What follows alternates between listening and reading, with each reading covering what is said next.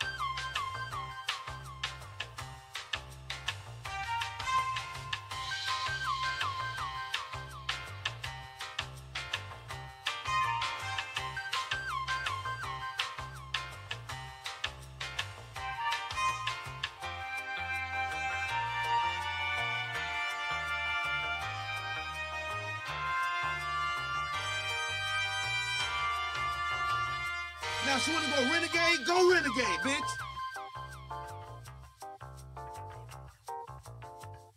Just ask them how I did it.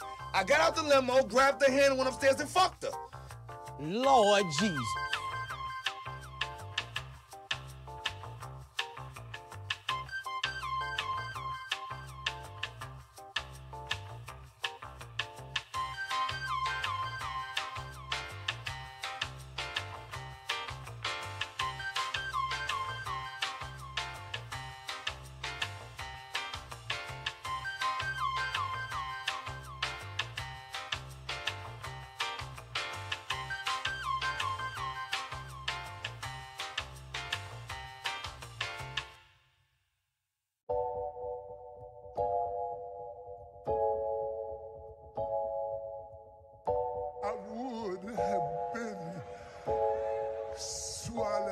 Have you ever been swallowed up? Have you gone through a time of swallowing?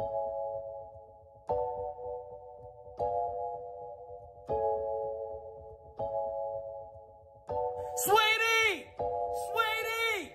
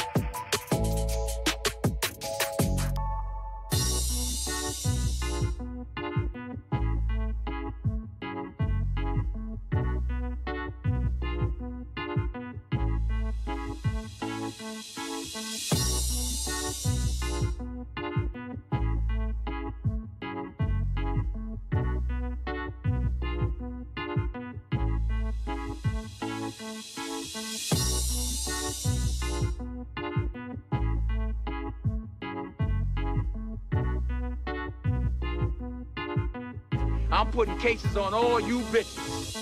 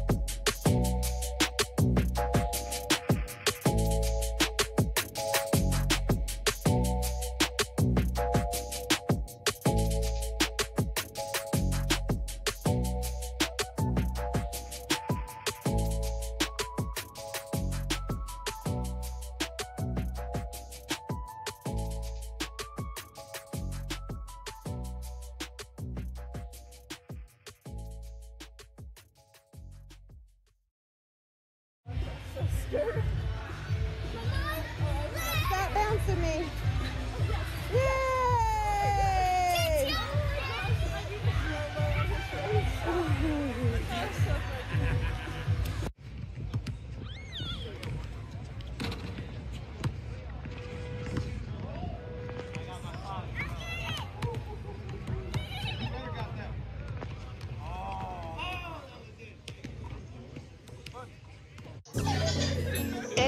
I'm in Miami right now.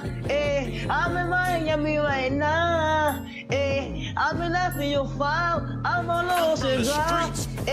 I'm in Miami. In Miami right now.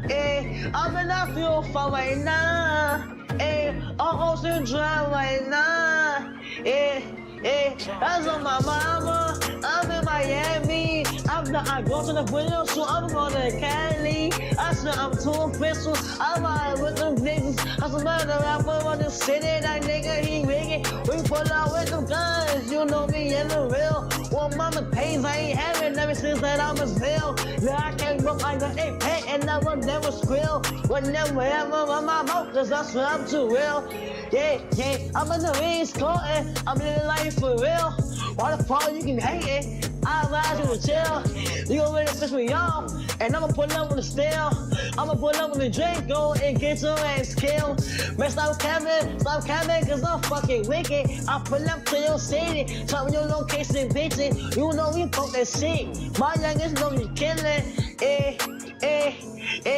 I wanna grind, got money in my mind, put money in my wrist so I can tell the time. You know I'm rapping the job and I'm trying to eat. All around the world I'm doing shows, I really come to eat. Hey, they trying to play on me, I swear I'm doing my shit. One more time I was poor and I ain't have shit. Every day I'm just riding by the same outfit. I done came up, I'm switching cars, yeah, I'm switching shit. These niggas mad at me, ain't wanna clone me. I'm in Miami right now, I'm off of South Beach. I'm living large, I'm living life. They know me, wanna take my life. Yeah, it's on my mama. I'm in Miami. I'm out there doing video shooting, going to Cali. I'm on my mama, and I'm in Miami right now. I'm in the 305, yeah, I'm on Ocean Drive. Pull up with a red car, my life is on now. They wanna play with me, they wanna clone me. I'm bad bitch, Latino, she wanna sleep with me. I'm in the 305 right now. I'm in Miami right now. On Ocean Drive right now. I'm in Miami right now. I'm in Miami. I'm in the 305. I'm in Miami. I'm in the 305. I'm in Miami. I'm in the 305. I'm in Miami. I'm in the 305. I'm in Miami right now. Yeah, I'm on Ocean Drive. I'm in Miami right now. Yeah, I'm on Ocean Drive. Yeah, in the front car. Yeah, don't look at me. I'm the youngest in the game. You can't beat me. Cause I'm that nigga from the bottom. No, I will never change. Diamonds on my really, I got diamonds on my chain. I'm in this so no, that's right, ain't no game. Yeah. In Miami right now. And the 305. Yeah.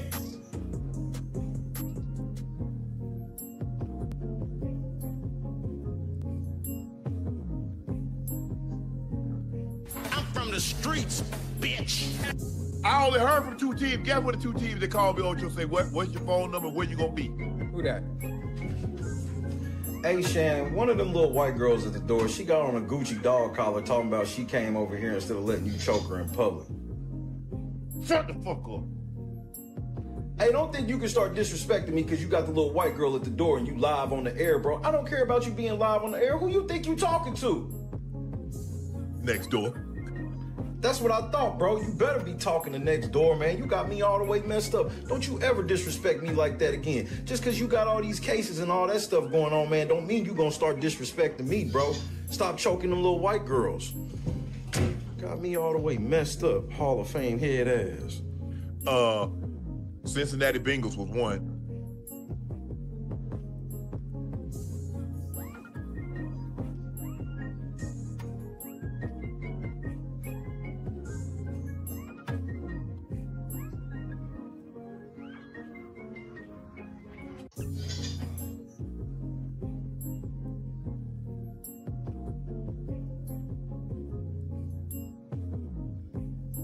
Late night crew.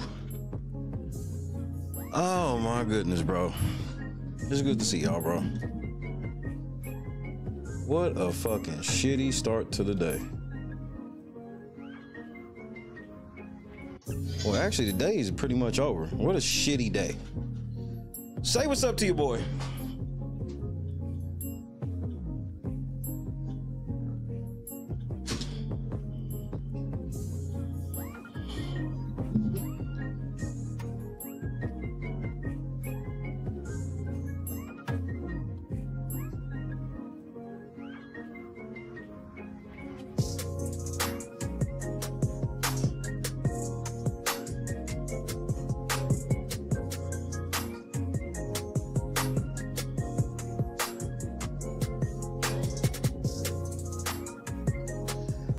Javon Barksdale, Melvin, J-Dub, Janice, Bob, Dave, Critical Smoker, Mob, J-Rock, Steven, Joy, MC Heavyweighter.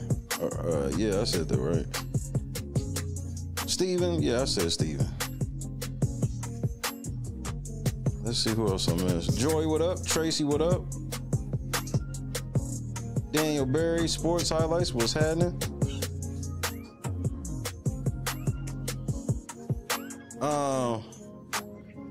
Nigga, until you can learn how to come in here without acting a damn fool. Every day you gotta come in here on some troll shit. You know, I don't even really be dealing with that shit. Today is not the day to be coming in here trying to troll. Shut the fuck up.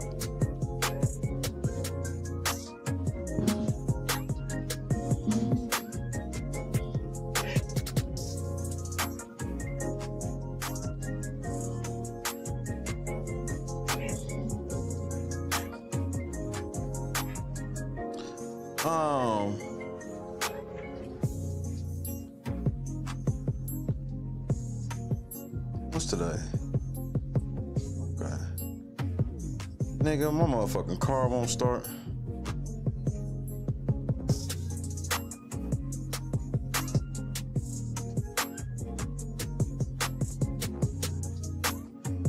It's just a bad day. Bad day. Nah, like something's wrong with the ignition switch. I'm gonna just try to walk to the auto repair spot. That's why I'm an hour late. I was going to go get me some Pepsi and the motherfucking car wouldn't start. So the key won't even turn over. So hopefully I can walk to the auto parts store in the morning and get some lubricant and hopefully that'll get it going. That's all I can hope. These things happen.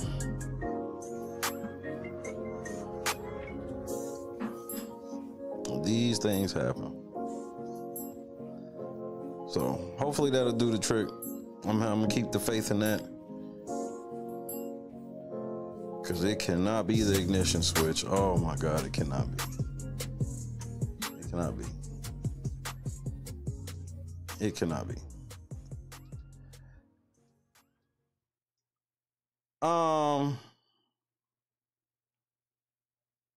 I guess I'm gonna dunk on a few people here momentarily. Yeah, I'm on that type of time right now. On that type of time.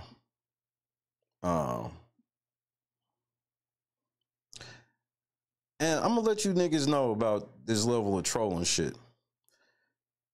If the first thing you say to me every day is trolling, it's getting ready to be your last day.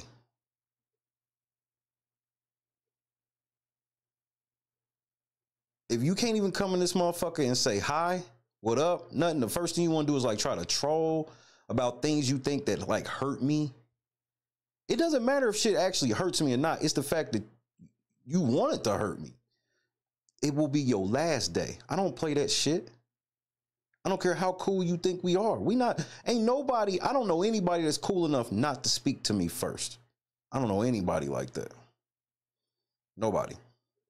First thing I do before I say anything in this motherfucker is I speak to everybody. First, is it not? Am I being a hypocrite? Is not the first thing I do when I come in this motherfucker speak to everybody? Okay, so I expect the same respect. Stop coming in this motherfucker and the first thing you want to do is disrespect or to be your last day. This is your final warning. You won't get another. So I'm with all the shits. I'm with all the jokes and all this shit. The disrespect I ain't never been with.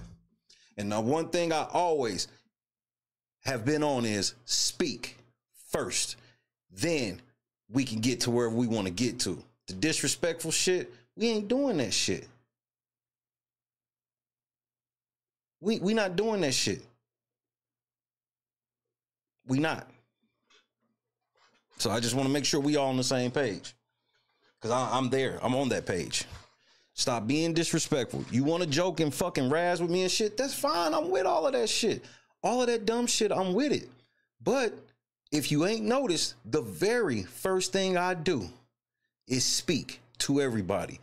So I want the same courtesy. If you can't oblige, that's cool. That's cool. I got the medicine though. So I just want to make sure we get that. So get off that fucking bullshit. Speak to a motherfucker first. Everything ain't shits and giggles.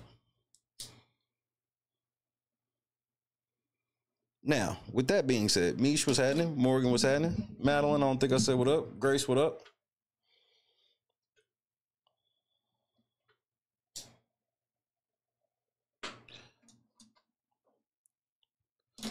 I'm going to listen to a song or two. And then we're going to have a... we're going to take a nice little, small little detour before I get to P. Diddy and Pissy Ventura. And that's P with 2 E's.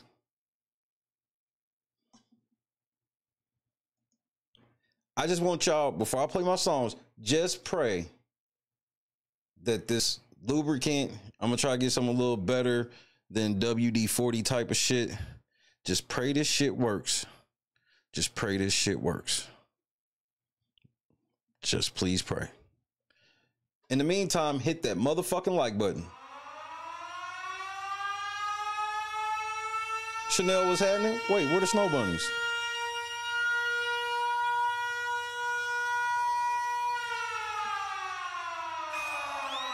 I know it's strange, but my brain's gone really insane. And I'm off the chain, sipping on a fifth for the golden grain. I feel like slapping a nigga today. Slapping a nigga today. I feel like slapping a nigga today. Slapping a nigga today. Slapping a nigga today. I know it's strange, but my brain's gone really insane. And I'm off the chain, sipping on a fifth for the golden grain. I feel like slapping a nigga today. Slapping a nigga today. I feel like slapping a nigga today. Slapping a nigga today. This morning, I woke up on the wrong side of the bed. I'm sick of people putting lies in my head. I don't really want to work, I'm tired. I hate my 9 to 5, and I'm thinking about killing my boss today. Killing my boss today. I'm thinking about killing my boss today. It's just a thought, man. Killing my boss today. Yesterday my best friend died. Somebody came and took his life. Now I'm looking up at the sky. Have you ever seen a grown man cry? And I'm asking, why did you take him away? I'm asking, why did you take him away? Why'd you take him? Hey, I need some money, please. I could barely make it on these streets. Plus I got a couple mouths to feed. My baby's in dire need, so I'm thinking about robbing a bank today. I'm thinking about robbing a bank today. Real talk. Baby mama's at home and fussing. Calling up my mobile cussing. Always yapping about this and that, but she really don't be talking about nothing. Somebody take my pain away. Take my pain away. Somebody take my pain away. I can't take it. I know it's strange, but my brain's gone really insane. And I'm off the chain, sipping on a fifth for the golden grain. I feel like slapping a nigga today. Slapping a nigga today. I feel like slapping a nigga today. Slapping a nigga today. Slapping a nigga today. I know it's strange, but my brain's gone really insane. And I'm off the chain, sipping on a fifth for the golden grain. I feel like slapping a nigga today. Slapping a nigga today. I feel like slapping a nigga today. Slapping a nigga today. Slapping a nigga today. Somebody just broke in my ride. Snatched up everything inside. Even got my 45. How am I supposed to survive when I know that my stereo's taken away? When I know that my stereo's taken away. I need my music, man. Hey. Gas prices are way too high. Rich people are way too fly. I'm not where I want to be in my life. But why am I so behind? Is it cause I'm wasting my time away? Is it cause I'm wasting my time away? I'm too lazy. I can't help it. My grandmama's nerves are bad. And everybody in the hood is mad. Cause President Bush could give a damn about our ass. So I don't want to hear shit that he has to say. Don't say nothing. I don't want to hear shit that he has to say. troops gone and we still at war. Nobody even really knows what for. Even more, I'm scared to find what the world really has in store. Cause you know that tomorrow's not promised today. It's not promised, man. Cause you know that tomorrow's not promised today. Live like today could be your last, man. Hey. I know it's strange, but my brain's gone really insane. And I'm off the chain, sipping on a fifth for the golden grain. I feel like slapping a nigga today. Slapping a nigga today. I feel like slapping a nigga today. Slapping a nigga today. Slapping a nigga today. I know it's strange, but my brain's gone really insane. And I'm off the chain, sipping on a fifth for the golden grain. I feel like slapping a nigga today. Slapping a nigga today. I feel like slapping a nigga today. Slapping a nigga today. Slapping a nigga today.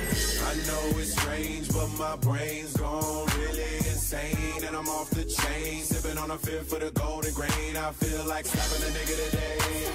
Slapping a nigga today. I feel like slapping a nigga today. Slapping a nigga today. Slapping a nigga today. I know it's strange, but my brain's gone really insane. And I'm off the chain, sipping on a fifth for the golden grain. I feel like slapping a nigga today.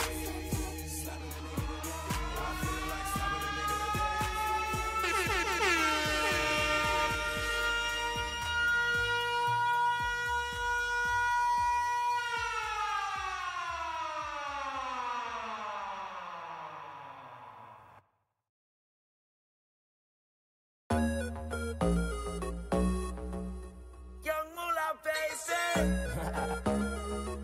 You thought it was over?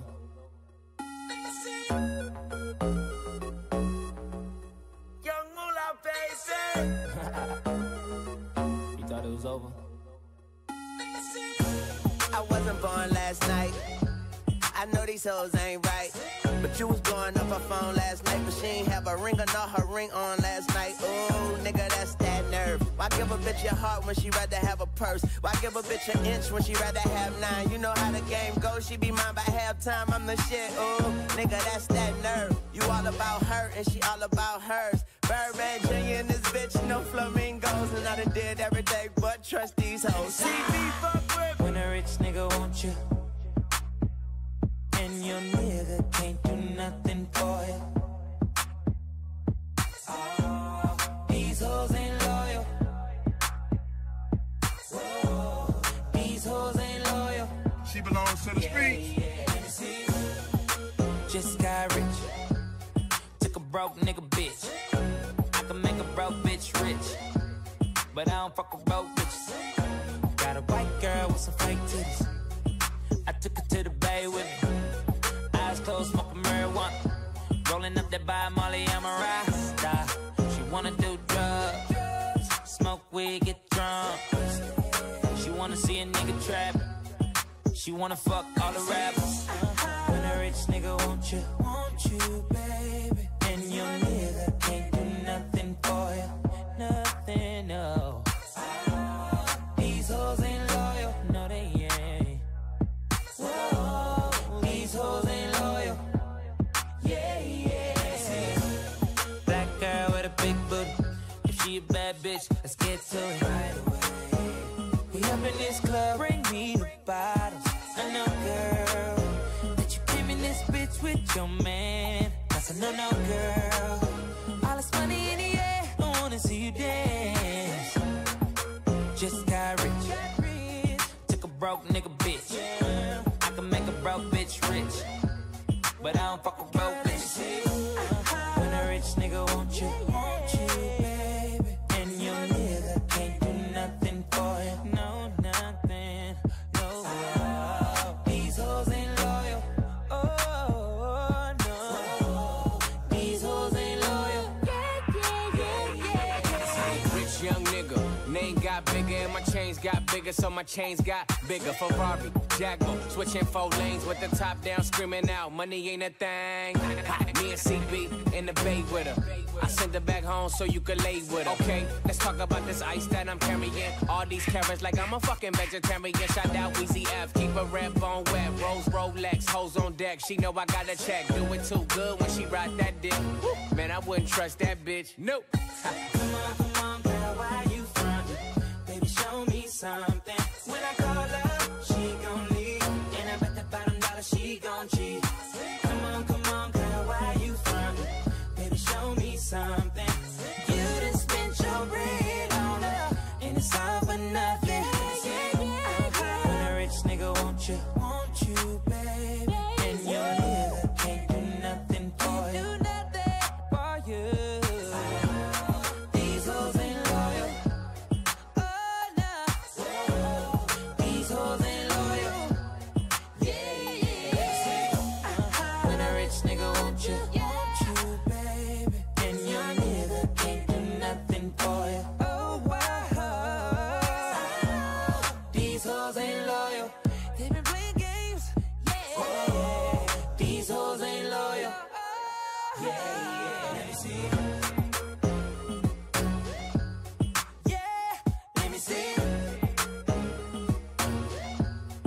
These hoes ain't loyal.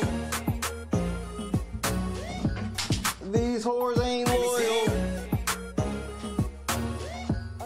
These whores ain't loyal. Ain't that right, Diddy? Ain't that right, Diddy? What we got? It's only about 70 people in here. Cool. I wanna touch on something before everybody get here. Yeah, I want to touch on something. I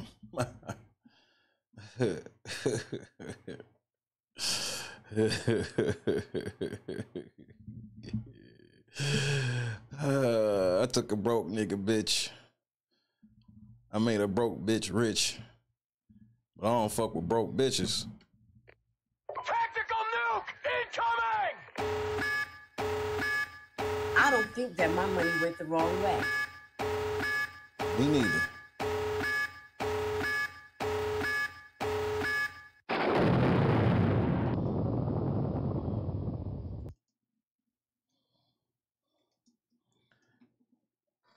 Yo, boy. Hey, my nigga. Hey, my nigga, come holler at me right quick. Hey, my nigga, I want to holler at you right quick. Hey, nigga, what's happening, bro? It's been a while, nigga. Hey, it's been a while, little nigga. I want to holler at you right quick. Hey, y'all want to know what it look like when you got a nigga in check? y'all want? Hey, we gonna get to Diddy, bro. We got a lot to talk about with Diddy, nigga. But y'all want to see a nigga that's in check, nigga? Let me show you what a nigga in check look like, bro. Hey, nigga, get sassy. That's what I want. Please, right now, if you think now's the time that you should be sassy, don't think about it, be about it. If this the time, if y'all, hey, and this goes for Val, Sheila, Shelby, your three-headed hoes. Hey, grown niggas is talking. You bitches shut the fuck up. Val, you a bitch. Sheila, you a bitch. Shelby, you a bitch. So I hope we all on the same page, bitches. These hoes ain't loyal. Oh, these hoes ain't. Hey, nigga, hold on, nigga. I ain't even got no smoke for Jed, bro. Cause Jed know what it is, nigga. I only got about 4-5 minutes of this I want to watch. Go ahead, Jed.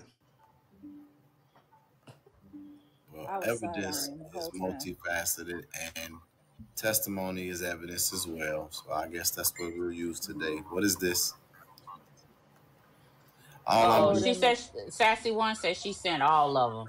All I'm doing is collecting info for the trademark in case it's something he wants to do. As for the music, I produced and wrote the Investigate and Advocate music. I'm also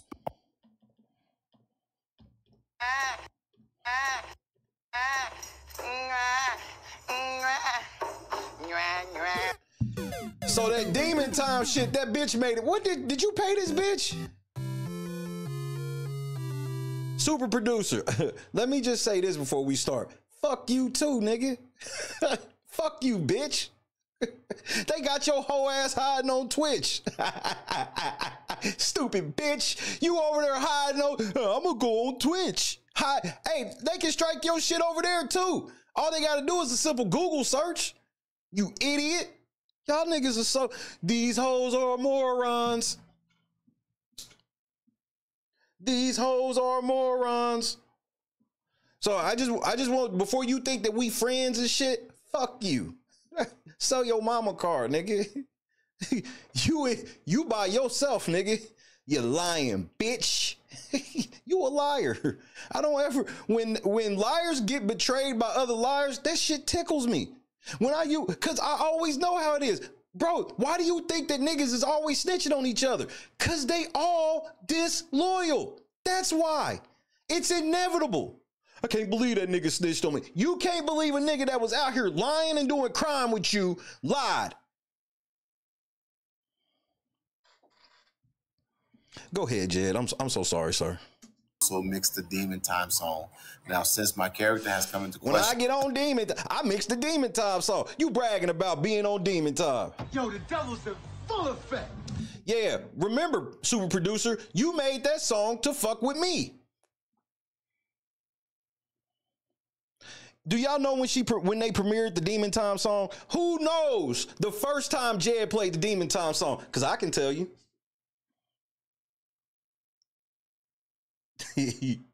I can tell you.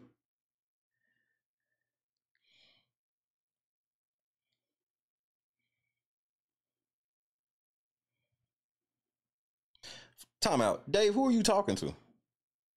I see you keep putting Reality Check TV's name in here, but he ain't here. So why do you keep doing that every day?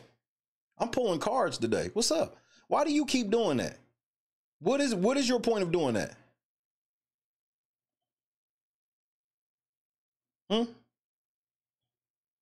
I let the shit slide when you did it the other day. I ain't letting it slide today. I'm kind of on heads today. Yeah, it's one of those. Why do you keep doing that? Is there something you trying to say? Something you trying to get at? What is that about? I'm sensitive about my moderators. Very. Extremely. So what's that about?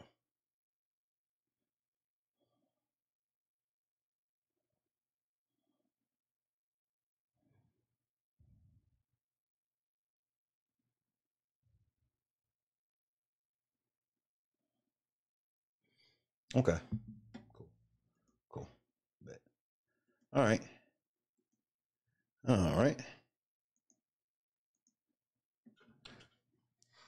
Kitty table. That's where people who want to try to ignore me go. You want to hold up my show? You go to the kitty table. Anyway, like I was saying.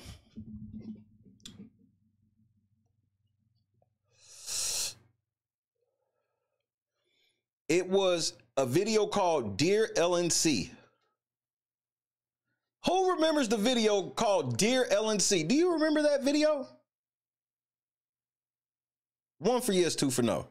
Do you remember a video called Dear LNC?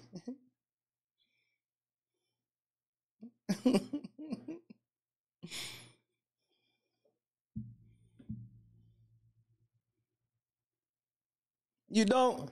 Let me give you a little refresher, because my memory, bro, I'm like an elephant when it comes to shit that pisses me off.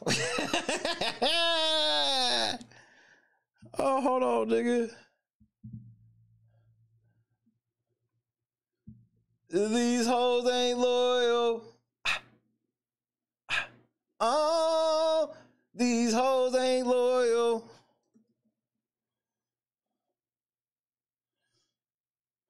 Can I get a timestamp, Shay? You sure can. 2:10:43. Thank you, sir.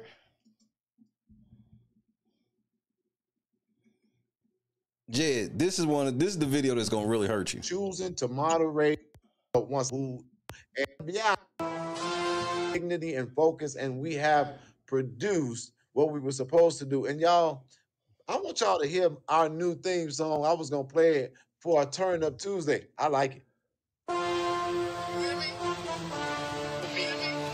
When I get on demon time, I get on demon time.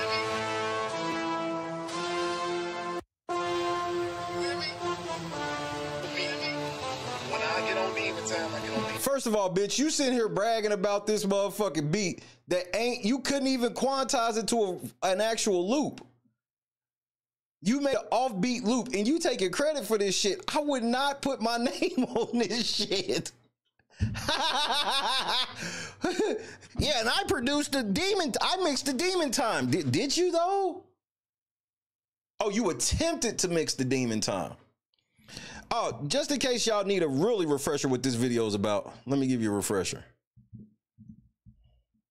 You to bring your receipts. Yes. I'm out. Thank you. This is for Shay. And I want you to bring your receipts. Yes, I'm Jedediah's Mama Mary. I'm Jedediah's team's Mama Mary. And possibly some others that use that as a term of endearment to me. I don't. You ain't nothing but a bitch whose name's in a federal lawsuit. That's all you are. You just a bitch whose name's in a federal lawsuit, you ex-cop. You thought you could be on the internet threatening me, you old slut? You got me fucked up, nigga. When y'all get on demon time, you end up in federal lawsuits. Hey, nigga, the amendment is gonna have some of y'all niggas crying in the car. So you make your cracks. You do what you feel you have to do. Thank you. But I'm going to tell you the same thing Jedediah said. Bring your motherfucking receipts. I always do. And I apologize for my language, but that's evident. That's how you hoes from the street talk, though. You don't have the mouth of a lady. You talk like an old nigga. Evidently what he understands. You made a statement on here about me getting a check from Dalton. Bitch, that wasn't your security company? That wasn't your security company? That you had nothing to do with that? Okay. You right. Bring me a receipt. Bitch, do I look like CVS? I don't print out long receipts to hand to you hoes. You can just come check the show out, or you can shut. Can you even see the screen? Can you see yourself on the screen? Can you see yourself? Don't tell me how to move. Jedediah doesn't tell me how to move. You hear that, Jed? You don't run shit over there. You don't tell me who to move with. I'm a grown-ass woman. We can see. I'm going to move the way I want to, and I'm going to stand by who I want to stand by. Keep that same energy.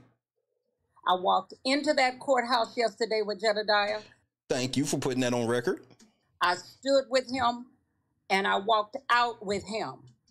Good. And what did you get for that? Did he scrub your feet? Did he get that pumice stone out and get them heels real good?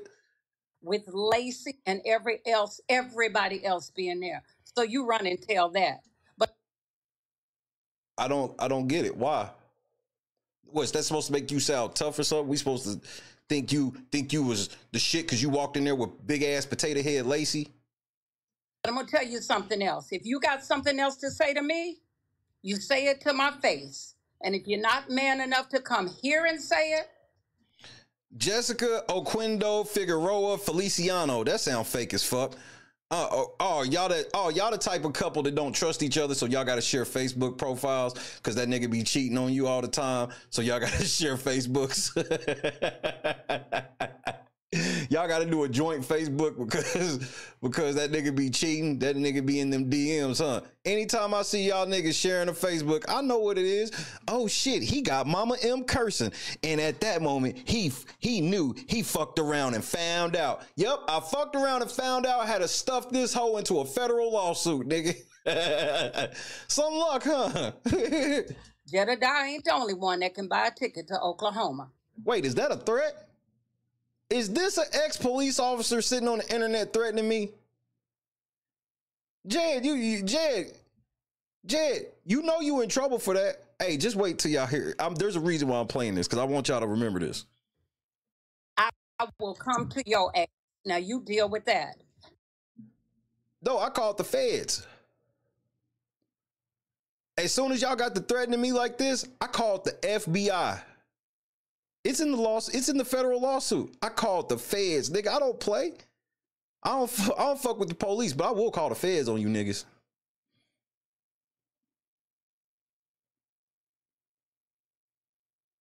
I just want y'all to remember this energy for the next piece.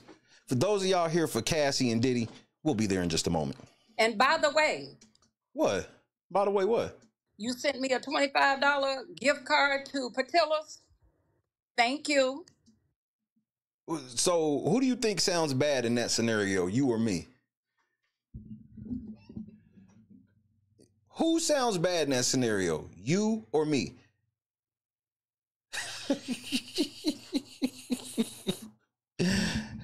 My salad and my slice of cake was great. Didn't ask for it, but appreciate it. Bitch, you literally asked Kiana Belcher to hit me and tell me you wanted it. And then after the fact, when I met you in person, you asked me about it when we was in front of the 333 building. You lying, bitch. So yeah, you actually did ask for it. So I gave it to your broke ass. Oh, he could, because I know y'all don't like that in Dalton. Y'all don't like to be called broke. But you sitting here on the internet bragging about fleecing a nigga for $25. A broke nigga at that. I'm broke, bitch. I ain't have no money to be just throwing away like that. I didn't pay for it anyway. You ripped everybody else off, because if you don't remember correctly, before I went to Dalton, I raised money so we could go around Dalton and do shit for people that are from Dalton. So, yeah. You sent me a DJ to the rally. Sure did. Ask for it and appreciate it. You literally told Kiana. I told you about it. You told Kiana to get me to make it happen. Shout out to Reality Check TV Chicago. But you did ask for it. You did. Why lie at this point? Oh, that's right. Y'all liars. But Jedediah has been boots on the ground from the day one and has produced everything he said he would produce. Literally nobody's in jail. Jed has gone to jail more times than everybody else he said was going to be locked up. Right? The battle is not won. It is not over, but he ain't going nowhere. Good. I will come to OKC if you're not man enough to come here. I will call the FBI on any police officer crossing state lines to come fuck with me and my family. That's just how that gets down. I call the feds on 12, nigga. Because I know y'all niggas scared of them. I'm not gonna die. I just want the nigga to know I'm not running. Running from what? I just want the nigga to know. This is who y'all be voting for, dog. This is the bitch that's leading y'all. This bitch.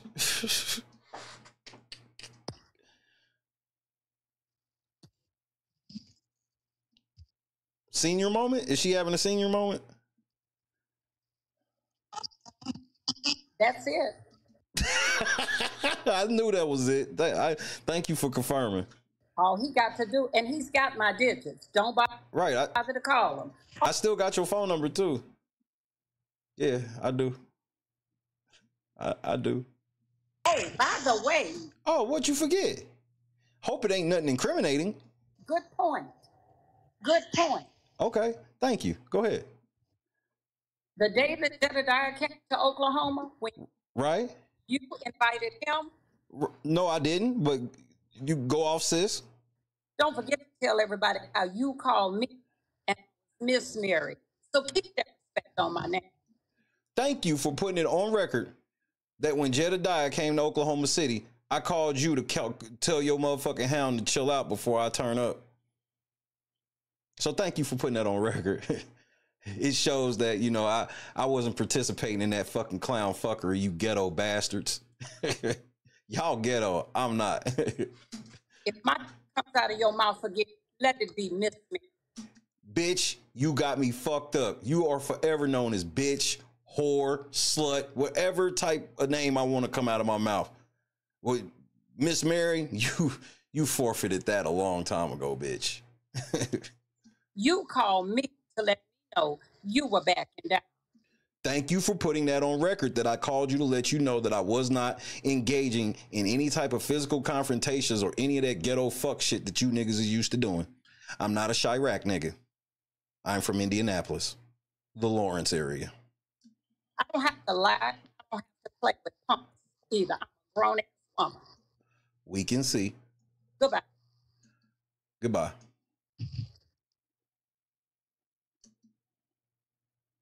Yep, Jed, finish me.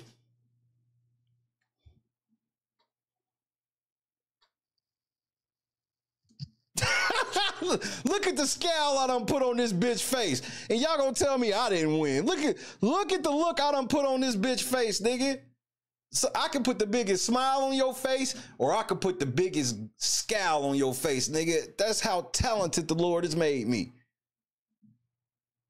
Some of y'all hit me about how hard I've made you laugh about something that warms my heart, but I also can make this happen.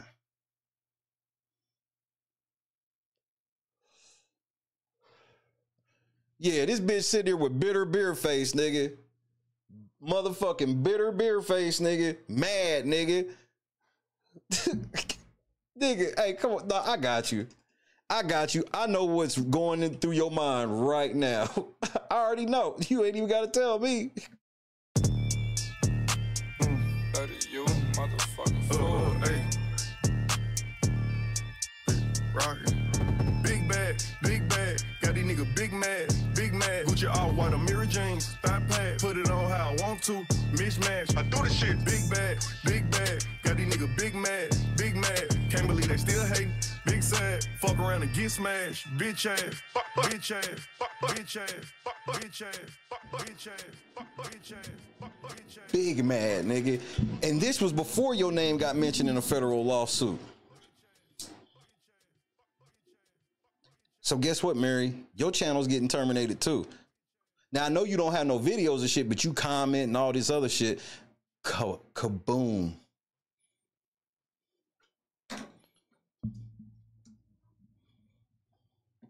Looking like who ate all the fucking food. This is the face your grandma made when you ate the big piece of chicken back in the day. Which one of y'all got that big piece of chicken? That was for your daddy.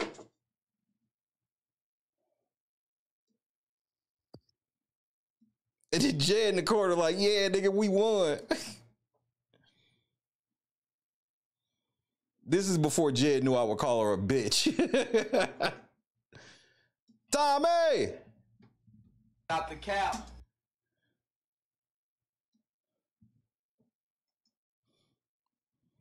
Because when they get on Demon Time, this is the best thing I've seen all week. This is the type of people that follow Jed. They like seeing old people crash out. I hear a super producer. I hear a super producer. You did that. That non-lupus shit. You did that. But cool, let's get back to the program. Because I got to get to Diddy. And I don't want to take long. Well, evidence is multifaceted and testimony is evidence as well. So I guess that's what we'll use today. What is this?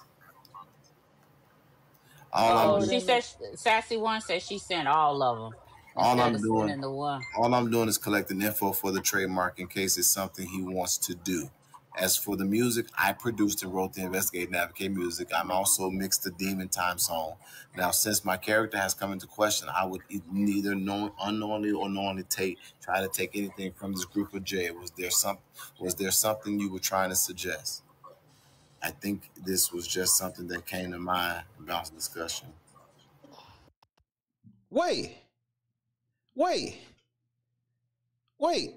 Is this a screenshot of my intro? Well, hold on, nigga. What's going on here? Look at this shit. Remember when I told y'all, I said, hey, man, I'm going to stop putting the donations on the screen because they clocking shit. You see it right there. Here goes screenshots.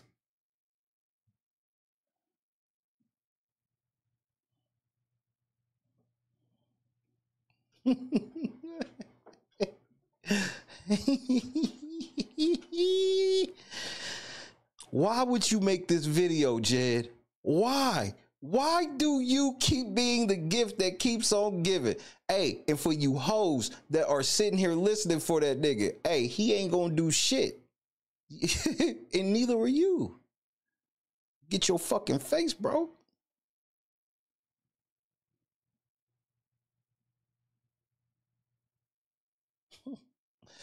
Oh, goodness. Val, you're a fucking loser. All you whores are losers. He don't even pay y'all or give y'all no dick. So I don't even understand it. I know y'all ain't got no niggas. Any of you bitches that got a nigga that be doing this shit for Jed, he more of a cuck than Diddy. But let's continue. Sis, I'm already about Annie B. Nobody's what's happening. Took his whole tag. Jed better get some trademarks. Says I'm already on it. About to pay for it in a minute. That's where it was right there. Yep. But she was paying for it and putting it in her name, not yours. What? You hear these hoes? I can't believe. And this bitch was gonna pay for it and put it in her name and not yours. She made the motherfucker, nigga. Bro, to hear when all of you niggas that are of Satan be sitting around fighting, that shit tickles me, bro. This shit tickles me, nigga. Let's keep going, though. This is all very weird. Did you ask Jed? He should be the sole person to own the rights to his name or anything concerning his business. That's from Shelby. Yep. The blue is me. I said what I said. If you take offense, I'm sorry, but it's facts. No one knows the future, and it is foul, period, for any one of us to own any parts of his business. You may not have an ill intent. That doesn't matter. It's not up for any of us to take on his name or anything legally. You hear these hoes try to motherfucking guilt trip this bitch. Shame, insults, guilt. These hoes know that she got every right to do that shit. She's like, man, this, but Jed used it, so it's not fair, nigga. Bro, have you ever heard a song and then all of a sudden the beat changed to it? The producer wanted they shit. Kanye done had whole albums taken down for allegedly not paying producers and shit. Nigga, this the game. This is what the game is. Jed raised all this fucking money and don't protect shit. Taking it out of context. Have a great day. And if I'm not mistaken, was she trying to trademark my name too, like my personal name? You don't even own your name. This nigga don't even own his name. Cause Jedediah Brown ain't your, like, that ain't your real name, nigga.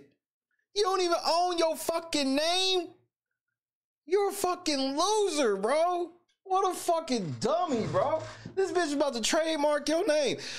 Good thing I'm Metro D. But I like to go by the Shea Lewis Hall Sr. now. Now, these days, not Metro D so much. Not as much. Ladies and gentlemen, Gardis Watts. Gardis Watts. Everything. Everything. Any and everything that was tied to the organization. Jed, who are you married to? Another nigga? I remember that part, and I was like, why would you trademark my name? To get back at you, nigga. She be on Demon Time too. Why are y'all surprised that the bitch you were doing Demon Time shit is now trying to do Demon Time to you? Cause y'all getting ready to do Demon Time to her. I was like, that's weird. And I was like, just tell me, that was something y'all should address. We have ghetto trademarks. You was her boo in her mind. We have ghetto trademarks, and I'm not worried. What the fuck is a ghetto trademark? See,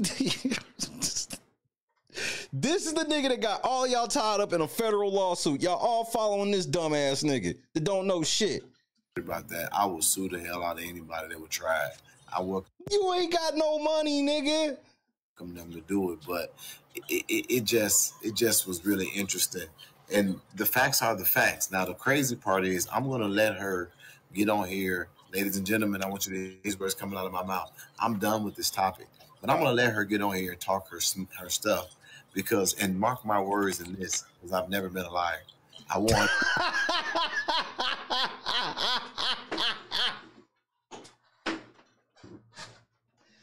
This nigga said, mark my words, because I ain't never been a liar. Nigga, I needed this laugh. I've had such a bad day, Jed. I needed this laugh, bro. This is the laugh I needed, bro. Mark my words, because I ain't never been a liar. Nigga, liar says what? I'm lying. I have the recordings of our accountability call. Damn, the Twins done won 12 in a row, nigga. I have the recordings of our accountability call, but I just know for a fact she's not gonna like it. Ed, what's happening? Uncle Dut, Napa, I don't think I said what up. Brian, what's happening? She's gonna look really bad, and she probably needs to just go about her business. But I put it like this: I don't even have to wait. Somebody also told me that she said I was scared of JB. You scared of a lot of niggas, bro. That's why you move in utter silence. You ain't never just outside, nigga. You move like these motherfuckers that be drill rapping, that be acting like they really be doing something because they always on Instagram but scared to go outside. That's you. That was sad too. I don't remember hearing that. But I do know she says stay tuned for story time number 2. Uh-oh. Uh-oh. Oh, she telling. She better go about. She better go about her business. Why would you need to be scared of JB? That's what I was trying to say. When JB will pick her up off her feet. That's my boy. That's my bro. Like, what but that's somebody on our team. He's our friend. Why would we be afraid of somebody that's our friend? That makes because maybe y'all should check y'all friends. What about your friends? Are they gonna be low down? Will they ever be around? Oh, will they turn their backs on yo? Like the super producer. No sense. She's an idiot if she said that. But yeah, but she definitely got off me quick and she got on JB, but I don't know. I guess he didn't go. Nah, he didn't go, bro. He wasn't going. Well, she did say so that her channel would not be striked anymore, that she would not do any of these lives on her YouTube channel. Well, she knows y'all tricks. But she ain't as smart as I thought. Let them strike your shit up and sue them. If there's anything left. Critical Smoker in a couple of times. Ladies, we breaking out the Methuselahs. He's clearly high as fuck. That nigga gone off of something. He gone off like a motherfucking clonazepam, like some Xanax or some shit like that, because he's very docile right now. He can't even really get there. Like, I would say it's like an edible, but I know, like, Jed on the edible, like, this is like some Xanax. That allegedly any of the story time issues or whatever would now be done on Twitch. Right. Why? Why would you now do them on Twitch? So that way she could not be struck and her channel be taken like we did LNC. This the kidnappers again, man. Man, stop saying that shit over the phone. I can't say shit. Why would you make this video before I turned in the motherfucking amended complaint? I can't believe you niggas was dumb enough to make this video. Oh my God. Jesus, you great. You said that shit. You said that shit on the phone before I turned it in. Oh, you niggas. You see the timing of the devil. You see the timing of the Lord, and then you see the timing of the devil. Niggas, stop saying that shit. Oh, look at Jed's face. Nigga, look at Jed's face, nigga. This is the kidnappers, done bro. On Twitch. So that way she could not be struck and her channel be taken like we did LNC.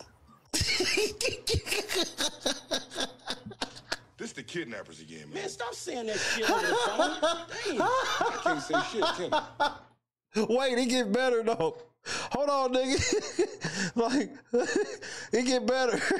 Hold on. Wait, hold on, nigga. Wait, time out. Time out, nigga. I done had such a motherfucking bad week, nigga. I done had a bad motherfucking week, nigga. I needed this moment. Hold on, nigga. I'm sweating this shit. I can't even keep going. Hold on, nigga. Wait.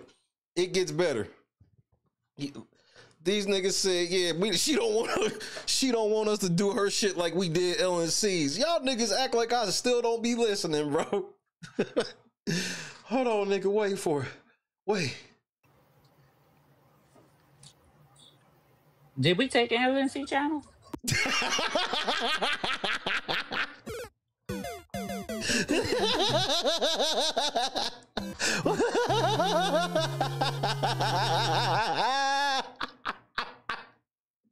Nah, nigga, you can't put that genie back in the bottle, nigga.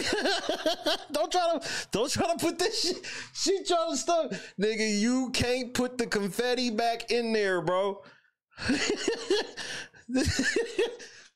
Nigga, she realized what that motherfucker said. It was like, hold on, we gotta clean that shit up. Shay might be listening, nigga. Struck and her channel be taken like we did LNC. Nigga, everybody, Sheila, Shelby, and Jed like, bitch, you can't say that out loud. Sheila tried to save this shit. Did we take the LNC channel? Did we? Huh? Ellen, what? Jed, let these hoes know what time it is. We've never taken comment. anybody's channel. We don't do that. We don't go after. Right. Exactly. Nigga said no comment. No comment. We don't go after people. We don't do that. What happened to all that beating on your chest? What happened, nigga? Your tone done changed. Y'all niggas know what time it is over there. Jed, you know. You know. That's why you ain't gonna say shit now. I tagged you in the post and everything. You saw it, nigga. You know what comes next. It gets better. No, we never took it, but that's what she was. But you just said you did. Yeah, nah, we never took it. Yeah, nigga, y'all got a strike team. Y'all got a team of niggas that file false complaints on people, harmful content, all types of goofy ass shit. Nigga, the jig's up. You know that y'all names, real names, are getting exposed in federal court when all of those privacy complaints that y'all fucking filed on my channel are basic discovery. Y'all ain't paid attention yet how I rock. It's been almost a year. Y'all still don't get it yet. Jed get it. Jed understands fully. He won't tell you hoes though, because y'all lose a little respect for him. Was telling the people but no comment on this topic. We ain't talking about that. Yeah, we can't. LNC, nah, nope. Nah, we not talking. Nah, we high five, niggas. Turn that shit off, nigga. Forgotten Soul was happening. Motherfucking Ham Dog was happening. Hold on, nigga. That nigga Jed like, yeah, nigga, who is Shay, nigga? Look, I've never even known. I've never even heard of him.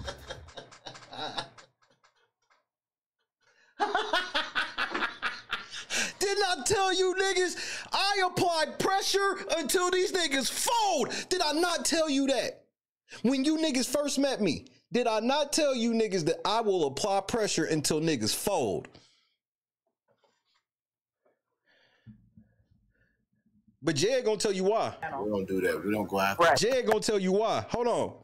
Exactly. No, we never took it, but that's what she was telling the people. But no comment on this topic. Yeah, but no comment on that topic. Why, Jed? Talking about that. I'm still waiting. Wait, did that lawsuit conclude already? Did it? Now, bitches on the phone. Let me let you know that Jed is trying to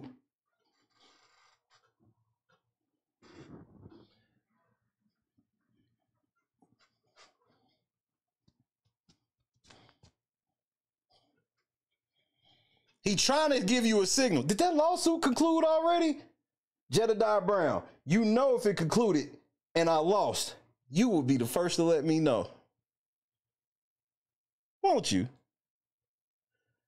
So he's trying to signal to these bitches and listen to this answer. I believe they threw that out. You know, Rick is so wild and has went so far off the meter. It's shit that I can't even tell you on TV. I mean, you know, for the sake of our friendship, you know what I'm saying? I'm not even gonna bring it up. But trust me, he's went there. He has went where it's like, yo, Rick, man, what the fuck is wrong with you, man? You done took this shit too far. And his response is like this: there's no such place. Darkness. Let's go to the abyss, nigga. I'm not with it, man. I don't want to go to the abyss, man. You know what I'm saying? Rick wants to go to the abyss. In fact, he dwells in the abyss. Rick James dwells in the abyss, okay? And he wants company sometimes, you know? And for some reason, he likes to reach out for me. Whenever I'm around, when he wants to go there, he will reach out for me to try to take me to the abyss with him. And I'm not with it, man. I'm not with it. And that's when we end up, you know, tussling or whatever, you know what I'm saying?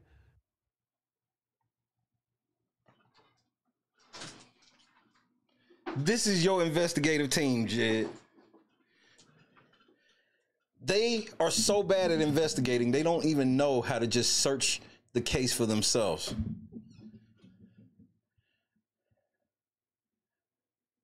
What is that some shit that y'all doing for cope? Because I saw Money Boy Trey doing that shit too. Yeah, they threw that shit out. They did? Money Boy Trey, let me put you on game too, little nigga. Cause I need y'all niggas. Y'all think that bro, I understand how that shit go. Where y'all niggas get to feeling comfortable and you start feeling like a nigga ain't paying attention and shit like that. Bro, I am a fucking savage when it comes to this casework, bro. And so I need you niggas to, like, on some real shit, I need y'all niggas to really, really stop playing these fucking games with me, nigga. Because this shit I'm getting ready to do to y'all, because I gotta read another case update too. Because I sent another letter to YouTube's lawyers today. Because I'm a man that likes to show good faith. You know, I think we should have good faith conversations in these things, right? So, where is it at? Because I gotta show you something.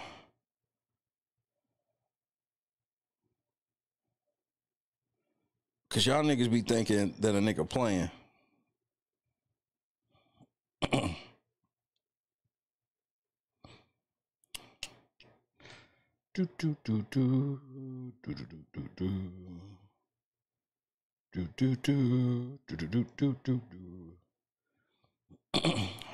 Yeah, just hold on. Just give me a second.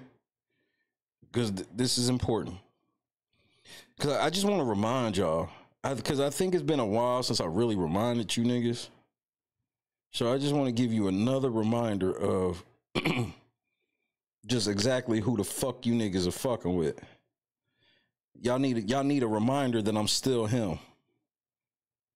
It's been a while since I reminded you who I was.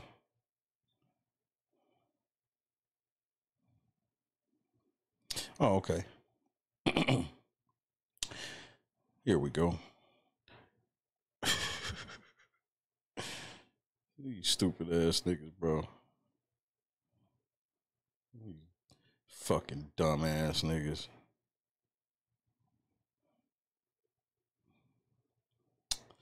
All right, let me put this shit on the computer.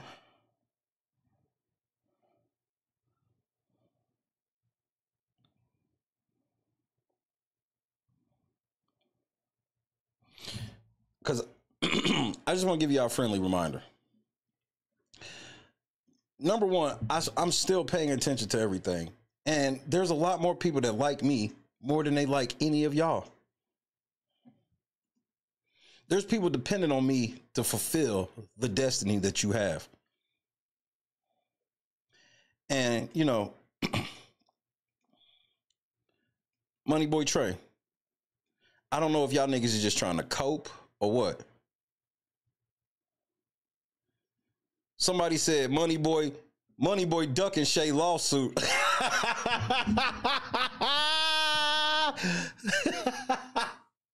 nigga said Money Boy Duck and Shay lawsuit, and you know you are, nigga. Count your blessings. Money Boy Trey, HNIC, it was dismissed. This is the level of copium y'all niggas is smoking. This is the level of copium y'all niggas is smoking. Y'all all sitting over there like, if we just say this shit, it'll be true. If we just manifest it. I'm God's son. God is a little more powerful than y'all manifestation y'all be doing with the devil. Money Boy Trey, you still a fucking loser, bro. 500 episodes and you still ain't shit.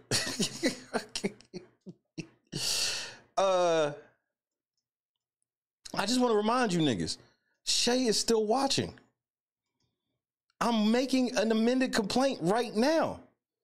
But if Money Boy was smart, if these producer bitches were smart, they would tell y'all that so y'all all could just shut the fuck up and keep my name out your fucking mouth. Super producer, you think because you saying little bitty shit, bitch, you have the right to remain silent. Anything you say can and will be used against you in the Northern District Court of California. So you should be shutting the fuck up. I know you be feeling like you helping me or you burying Jed by telling shit. You telling shit that you were doing, you fucking moron. She's a moron, fucking moron. How many of my moderators did you call yourself trying to investigate? How many of my motherfucking colleagues, podcasting colleagues, you try to fuck with them and all of this shit? Bitch, don't nobody care. Think I care? Amended complaint. You know what? I've been giving out teasers. Let's give out another teaser. I've been giving out teasers. What's a nice teaser I could give out?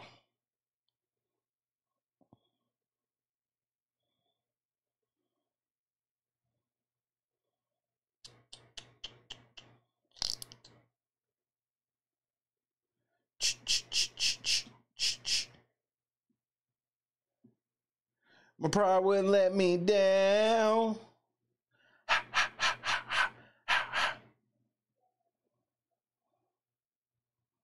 And you need me. Here we go. Let's see. Where do I want to go?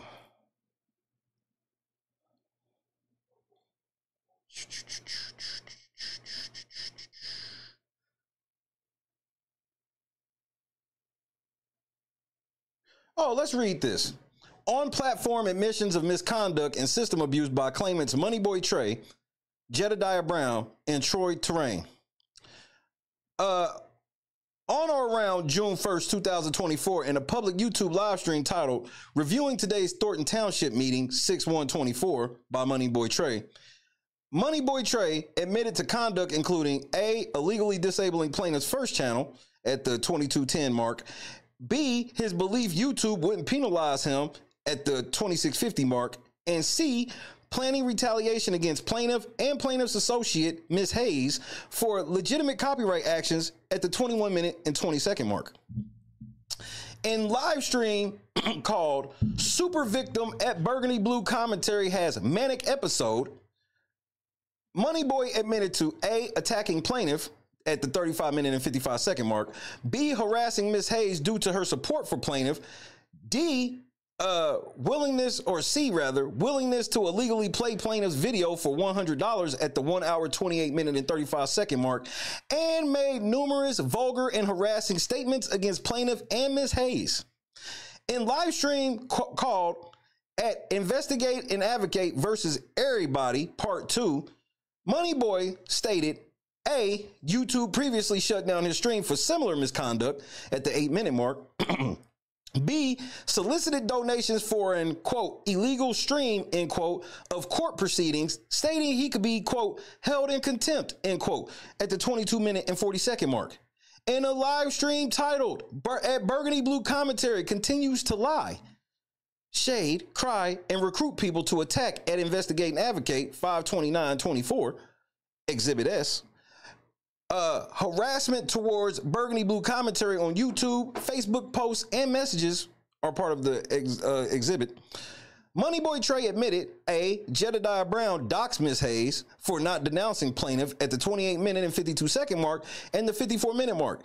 In live stream titled, Despite Records Showing Burgundy Blue Commentary Isn't Registered Voter in Dalton, She Continues to Lie, 6/3/24, Moneyboy Trey admitted A, harassing Burgundy Blue Commentary due to plaintiff at the 1 hour, 23 minute, 50 second mark, B, harassing Ms. Hayes every time she goes live at the 1 hour, 25 minute and 20 second mark, C, sending his audience to harass other channels at the 1 hour, 27 minute and 50 second mark, and D, stating that he would have shot plaintiff at the 2 hour and 3 minute and 52 second mark, and E, having a team to file false copyright strikes at the 2 hour, 16 minute and 40 second mark. Ooh. We'll skip over Troy Terrain. Let's read this, Jed. This is for you, Jed. E, escalating harassment threats, including Jedediah Brown's threats and actions in Oklahoma. Doxing and YouTube's failure to act. The aforementioned on-platform admissions by Moneyboy Trey and Jedediah Brown evidenced their direct involvement in an extensive harassment campaign. This campaign included specific credible threats of physical harm against plaintiff.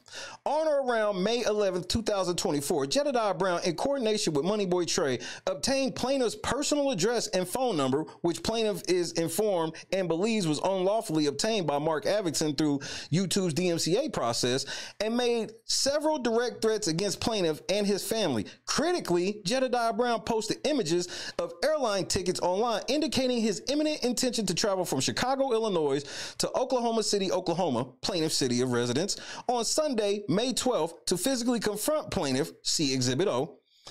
On or around May 12th, 2024, Jedediah Brown did in fact arrive at Oklahoma City, actively seeking a physical confrontation with plaintiff, which necessitated plaintiff contacting the Federal Bureau of Investigation.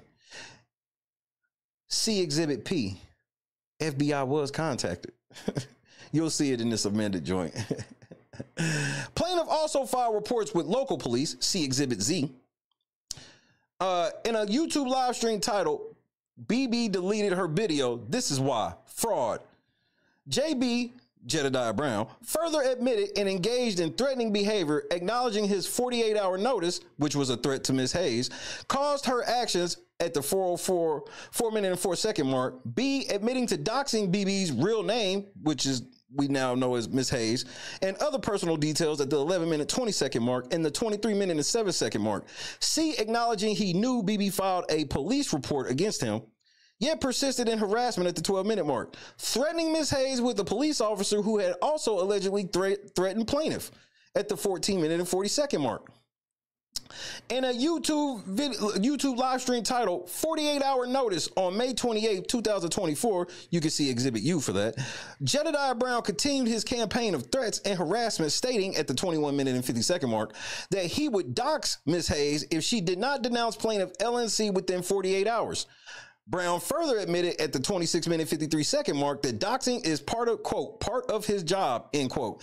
And at the 34-minute, 27-second mark, stated if Ms. Hayes denounces LNC, the harassment will stop. Plaintiff repeatedly reported this extensive campaign of harassment, doxing, and direct physical threats to YouTube via its support channels and reporting tools. See Exhibit I, see Exhibit K, and see Exhibit T. YouTube's responses were consistently inadequate, untimely, or non-existent, often deflecting responsibility by directing plaintiff to generic help articles or asserting an inability to intervene. See Exhibit T. YouTube allowed the abuse to continue and escalate on its platform, thereby breaching its own community guidelines regarding harassment and cyberbullying, hate speech, and personal information sharing. See YouTube community guidelines on harassment and cyberbullying, hate speech, and policies against sharing personal information.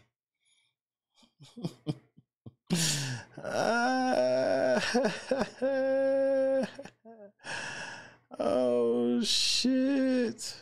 Oh, shit. Do I want to give you one more or am I done? Do I want to give one more or I'm done?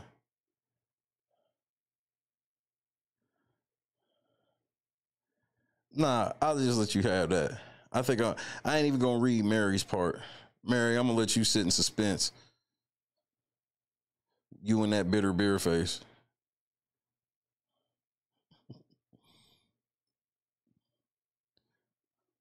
Last night, couldn't even get an answer.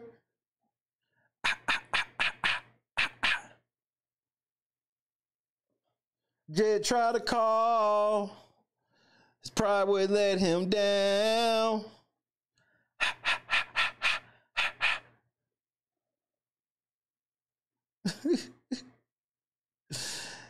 Oh, but Jed, let me go ahead and let you know what I told the lawyer today so I can get to this Diddy shit, because we don't really give a fuck about you, nigga. But let me tell you what I told the lawyer, because I'm really him. Dear Kelly, I am writing as an act of good faith. I wanted to remind you that the court's order did dismiss the standalone statutory copyright infringement claim, count 4, or actually count 6 of my original complaint, due to a pre-filing registration issue, a point upon which YouTube heavily focused. However, YouTube's apparent strategy to have the entire case dismissed based primarily on this single count was not successful. I'm really him. I'm really him. I'm him, nigga. I'm out here like Austin Reeves, bro. Crucially, the court's order explicitly granted me leave to amend my other significant claims, including those for breach of contract, negligence, and torturous interference with contractual and prospective economic relationships. My understanding of the court's directive is that these claims require a greater degree of specificity in the pleadings. I am preparing to provide this specifically by detailing precisely, number 1, how YouTube's actions and inactions have breached specific provisions of its own binding terms of service and community guidelines. 2, how YouTube has failed to operate its platform in accordance with the procedural and substantive requirements of the Digital Millennium Copyright Act, also known as the DMCA, contributing to the breaches and torts alleged. This includes, but is not limited to, the improper handling of DMCA notices, the failure to address serial abuse of the DMCA system by known bad actors making false claims, and submitting fraudulent legal documents on YouTube's platform, and the disregard for valid licenses such as the one for our favorite song, Built to Last, obtained through YouTube's audio library. 3, how YouTube's conduct, including its direct operational decisions, its misapplication of its own policies, such as the reuse content policy and the child safety policy, its failure to provide a safe platform free from severe harassment and credible threats, including those made by Jedediah Brown involving travel to Oklahoma, and its retaliatory actions fulfills the elements of the tort claims for which the court has permitted amendment.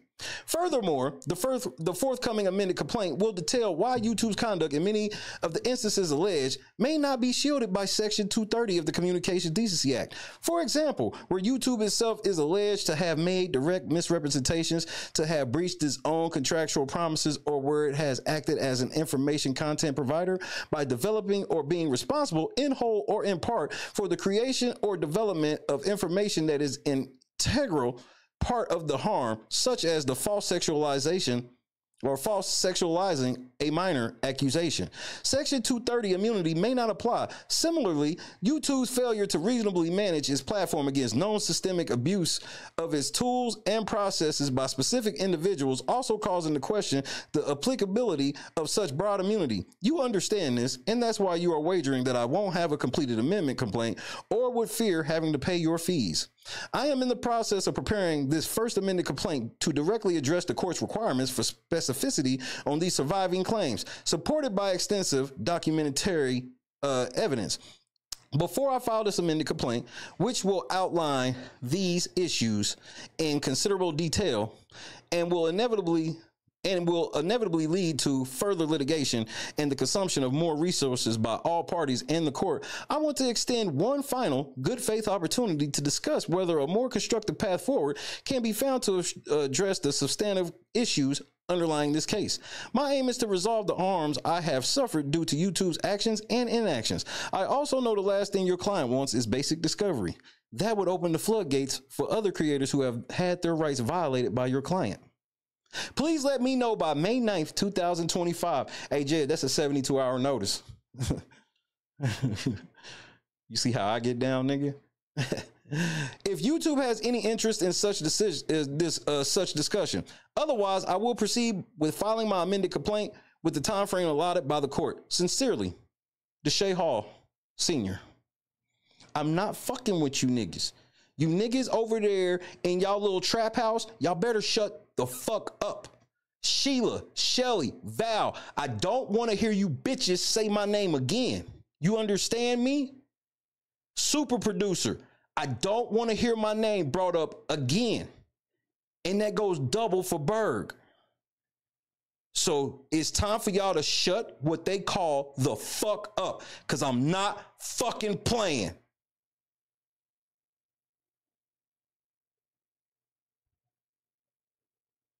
I'll put my inside voice on for the motherfucking lawyers, but I'm outside talking to you niggas. Keep my motherfucking name out your mouth. Y'all gotta run something else for content, nigga, or I'll turn up some more in this motherfucking amended complaint. Jed going down. How many of you whores want to go down with him? Because I'll take all of you. Shut the fuck up. Don't mention me. If you get jammed up, don't mention my name.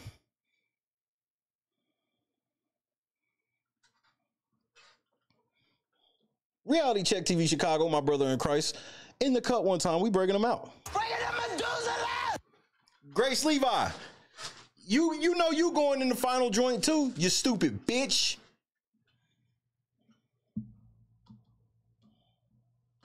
I don't think that my money went the wrong way. Shut up. Keep my name out your mouth. Don't mention Berg. Don't mention me. Don't mention nobody I fucking know. Don't mention Critical Smoker. Don't mention Reality Check TV Chicago, nigga. Don't mention nobody, nigga. Nobody, nigga. If you not sure whether or not they fuck with me, then don't mention them at all. I don't want to hear shit else from you niggas. You better learn from Jed. Jed know to shut the fuck up. And so does Money Boy. Because they know it's real.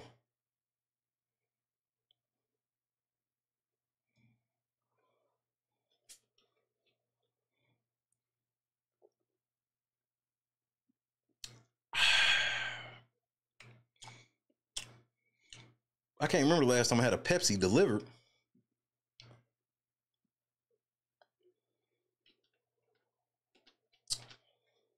That's all right. The car will be all right tomorrow. And if it ain't, it ain't. Whether or not my car work or not, I'm going to stay on my YouTube channel forever.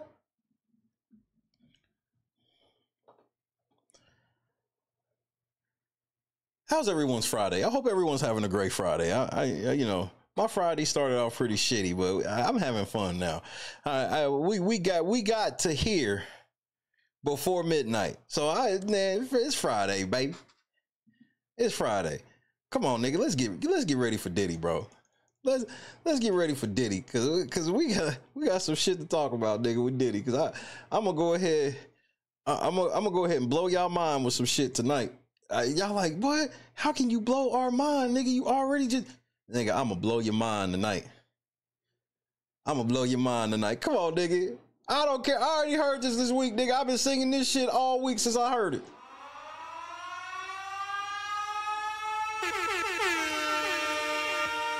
God is great, ain't he? God is great, ain't he?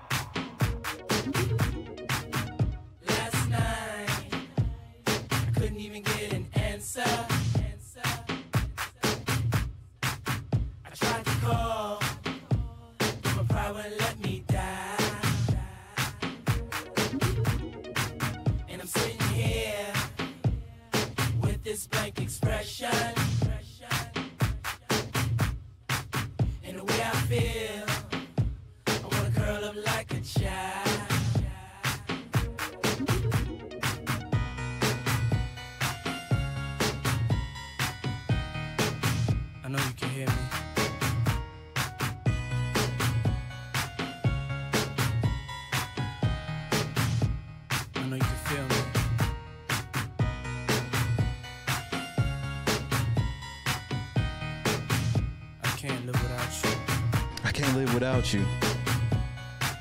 God, please make me better. God, please make me better. I wish I wasn't the way I am.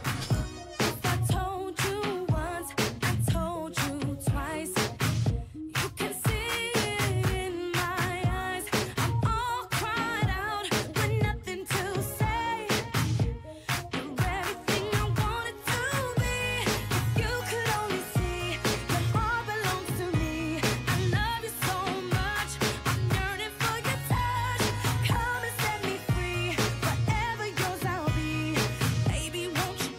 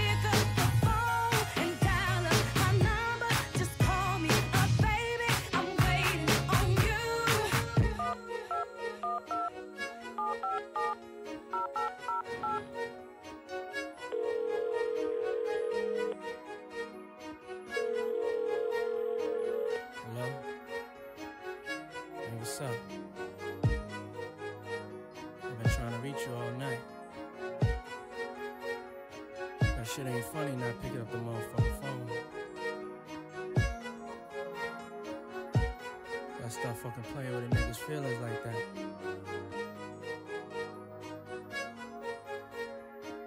You know how much I love you, right? Just for those couple of seconds, though, when I couldn't get in touch with you, I'm ready to come over your house and shoot that motherfucker up. Fucking dumb bitch. You better motherfucking not be there when I get over the house. This the kidnappers again. Man, stop saying that shit over the phone. That's really how it go down, right? I can't say shit, can I? Hey, nigga, don't try to laugh that shit off. You just said you was gonna go. If she didn't pick up the phone, you was gonna go over there and shoot her motherfucking house up. See, I do a better job at proving that Diddy's guilty than the motherfucking prosecution.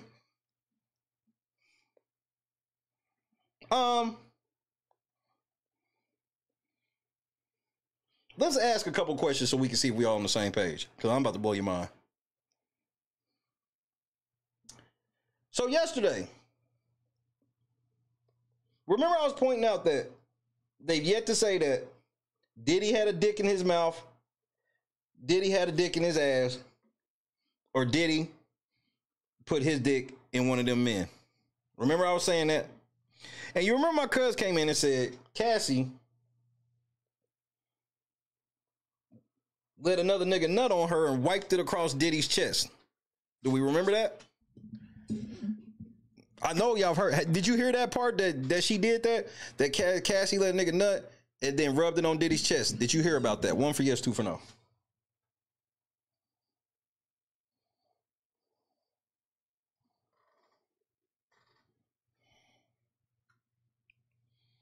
This was mentioned in court. Jonathan Odie. Do you remember Jonathan Odie doing that interrogation video years ago where he said that Diddy was paying him to escort and to fuck Cassie? Do you remember that? 3 for yes, 4 for no. Jonathan Odie. Who remembers Jonathan Odie? Yeah, I remember old Odie. Jonathan Odie said Jonathan Odie got in trouble for shooting up Mar-a-Lago. And when he was in interrogation, he was talking about how he had sex parties with Diddy. He was the first nigga to tell us about the freak offs, but then nobody believed him because it was like, it's just some crazy nigga. Nobody believed him. But now we believe him a little bit, okay? Do you know the biggest thing that nigga? Yeah, he got money. Diddy paid him off to shut up about the freak offs.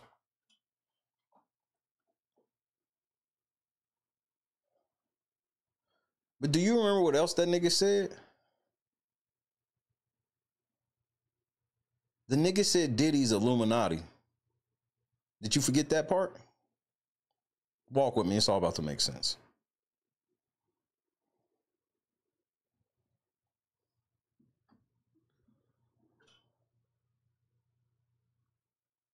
Why did I bring up the nut and the Illuminati?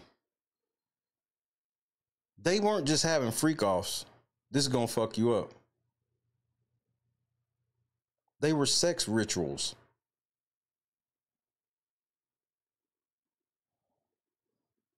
D-Block, talk to these niggas. D-Block, feel me? D-Block, talk to these niggas. Look, Google the shit. Taking somebody's nut and rubbing it on another nigga or some shit like that, that's a sex ritual.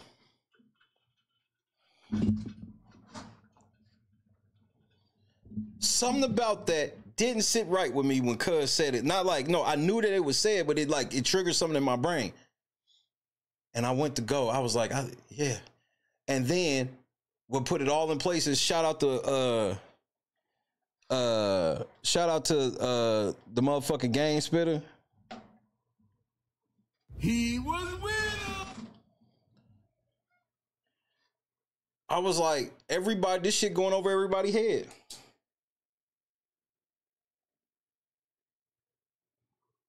You know what? I'm gonna go ahead and do the game spitter a solid. I'm gonna let y'all listen to him break it down. Cause some of y'all are green. Some of y'all are real green with this shit. And y'all gotta understand some shit.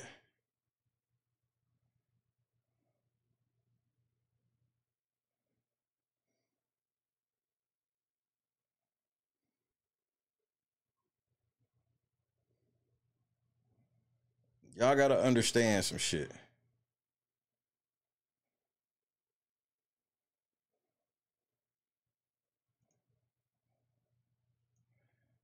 So I'm gonna let my OG talk to y'all cause y'all not understanding.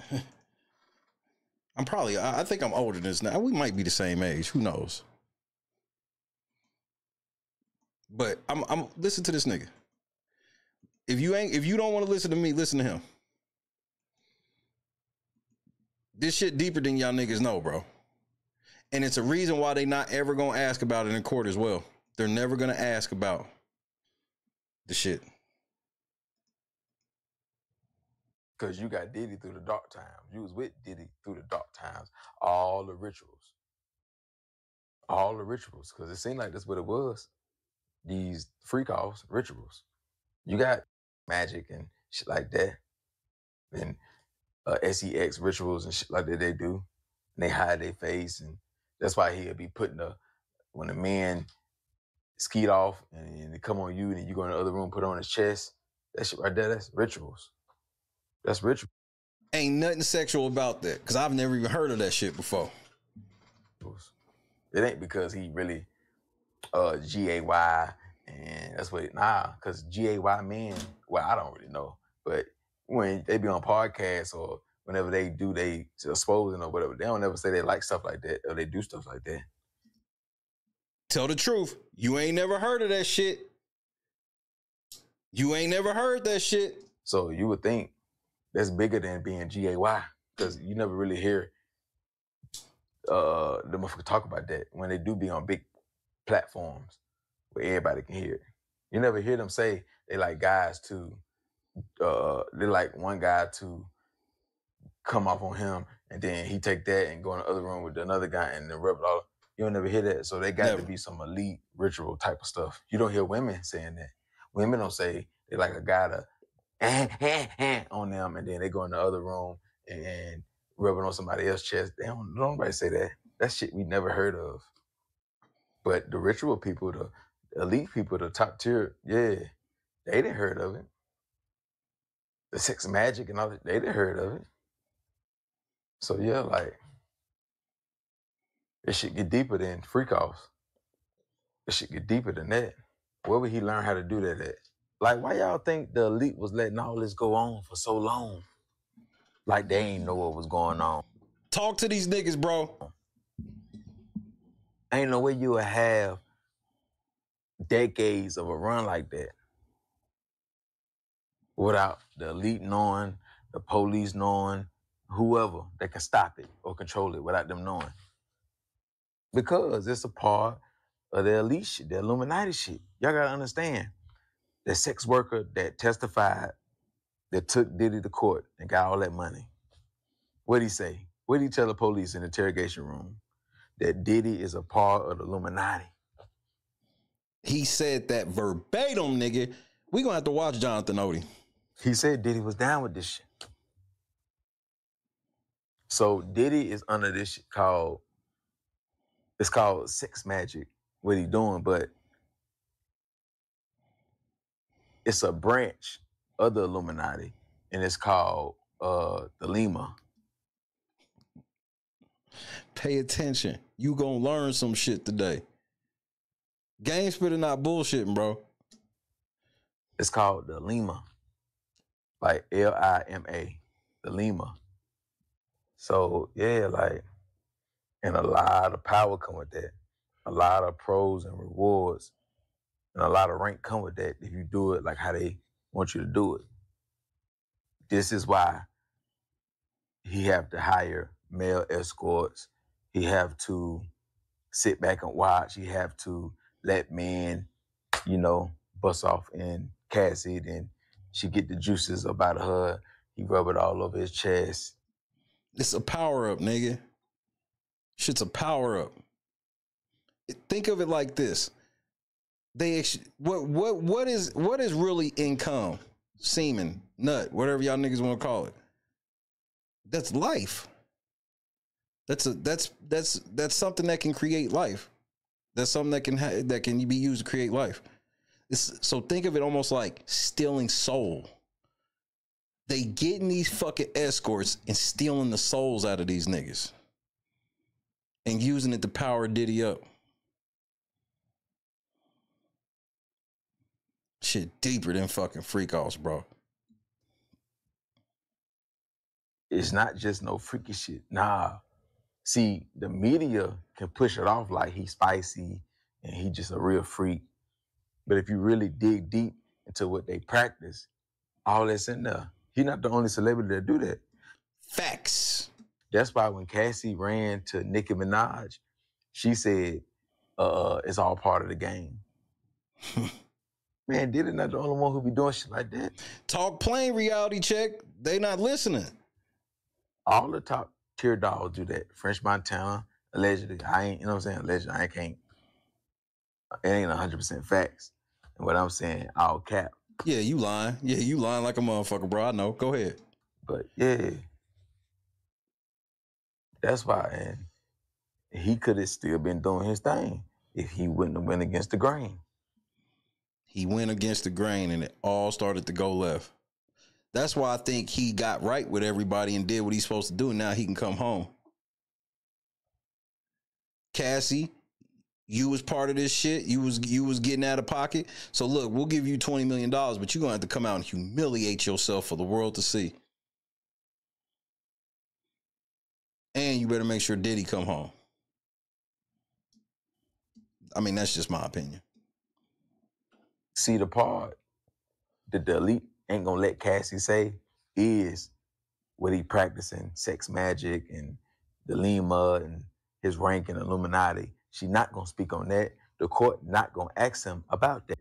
Not one time. I mean, ask her about that. Not once. Cause they all involved. Talk your shit. Yeah. But, you know, Cassie, she flipped it on him.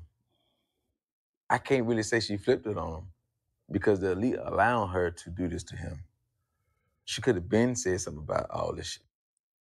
I give you that, Gang Spitter, but here's where I take it to that next level. That's why they like, look, because we're going to get into what that $20 million was about, which blew my mind.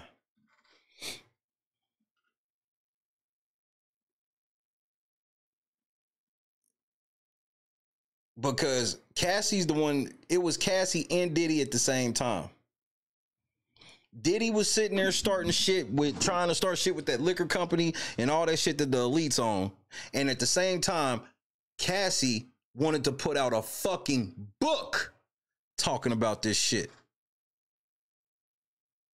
Remember, all these rumors and shit of the Diddy shit, we ain't have no idea. And in the 10 years of shit, we still ain't heard about none of this shit that people allege where it was like all these celebrities be in the room and all this shit. Nah, all we heard about is motherfucking Diddy and Cassie finding niggas off Backpage, Craigslist, escort services, almost like they fucking vampires. We just get somebody so we can suck the blood out of them. This shit crazy, bro. Yeah, but she, you know, wiggled her way up out of that 10-album contract. She never dropped no 10 albums with Diddy. She was signed to Bad Boy for 10 albums. And she ain't had to fulfill her contract. You know, so yeah, like. This is why Diddy settled in 24 hours. He tried to save her. She ain't gotta have her publishing or her masters or none of that. She got the 20 million or whatever she got from Diddy. See, y'all gotta understand something, like, for the celebrities and the elite, higher power that believe in the Lima religion, they believe that it's power and magic and intimacy. Yeah, they believe it is power and magic and intimacy. Sit back and watch people, you know, do what Cassie was doing with the escorts. I'm pretty sure that Diddy recorded a lot of these freak offs and let the elite watch it. Other top dogs, other celebrities. You think French Montana ain't never seen tapes with Cassie? I'm telling you, 50 Cent was the first one that had a tape with Cassie. People forget this. This back when Q, the owner of World Star, was alive. He had the tape first, but he was scared to put it out on World Star. So this when This Is 50 just launched off. This Is 50, and he gave it to, because y'all got to understand, Q was real. Do you remember the website thisis50.com? One for yes, two for no.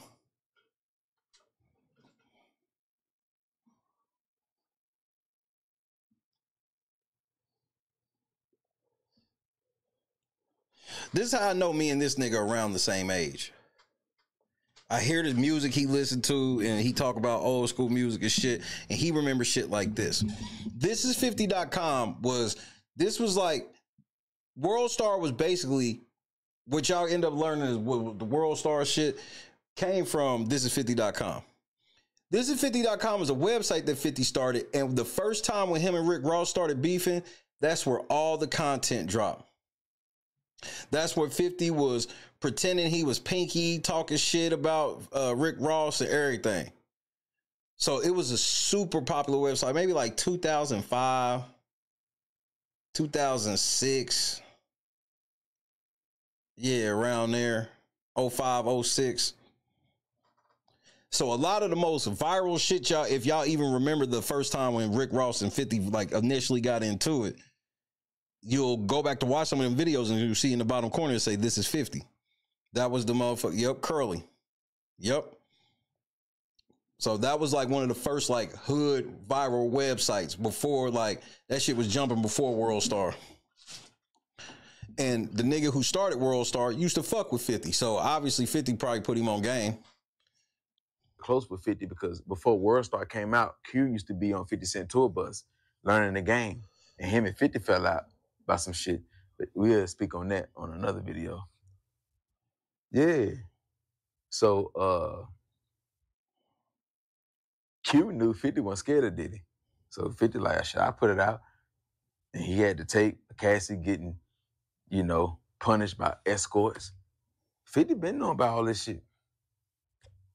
Why you think when 50 was on Breakfast Club, y'all keep talking about this baby mama, he kept saying Diddy a fruit pop?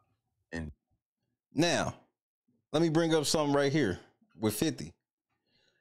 Remember when Diddy first got jammed up with the feds and shit and they was raiding him and all that shit? Who was the only celebrity out here roasting Diddy every fucking day? Who was making all the Instagram posts talking shit about Diddy every day? 50 Cent. Sloan was happening.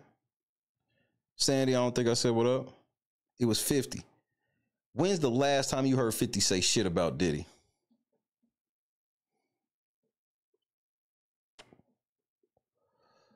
I ain't heard 50 day, mate. Bro, 50 don't want to go viral during this trial?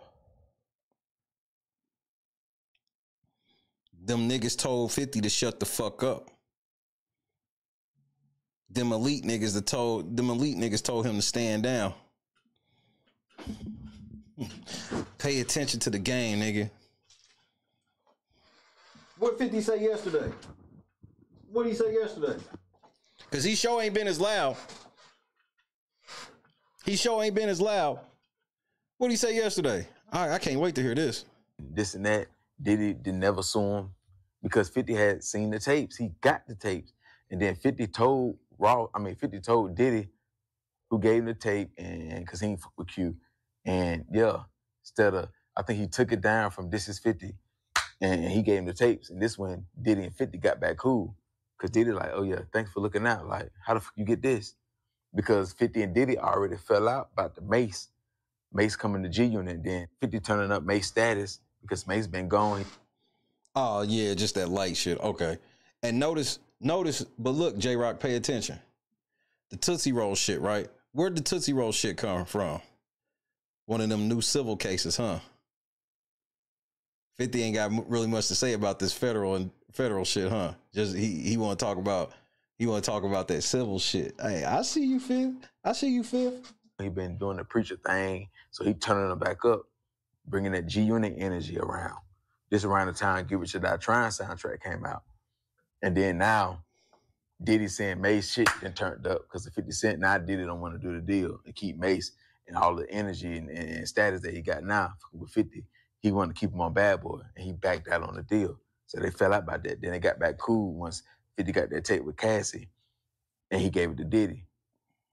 But then Diddy crossed 50 again, not on some, he did something to 50, but what he did, the same shit that Fat Joe and Jadakiss and Nas and all them did with Ja Rule, helping Ja Rule when 50 trying to destroy him. So this is the time when Rick Ross, he had fell off. Triple C's fell off. They, flopped. Rick Ross wasn't selling no records.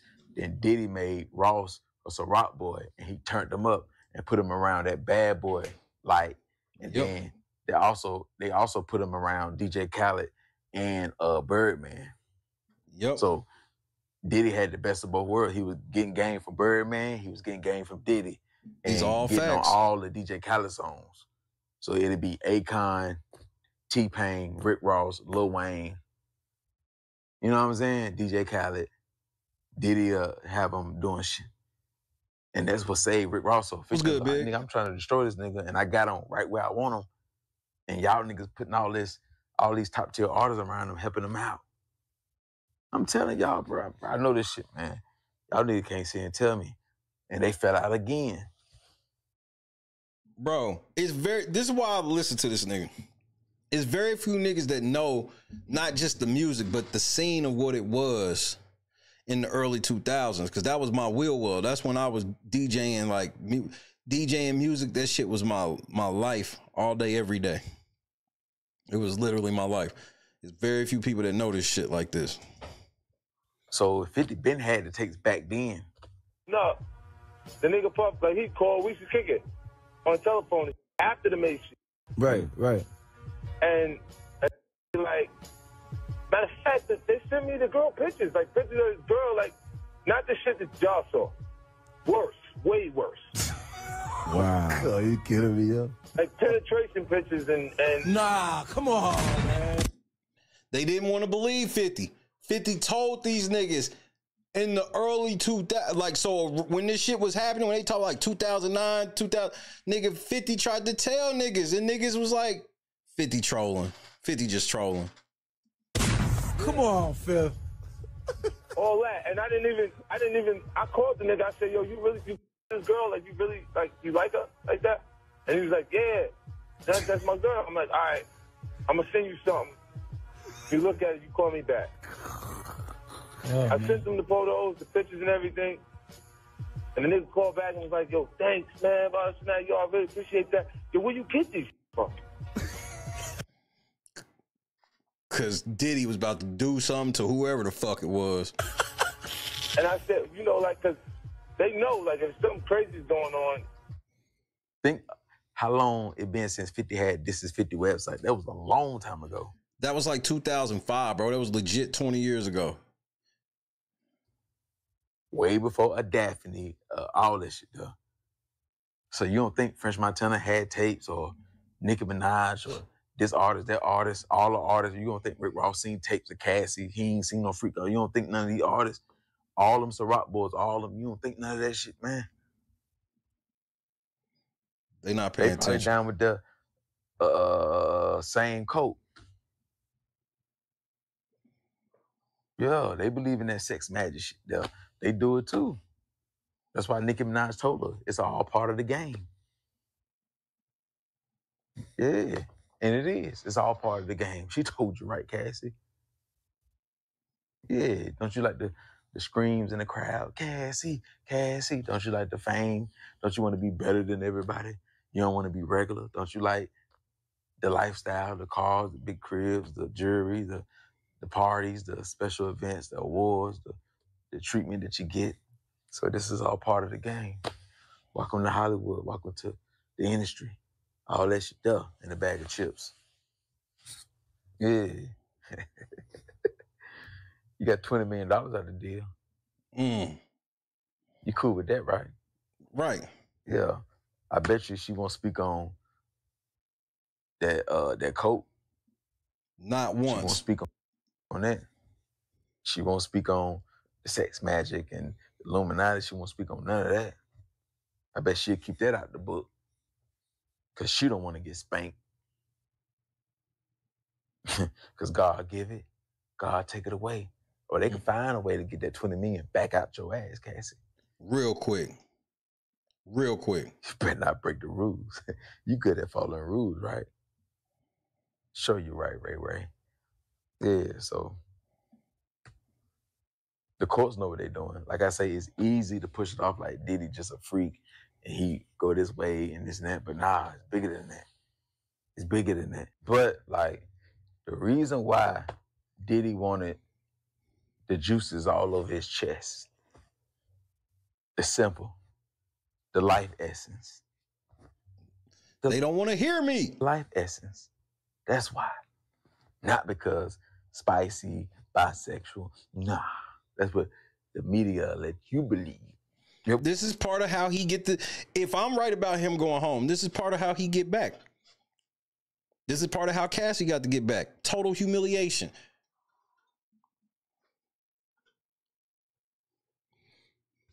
You think Diddy ain't sitting at that table humiliated by this shit? Why, if he wasn't, if he ain't, then why ain't he just let us know years ago?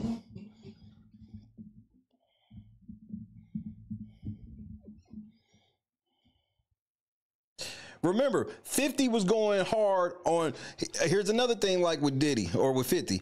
When 50 was going extra hard on Diddy, 50 took a blow in the public and he never takes blows. And that's when he slowed down. When he take a blow. When randomly that bitch from Las Vegas went to 50's show and put out a review dogging his fucking residency.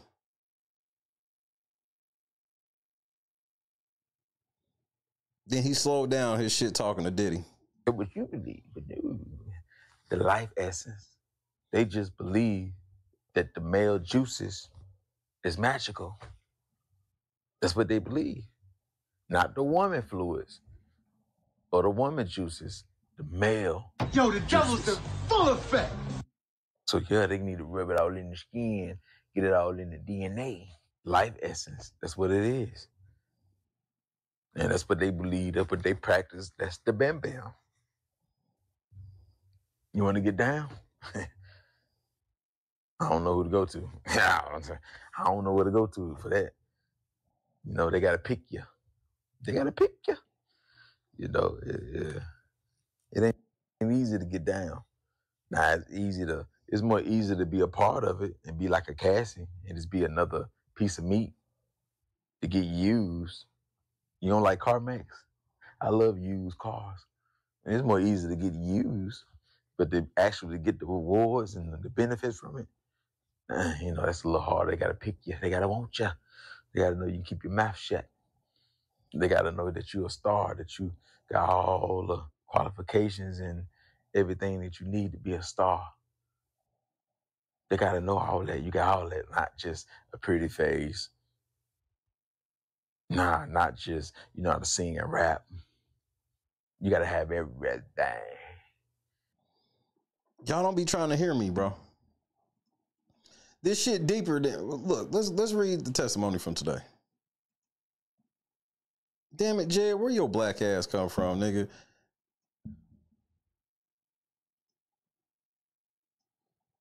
Sex rituals, nigga. Eyes wide shut shit, nigga.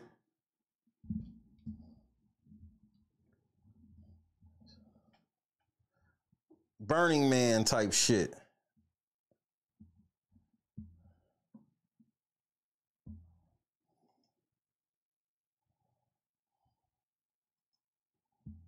Sophia, what's happening? And if Diddy gets off, he gonna be a pastor? I don't know. That's up in the air. One thing I do know is he can go on one of the greatest tours ever if he really want to.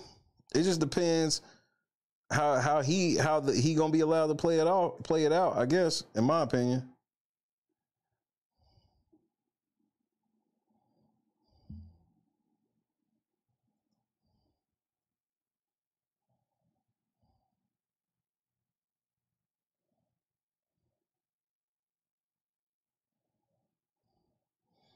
Let me read a quote from Cassie's husband. The world has gotten to witness the strength and bravery of my wife. Nigga, you're disgusting.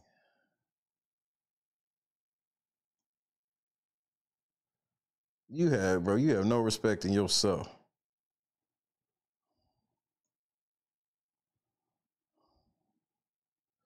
Because Cassie, you got some explaining to do.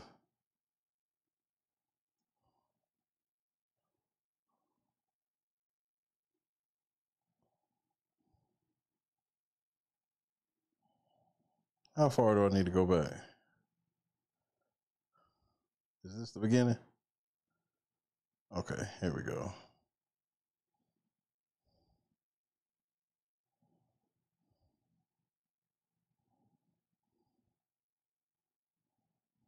All right, here we go.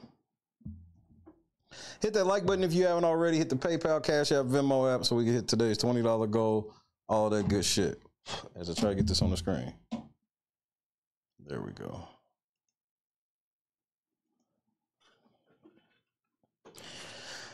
The defense asked to show Ventura video of Combs talking about God. The defense wants to show Cassie Ventura a video of Sean Diddy Combs on a hike in the woods talking about God. Combs since heard the video from rehab 1 month after 2016 altercation at the Intercontinental Hotel, his lawyers say. Combs' lawyer argued they need to show Ventura the video because she had testified that Combs never went to rehab while they were together. Uh-oh. Judge said that Ventura, Cassie, could review the video, but it cannot be submitted into evidence for the jury. Right. Of course not. He reviewed the video in the courtroom, but only the audio could be heard in open court. Quote, just keeping you posted, because as I grow, I want you to know I'm growing, and I want you to grow with me. Combs could be heard saying in the video.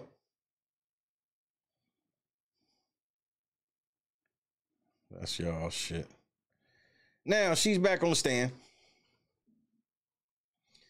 Defense attorney Anna Estevao, I heard it's not Estevao, it's Estevao, is picking back up where she left off yesterday, questioning Cassie about Diddy's drug use around the time of the Intercontinental altercation in March 2016.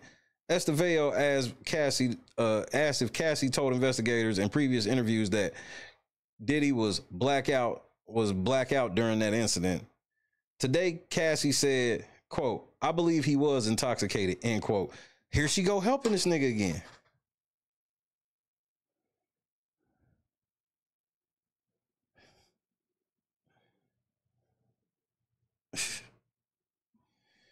And said everyone's perception of a blackout is different. The jury saw a message Cassie Ventura sent to her former boyfriend Diddy on March 10, 2016, in which she describes the abuse.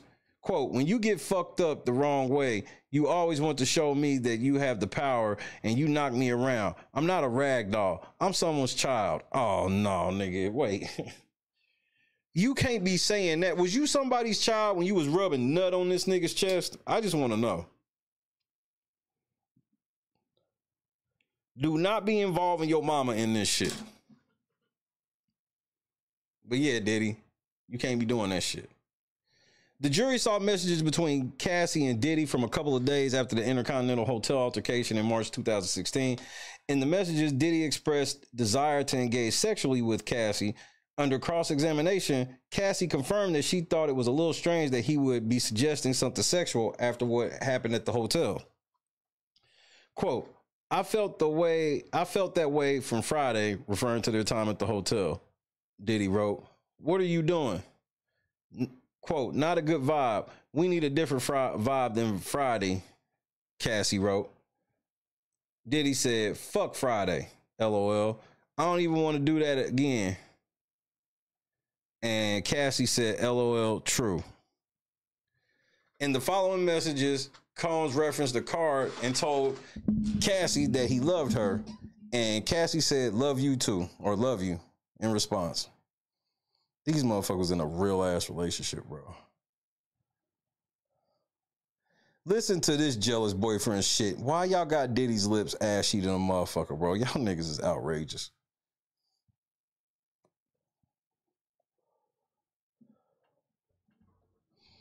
The defense brought up instances in which Cassie testified that Diddy had taken her phone after he suspected she was talking to other men. Cassie said Diddy would take other possessions like her passport or her watch when he was angry with her, and many times over other men she dated over the years, Cassie confirmed. So let's stop right there. She was a serial cheater, and Diddy didn't make her this way because she cheated on her last nigga with Diddy. And then she cheated on her current nigga with Diddy. Nigga, you got to get them kids tested, bro. You can, do what you want, bro. Oh, you can't say that about Cassie. Nigga, she a hoe. That don't mean that Diddy had the right to put hands on her and all of that shit, but that don't take away the fact that she a hoe either. Quote, if I was with anyone else besides him, I don't know that I would call it cheating.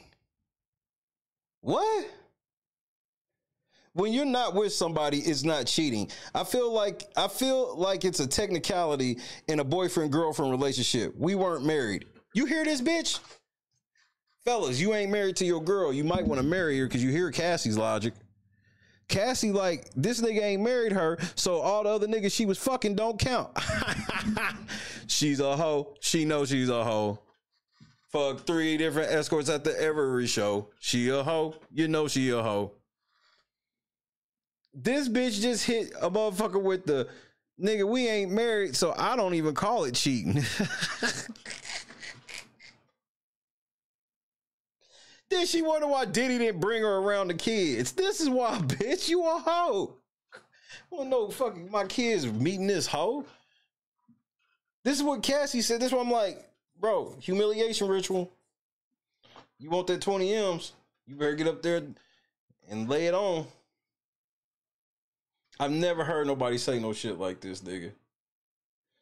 Defense attorney Anna Estevao asked Cassie if she remembered Diddy taking her phone in 2013 after he suspected her of dancing with singer Chris Brown.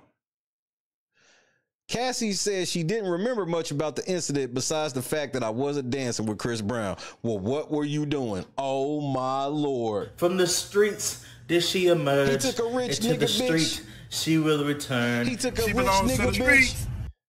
You fuck Chris Brown, Cassie?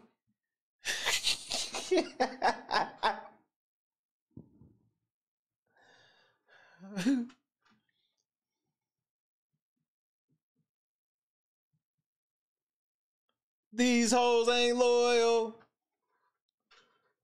Oh, these hoes ain't loyal. In August 2016, Diddy took her phone when he learned she was dating another man. She testified they weren't really together at the time and were, quote, not in a great place, end quote. Why does that matter? No. See, you see how she got excuses for all this dick? Oh, yeah, well, I fucked him because we weren't really together at that time. But you said it didn't matter if y'all together because y'all not married, so you can fuck whoever you want. Then she want to try to blame the fact she always got UTIs on Diddy. Stop playing with me, bro. They been in the car driving to a doctor's appointment when she unlocked her phone. Diddy grabbed it and ran out of the car, leaving the scene. This jealous ass nigga. You waited until she unlocked her phone, snatched it out of her hand, hopped out the car and ran. Y'all niggas are weirdos, bro. Her mother called the police when she got home without her phone, Cassie said, though she did eventually get her phone back from Diddy later that day. She wasn't asked to expand on the police involvement. While Diddy had her phone, he used it to call the NFL player she was seeing at the time. From the streets did she emerge. Into the street she will return. She belongs to the streets. You was getting piped down by NFL niggas, low tier rappers, personal trainers, like nigga, superstars. Like you was, man, this bitch was getting ran through. She trafficked herself.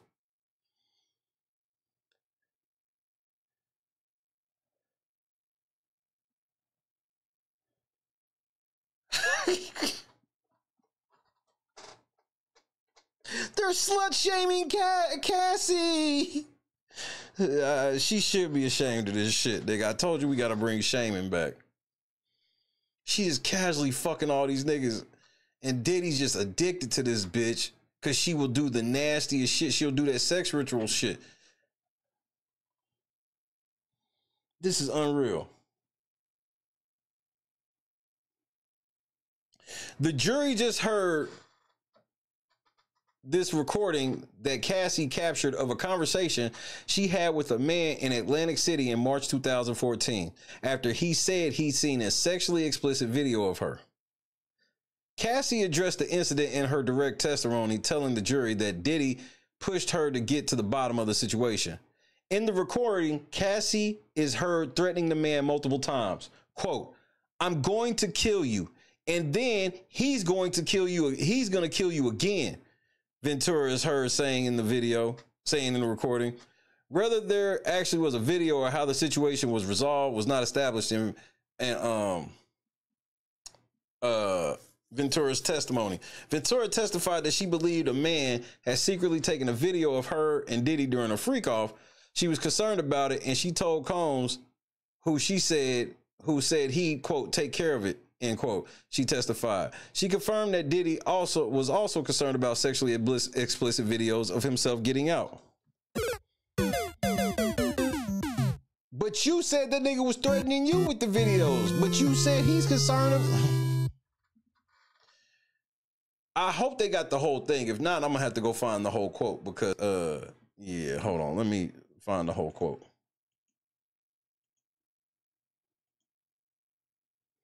Jed, you'll be my placeholder this evening.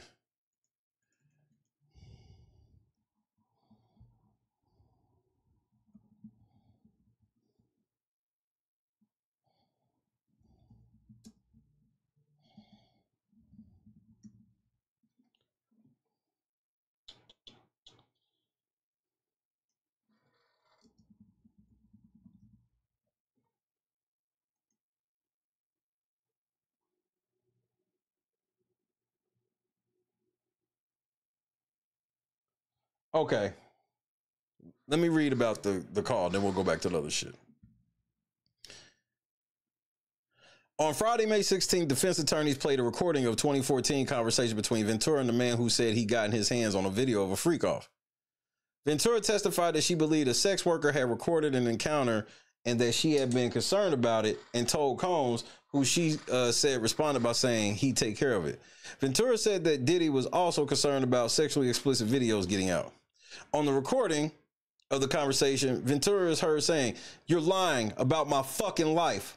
I want to kill you, cut you up, and put you in the fucking dirt. I'm going to kill you, and then he's going to kill you. I'm going to kill you because you are fucking with my life. Tell me what the fuck happened. I'm not going to have blood on my hands. Tell me what the fuck you are talking about. Be my brother and tell me what you saw."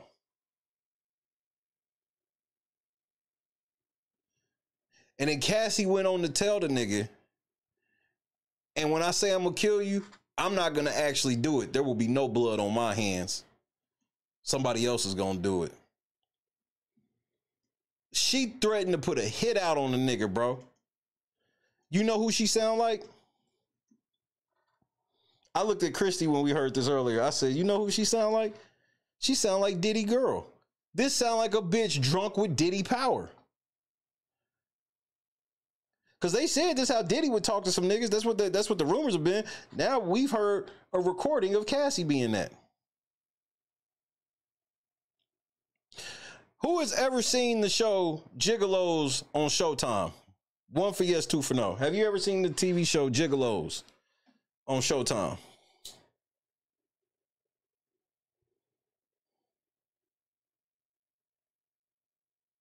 Now, for some of you faithful LNC people, remember, I showed y'all some shit from that show.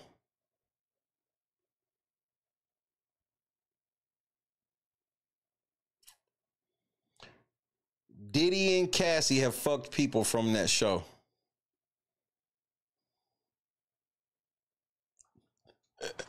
Hey, wow, bro. An escort service that Diddy and Cassie used, Cowboys for Angels, was featured on a Showtime TV show called Gigolos. Ventura had been concerned that the escort she and Diddy used might end up on the show and reveal their relationship, she confirmed when asked. Defense attorney Estevao suggested that some of the escorts involved in the couple's freak-offs were featured on the show. Ventura said she's never seen the show, so she wasn't sure. So, fellas, remember some of my fellas. Remember the Bunny Ranch show? You remember the Bunny Ranch? The actual show with the Bunny Ranch? Now, imagine sitting there and being like, yep, fucked her, fucked her, fucked her. You know how expensive that shit is? To fuck multiple people from an escort service, let alone one that's featured on TV. So you know they a high... They should have never gave you niggas money. You don't know how to appreciate shit. Cassie testified that she went to an inpatient treatment center in early 2023 for mental health problems. The program was 45 days, and she said she began writing her book while she was there. Plotting, huh? Yeah, they put you down for 45 days, and you was in there plotting. The defense attorney Estevao said the treatment center, Willow House, treats patients for sexual compulsion and love addiction. Nympho, nympho, she a nympho. In the 90s, that was every nigga's dream, was to get a nympho. And then by early 2000s, they realized that nymphos was letting everybody fucking, not just them. Nigga, all niggas in the 90s wanted a nympho. And then they found out the nymphos will fuck everybody, and then that shit kind of died off. You ain't really heard niggas talk about getting the nympho in forever. Some of you young niggas are just now hearing it for the first time. Cassie said she was not treated for those conditions while she was there. Right. Ventura also confirmed she's taking buprenorphine. Buprenorphine. What is that? Hey, Google, what is buprenorphine? According to Wikipedia, a blueprint is a reproduction of a technical hey, Google, engineering. What is the medication buprenorphine? Here you go. Here, I can't see that. Hey, Google, what is buprenorphine? Here's the definition of fan. Hey, Google, what is the medication spelled buprenorphine? On the website deadiversion.us.gov, they say, buprenorphine was first marketed in the United States in 1985 as a Schedule V narcotic analgesic. Initially, the only available buprenorphine product in the United States had been a low-dose, 0.3 milligrams per milliliter, injectable formulation under the brand name Buprenex. Is it for opiate addiction? On the website ncbi.nlm.nih.gov, they say, buprenorphine is approved by the U.S. Food and Drug Administration, FDA, to treat acute and chronic pain and opioid dependence. Thank you, Google. You're very welcome. Buprenorphine. Okay. Learn something new every day. Ventura says she was treated for PTSD. You went to war, bitch. I don't like that. Y'all know me. I'm not a government person, and I don't respect the government sending all these people to war. But the actual veterans, I have the utmost respect for. Like combat vets, like you gave your service for a reason. Yes, I'm sure some of y'all want to be nefarious in some states, in some stages. You know, some of y'all want to be presidents and shit like that, so you do certain little bullshit. But the overarching thing, I don't agree with the military, but I got respect for all of the military. That makes sense? So for me to hear that people have PTSD from seeing people getting blown away, legs, limbs, all these different things that PTSD that comes from people that were in combat, Afghanistan, all the way back to fucking Vietnam and all this shit, right? For me to hear that you got PTSD from all the dick you was taking, I'm so sorry I don't respect it the same. I'm so sorry.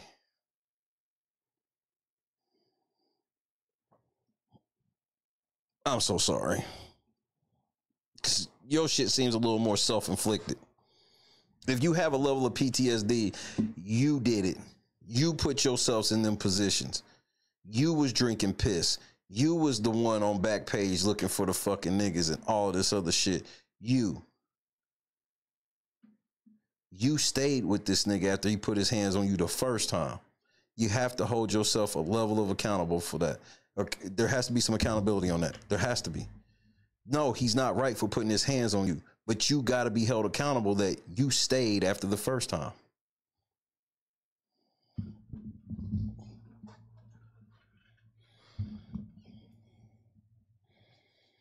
I don't like that shit, bro.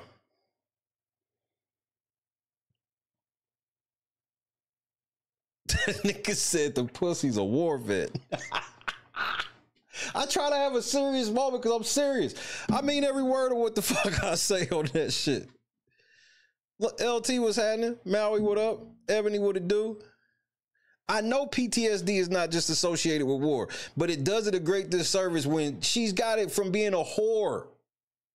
We gotta be honest. So are you trying to say that she got it from something like war?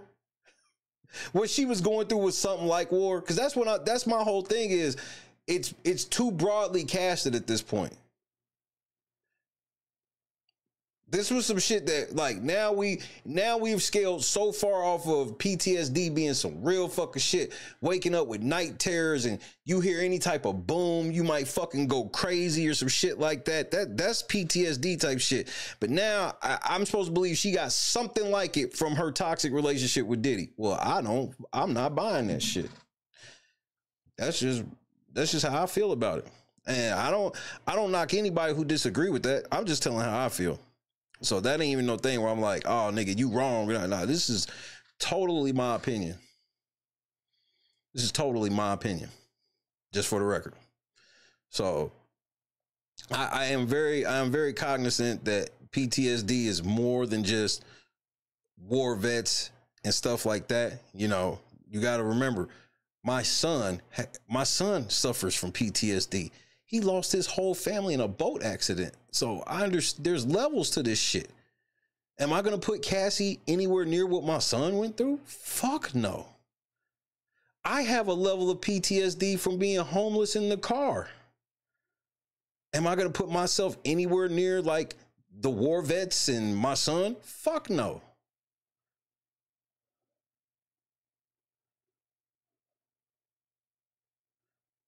So there's levels to this shit. And I see how she's trying to play this shit and I don't like it. She's trying to play it up like a war vet.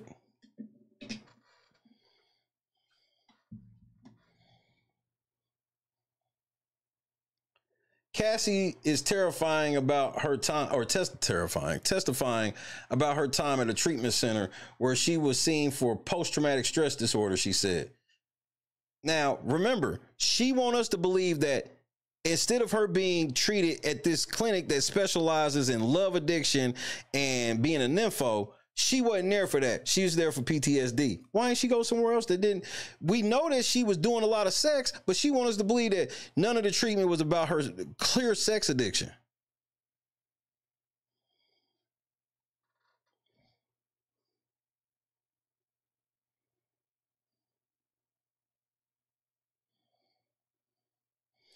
Ordinary people are not acing. Look, you talking to a nigga, I don't like the government at all. I don't like the fact they said, man, if y'all really don't understand what war, like what it's like to be like in combat, regular people don't go through that shit, bro.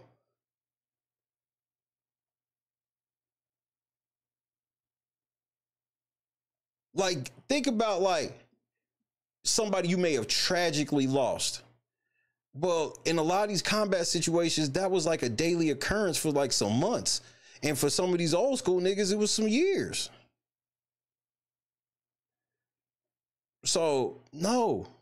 Regular people ain't go through the same shit as war vets, bro. Y'all gotta temper some of the shit that, bro, y'all, you know what they don't teach y'all in school and shit anymore? The effects of war. See, we grew up learning that shit, and we saw movies, and they would have it in these movies, and we would have these movies. Now it's not like that shit anymore. And they more quiet about it. See, back in the day, they used to show every soldier that died come home. They would show them niggas they caskets when they came home. They don't show anybody shit now. They don't. Did you know that? I'm not making this up. They used to show when the caskets came home with draped in the flags. This would be top news. Now you niggas, most of y'all niggas, especially you young niggas, ain't never seen that shit. So now you don't think it happens. Oh, it still happens. Have you ever seen the military graveyard? Look up the military graveyard. Again, I fuck the government. I don't vote. I don't fuck with either presidents on either side. None of that shit. But that shit different.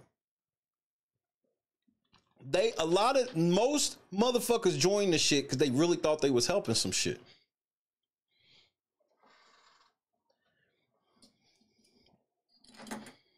And the principle of it is what we should believe in, but it's just not the way that they govern it. So it is what it is. I do believe she has a level of trauma from the shit she went through. So I kind of think this is what people kind of think I'm saying, is that I don't think she went through anything. Oh, nigga, I saw this nigga fucking drag her, beat her in the fucking hall and kick her and shit. Yeah, I'm sure some trauma comes with that. But when they say that you was at a sex rehab and then you go, nah, I was just there to be treated for PTSD, when we have heard about how you done allegedly fucked Chris Brown, NFL players, Kid Cudi, all these fucking escorts and shit like that.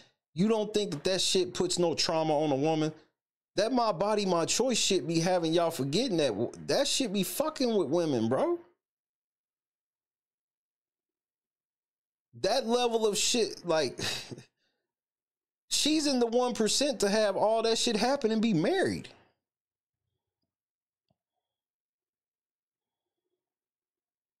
Like, and thank you. Her trauma started before Diddy. She was a hoe when she met Diddy, bro.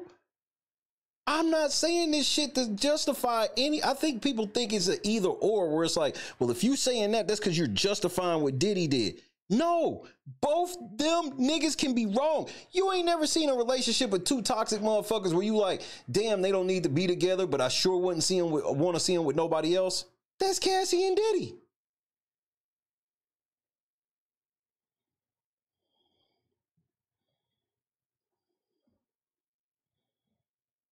Every day, Gardis. Good night, Mish.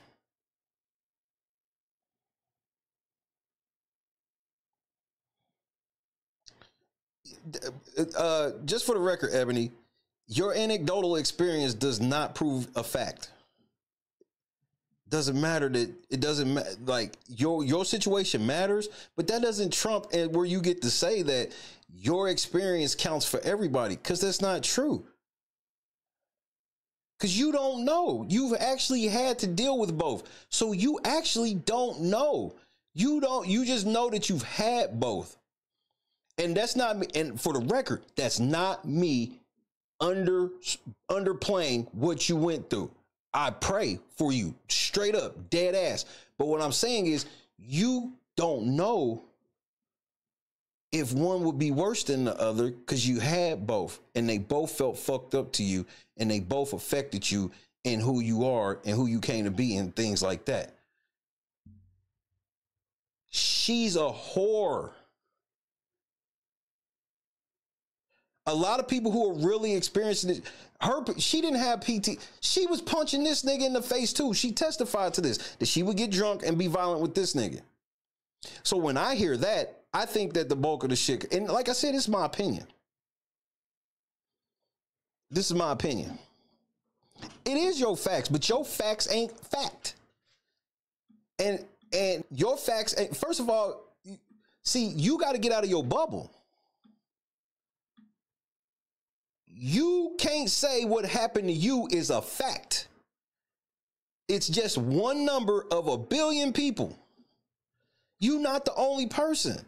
Like that's like I said, I had to, bro, have you ever dealt with 7 people dying all at the same time, and the one person survived happens to be your fucking kid, and then the grimy ass fucking family tries to take you to court and make you as broke as possible so they can steal your son to get millions of dollars? Have you ever had that happen?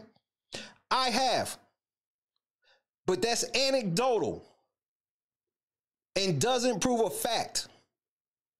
So I'm not a hypocrite. I'm speaking the truth. No hypocrite in it. It's the truth. We have to step outside of ourselves so we can understand the true and full story, not just the story that we live in. Because this world and all this shit is bigger than just that.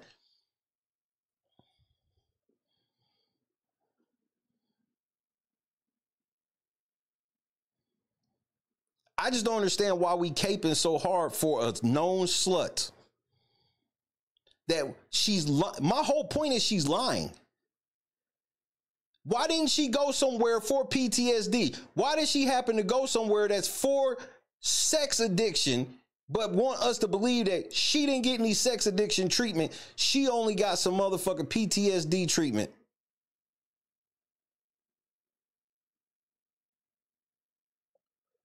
She admitted that her drug addiction was from her taking drugs to have all this sex she was having. She didn't say she was self-medicating to deal with the trauma. She was self-medicating to get down. Those are facts. Those are actual facts. So I'm just saying, and this ain't me I ain't trying to battle with nobody on the shit, but y'all got to understand that anecdotal evidence is not fact. It's just what happened to you. That doesn't discount what happened to you and what you feel, but you can't apply what happened to you and put a blanket over everything. In the grand scheme of things, war has caused way more of this shit than anything else on paper. And it's not close.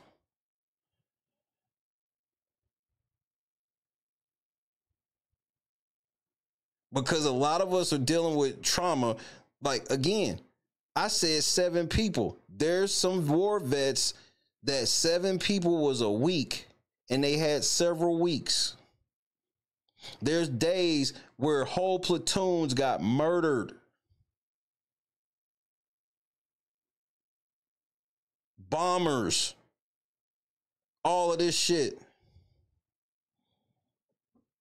So that's all I'm saying. I don't want you to think I'm discounting what happened to you, but I don't want you to turn around and try to discount a whole graveyard full of people and the survivors of said graveyard and what they went through. That's all I'm saying. Cuz, what's happening? Well, we talking about Cassie. So that doesn't even make sense. I literally said something about Cassie, and you tried to correct me and say that people can have PTSD for more than just war. So, yeah, we were talking about Cassie, and you were too. Don't move the goalpost. Don't do that. No. Don't do that. You're not going to try to make me go, oh, well, I thought, no, nigga, you was talking about Cassie. Don't move the goalpost. Cuz, what's happening, nigga? The fuck going on, man? I know it's crazy in that right now, cuz it's about to be Pacers and Knicks, nigga, and I ain't even home for that shit. It's crazy. Pacers and Knicks, bro. This is where we at.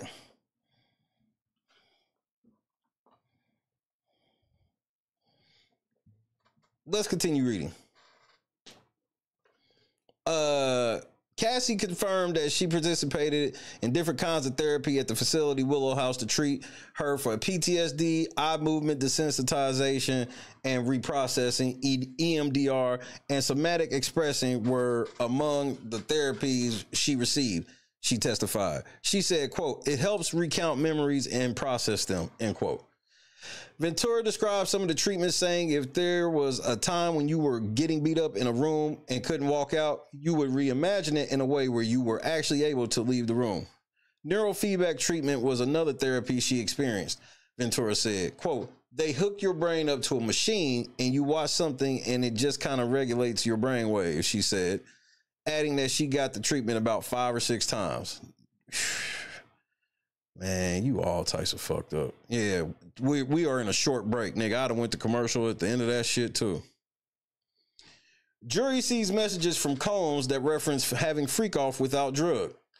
The jury was again shown a message from Diddy sent to Cassie in January 2016 that was brought up previously on direct examination, in which he referenced having a freak off without taking ketamine. Ventura previously testified that the K referenced ketamine. Quote, "I hate K, so you let me know when. Please don't be mad and think that's all I want to do," Diddy said, according to the text. "A successful FO is when we remember and we don't be fiending to do it the right way," he continued. Let me ask y'all a question.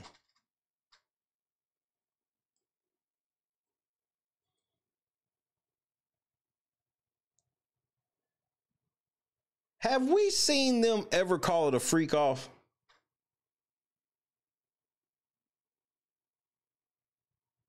That's crazy, Morgan.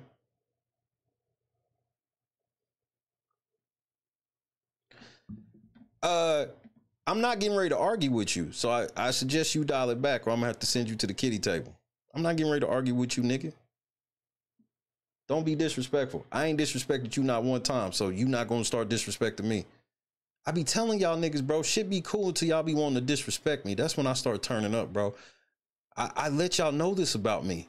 I don't like being disrespected. Like all that flip talking shit y'all like to do with y'all homies and shit like that, you can't do that with me because I turns up.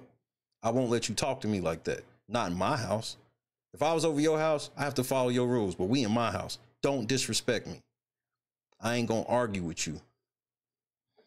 Anyway, like I was saying, have we heard them refer to it in any of these messages, anything other than FO? Because I'm wondering if FO means something else. Now, obviously, we know it stands for whatever the fuck they doing. But are we sure that it's a FO? Like, FO means freak off? That's what kind of bothers me about the shit. I don't know if, because I keep seeing FO in these messages, but I don't think I've ever heard them say freak off. And the reason why I want to know is because if we know some of this stuff is part of a sex ritual. So what does it say? What it's like inside? Nah, I don't care what it's like in the courtroom. Give a fuck. All right. Defense attorney Anna Estevao brought up text exchanges from April 2010 between Diddy and Cassie about the freak-offs. The conversation had already come up during Ventura's direct examination. She testified earlier this week that she was going to tell Combs she didn't want to have freak-offs anymore, but didn't because she saw how he reacted. The jury saw messages from over 3 days in April in which they discussed their relationship. Combs at one point said they needed to do some, quote, soul searching this time, end quote. Ventura said she was not feeling loved, to which Diddy responded in part that, quote, "You don't know what it is to take care of me," end quote. What? Here is an exchange from April 19th, 2010. Cassie, I want to talk to you about something tomorrow. Go to sleep. Love you. Girls, don't do that.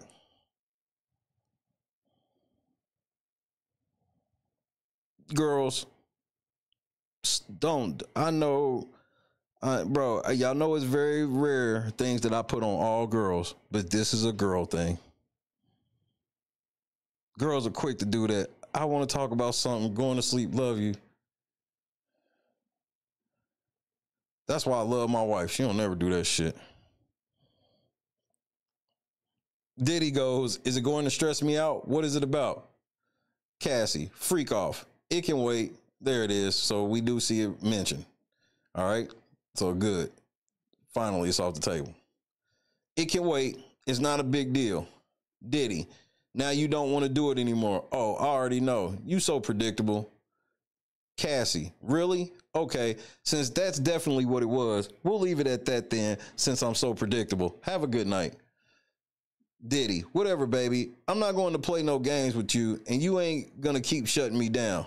Cassie, I'm not shutting you down. I never do. If anything, it's always the other way around. I wasn't going to say I didn't want to do it anymore. There's a tense atmosphere outside the courthouse where crowds of media and onlookers have gathered. A tense scene has been unfolding this week outside the downtown Manhattan courthouse where Diddy, oh, that's right, when niggas out there getting with it. This is a CNN blurb. You know, I just want to read the court shit, what was actually said. Cassie says she doesn't hate Diddy now.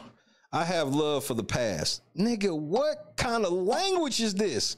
Why would this bitch say, I have love for the past? This shit don't make no fucking sense. So, Dig, you must have thought I was fucking playing. Nigga, I'm not playing.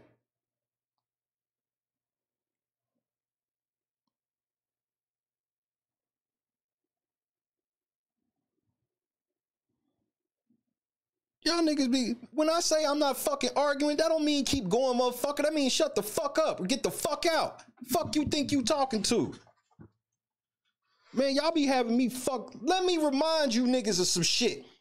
I think I just been too cool around this motherfucker for a while. When I say some shit's over, it's fucking dead in my chat. Mods, from here on out, when I tell a motherfucker that shit, sit their ass down. Who the fuck you think you talking to? You got me fucked up. You stop interrupting my fucking show with your smart ass mouth, nigga. Shut the fuck up. You got me fucked up. Nigga, when I say you go, you go. Fuck wrong with you? You wanted to interrupt the shit? Cool. I'll give you the time. Shut the fuck up when I'm talking. When I say I ain't arguing with you, don't be treating me like you be treating all them other niggas, because I don't get down like that, because I ain't trying to fuck you. So you gonna show me some respect. See, that's a lot of y'all problem. Y'all not used to a nigga just saying some shit to y'all. Nigga, I'm very comfortable in who I am. Nigga, I was a punk growing up, nigga. I was a straight up punk, nigga. I'm not no punk no more. That's the difference. You could have pulled that shit on me when I was younger. Then I'd have said some shit under my breath. I ain't that nigga no more. I'm a grown ass man with kids. I don't do no back and forth with nobody but my wife, nigga, and she know better. And she know better, nigga. So let that be known. Daniel, what's happening, cousin? I ain't had to turn up at this motherfucker in a minute, bro.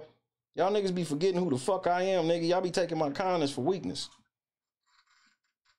My kindness is just that. But you have to know there's a choke point with me. I'm not going for no disrespect. I know y'all used to getting in all these other channels and the chat be on the screen and shit like that. And, you know, people don't really acknowledge, even give a fuck what you saying. This channel different. I'm not like every other channel. This is the channel where you can fuck around and get called out for some shit you said in the chat. You got to take the good with the bad. The good part is this is a very interactive show. Questions could be lodged, jokes can be made, there can be back and forth, there can actually be disagreement on things. But the flip side is, I got a little bit of that AK-47 in me, and I'm trying not to go to that level he go. Those that watch King AK-47 know exactly what I'm referring to. I've been trying to get off that shit. I've been asking the Lord to work with me on that. So I've been trying to utilize the timeout button and shit more instead of just, you know.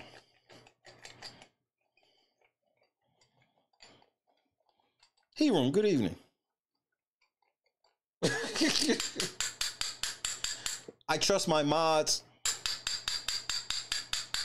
See, I ain't called for a jukey move in forever. My new mods probably don't even know what a jukey move is, and I'm trying to be better. I'm not perfect. I be trying to be better.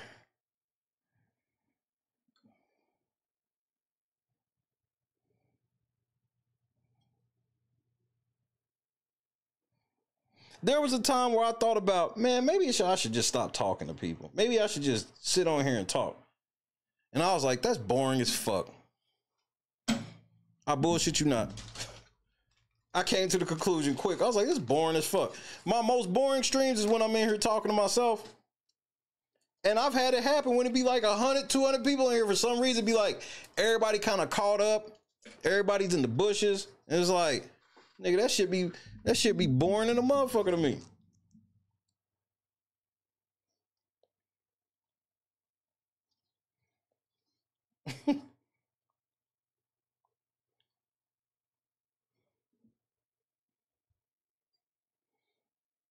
Because, and then I be gaslighting myself where I got to explain, oh, I don't have a problem with a difference of opinion. Bro, everybody close to me know I don't have a problem with them having a difference of, bro, my closest confidants, bro, I never get into it with. You know why? Because all we do is don't disrespect each other. We be having difference of opinions on shit all the fucking time. Nigga, my whole squad roast me, all of this shit. But then I got to get on this air and I got to explain, oh, I don't care about people having a difference of opinion.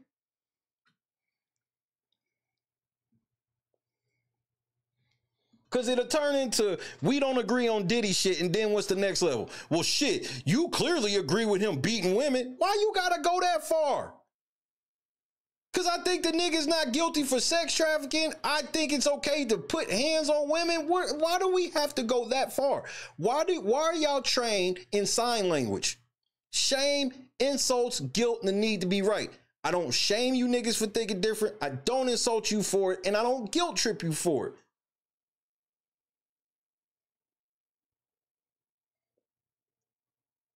I don't sit here and bring up PTSD shit that I've had to go through in my life just to try to fucking slay a nigga on a point, like, because I got to try to guilt trip you.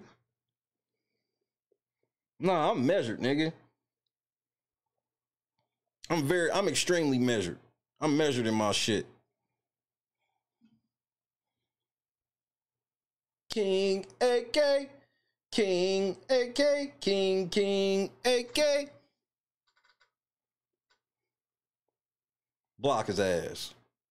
Hey man, shout out King AK.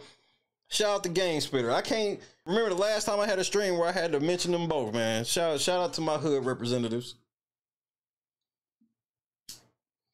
They said us square niggas ain't supposed to understand y'all niggas, but I'm related to a lot of niggas like y'all.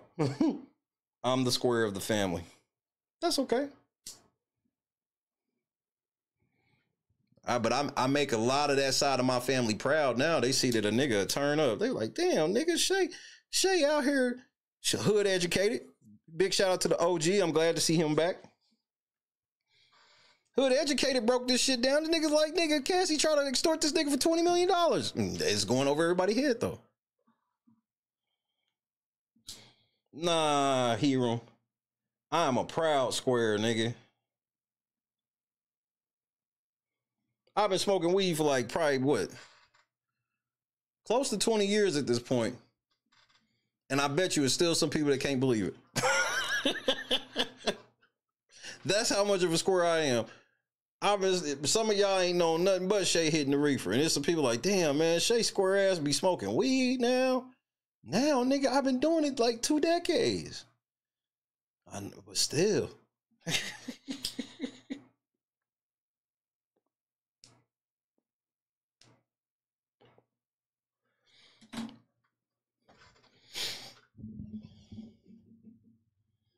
Now, before I was interrupted by that bitch, Ventura says she doesn't hate Diddy now. Quote, I have love for the past. Defense attorney Anna Estevao, asked if Cassie hated Diddy now. Quote, I don't hate him, end quote. Estevao said, do you still love him? Do you still have love for him? I have love for the past and what it was. Divorce her. Alex, fine. Divorce her. I don't think I started till I was like maybe 25. It's 25 sound better. 24, 25. Because I ain't start smoking till I was with my wife.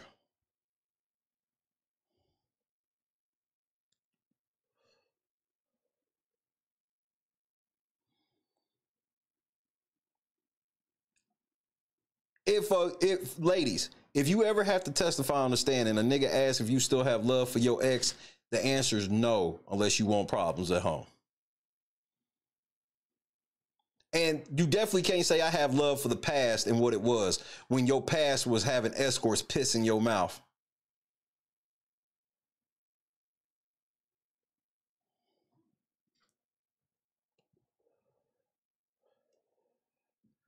Fellas, if you married, you just gotta take the L. But if you not married, leave her. You still have love for him? I have love for the past and what it was.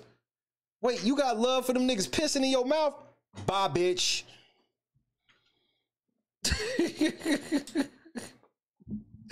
She about to welcome that nigga home with a skeet body massage. Cuz, go to bed.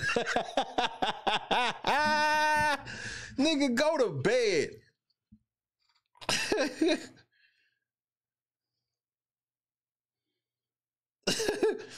Defense attorney Anna Estevao is now going through text messages Cassie and Diddy exchanged in September 2018 about rumors she heard about him dating his yoga instructor. But she jealous. She just as jealous as Diddy, though. These messages come out, you see, they were just such a toxic relationship. Nigga, she mad about him fucking with other bitches when she said, well, that nigga never married me, so I technically don't feel like I ever cheated. Toxicity, nigga. Cassie texted, quote, I hear you're dating, I didn't know, end quote. Diddy denied it, saying, quote, I'm not dating. Dating who? I'm not dating. This the kidnappers again, man. Man, stop saying that shit over the phone. Damn. I can't say shit, can I? I'm not dating. Dating who? I'm not dating. What dating? What is dating exactly? Cassie responded, quote, maybe you've been going on dates all along, end quote. She later said, quote, I actually need to stop even caring, end quote. Man, y'all niggas is so toxic. Quote, Diddy, quote, do you want to start dating? If you are, let's just talk about it. So I could blow that nigga car up. Like, God, y'all are toxic, man. At this point, Ventura was already dating her now husband. She has testified. Oh no! Lead nigga, you married this bitch. This bitch is sitting on the phone with Diddy, checking him about who the fuck he fucking with. She with this nigga. She been a cheater the whole time, bro. I wasn't ready for that.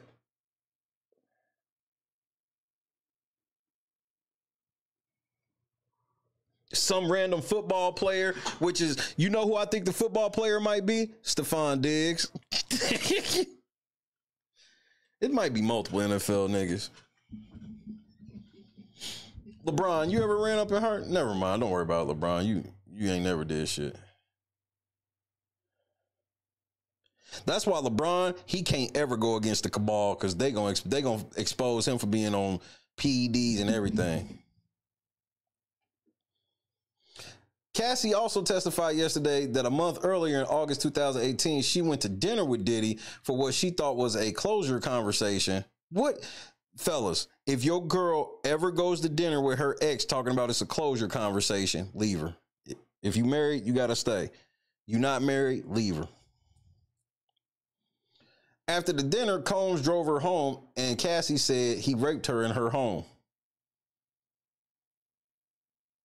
I don't know why she says that shit so vaguely. And not like I don't believe her. The jury heard further messages from September 2018 in which Diddy tells Cassie, quote, I want you to love me. I need you to love me.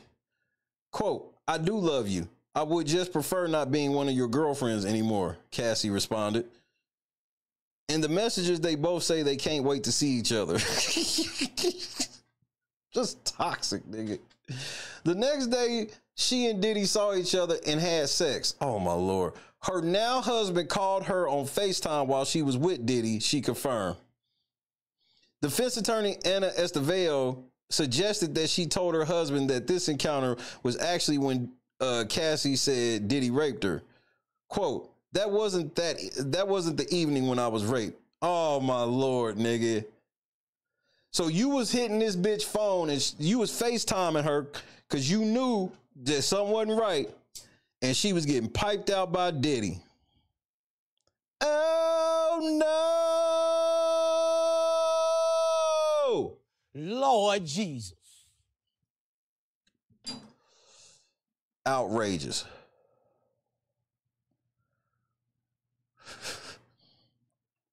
Cassie texted Diddy, quote, I'm lost without you, while she was with this nigga, bro. In messages from early October 2018, Diddy told Cassie he was going to, quote, fall back and to call him when she needed him.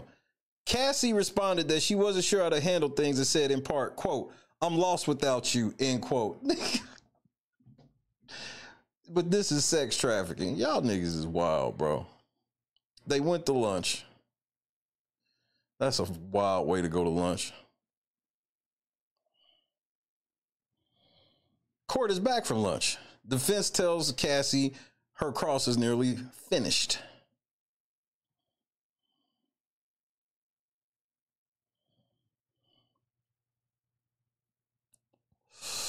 So they finished her off basically there.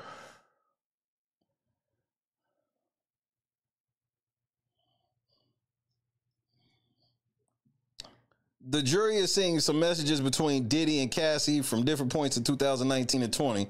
In messages from March and May 2019, Combs texted Cassie in part, quote, sending you love, end quote. Quote, congratulations, Cass. I truly am happy for you. You're going to make a beautiful mother. God bless, end quote.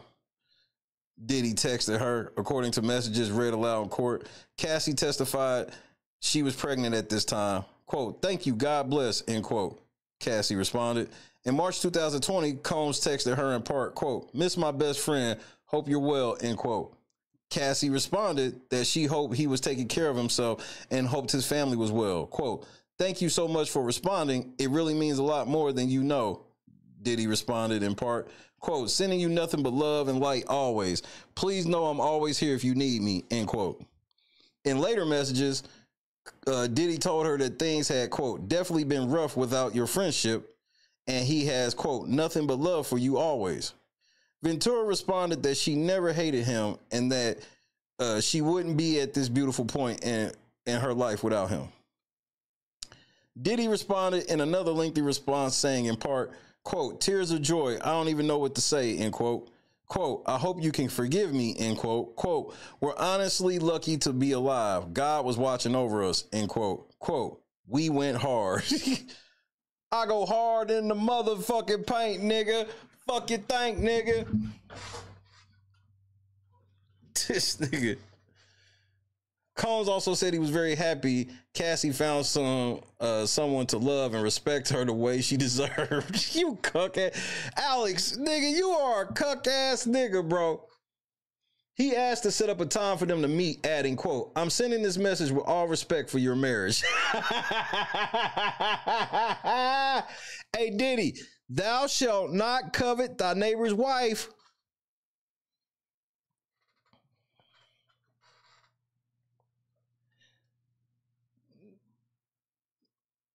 It all belongs to me. I love you so much. I'm yearning for your touch. Come and set me free. Last night, didn't even get an answer. But when she got married, bitch picked up that phone. I need you and you need me. Before cross-examination ended, Cassie confirmed to the defense that she, her husband, and kids moved into her parents' Connecticut home in October 2023. Alex, why did y'all move into her parents' house? I'm broke, nigga. I'm broke. No! Nigga, y'all... Nigga, Diddy blackballed you. You was a personal trainer in the industry. Diddy blackballed you, nigga. Y'all niggas had to go stay with Cassie's parents. Defense attorney Anna Esteveo asked if they did that for financial reasons, but Cassie said that they just decided to move out to Los Angeles and were transitioning to live on the East Coast. Bitch, who the fuck are you fucking talking to? Rick is so wild and went so far off the meter. It's shit that I can't even tell you on TV. I mean, you know, for the sake of our friendship, you know what I'm saying? I'm not even gonna bring it up. But trust me, he's went there. He has went where it's like, yo, Rick, man, what the fuck is wrong with you, man? You done took this shit too far. And his response is like this: there's no such place. Darkness, let's go to the abyss, nigga! I'm not with it, man. I don't want to go to the abyss, man. You know what I'm saying? Rick wants to go to the abyss. In fact, he dwells in the abyss. Rick James dwells in the abyss, okay? And he wants company sometimes, you know? And for some reason, he likes to reach out for me. Whenever I'm around, when he wants to go there, he will reach out for me to try to take me to the abyss with him. And I'm not with it, man. I'm not with it. And that's when we end up, you know, tussling or whatever, you know what I'm saying?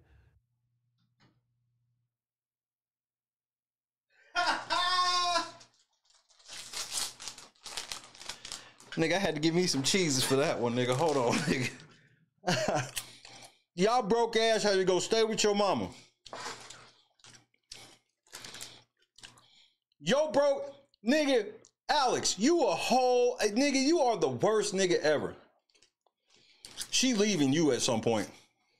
Guaranteed.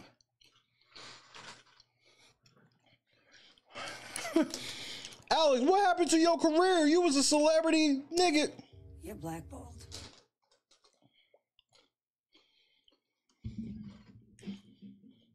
Cassie, did y'all move with y'all mama because you was broke? Oh, no, we just stayed over there because we was moving out east.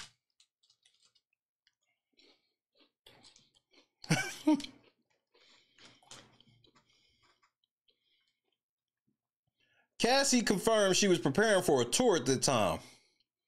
You was touring with who?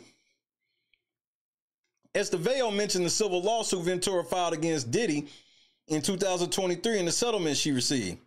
When you saw you were going to get that $20 million, you canceled the tour. Cassie responded, well, that wasn't the reason why.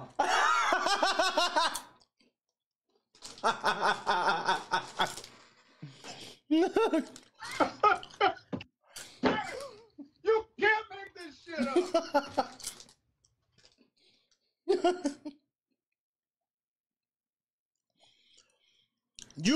Let me just paint a picture for you. This is all alleged. You was staying at your mama house because your niggas got broke. Then you decided to extort Diddy with a $30 million book so y'all can get up out your mama house. That didn't work. So you was going on some fake tour. And then Diddy settled for $20 million. No need for a tour. We can get out of mama house now.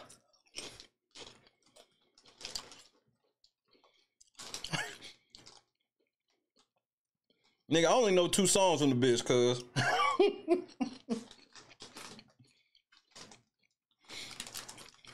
Cassie was going on tour, got to 20 million. Something else came up. We're not touring anymore. Yeah, I had to move out of mom's house.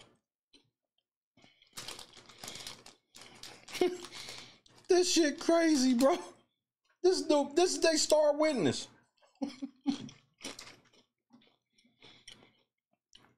And they gonna blame the jury for this shit.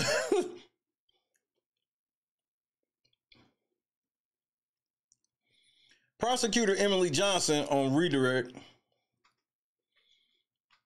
is asking Cassie about the messages the jury saw when she and Diddy expressed love for each other.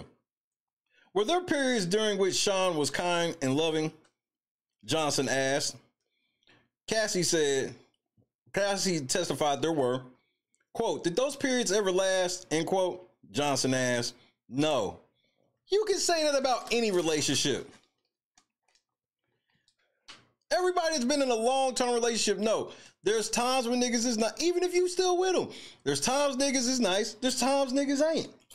It's called being a human. Nobody can be nice and kind 24 hours a day. We get frustrated as humans. We can act out. We get angry. This is a terrible question. Quote, when Sean wasn't happy anymore, it affected everybody around him, end quote. Now that's where it becomes a little much. Now Cassie's response is better than the question. Because the question is like, was he nice all the time? Aha, good night, Bob. Streak's over. You can blame the car, Bob. The streak, I probably would be getting off right now. Or maybe like 20 minutes ago. Good night, Bob. When asked how his moves affected her, she said, quote, they affected my whole life, end quote. I can believe that from the standpoint of being his girl. I definitely can believe that. She added, quote, if Sean was in the mood for a freak off, my work would take the back seat. So that would mean my career not being paid attention to because I had to do our other thing. This is where I don't believe you. Cassie, what career? He gave you what little career you had. She want me to believe that she's supposed to have all this studio time, but nah, she couldn't go to the studio because they had to go fuck an escort. Stop.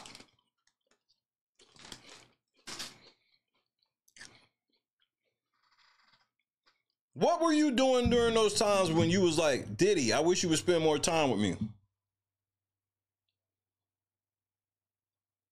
Cassie Ventura testified that Diddy moods affected how she viewed herself. Quote, throughout the relationship, I really just hung on a lot of his words and everything he said. Trusted his style and everything that he was doing. So when he would put me down or make me feel lesser than, I was extra hard on myself. I was already on myself as it was. There was good, but there was a lot of negative too. That's believable. Now, D-Block, I can believe that she wrote 100-something songs. But us, we know like 2. Is it one of the cats at the door? Better not be.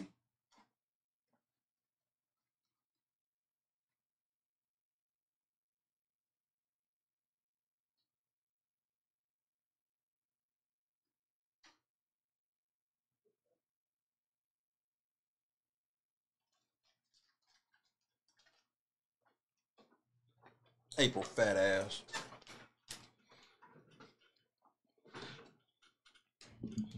Prosecutor Johnson asked Cassie about times when Diddy said he didn't remember physically abusing her. Cassie said there were times that he blacked out and she could tell he was in that state. She also added, quote, there were times where he was pretty aware of what he was doing. It's just who he was. Now, Diddy, we have on record that you be popping off like this to men. A lot of times these niggas that have put their hands on these bitches ain't got that same smoke for men.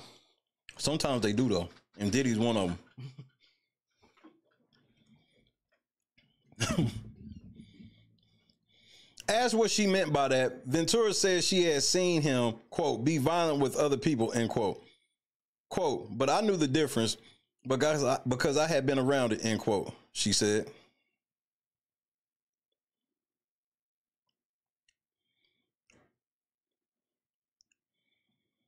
Ventura says she felt like basically a sex worker and her other job stunted her music career. No. Not the cap. No. Prosecutor Johnson is asking Cassie about her testimony that Diddy stunted her music career. I believe he stunted her music career. That's what he's famous for doing. Ventura recalled that she, quote, couldn't do many things I wanted to because of her participation in Combs' freak-offs. No, this is bullshit. I don't believe that. Quote, I had a whole other job, end quote. What was your job? Johnson asked what that job was. Ventura replied, basically a sex worker. See, this is where they're trying to shoehorn he trafficked her. Now Cassie's sitting here. We done seen all these messages where they clearly were in a relationship together. She was hanging out with her friends, getting fucked up with her friends. She had time to go fuck all these other different niggas. Now, I didn't have time to do shit because all I was doing was being Diddy's sex slave. Bitch, stop. No. Well, how did you have time to fuck all these other niggas that you said technically wasn't cheating because y'all wasn't married? She crazy, bro. This is the star witness. The judge granted a defense motion to strike that response from the record. Objection sustained.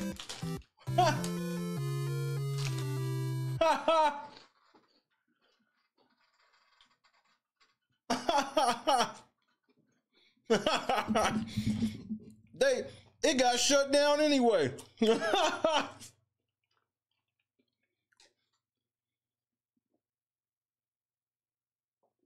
Hilarious.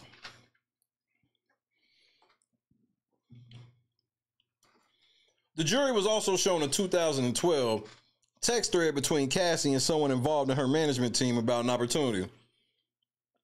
Quote, is Puff okay with you doing a Common video? Did you give Common some pussy?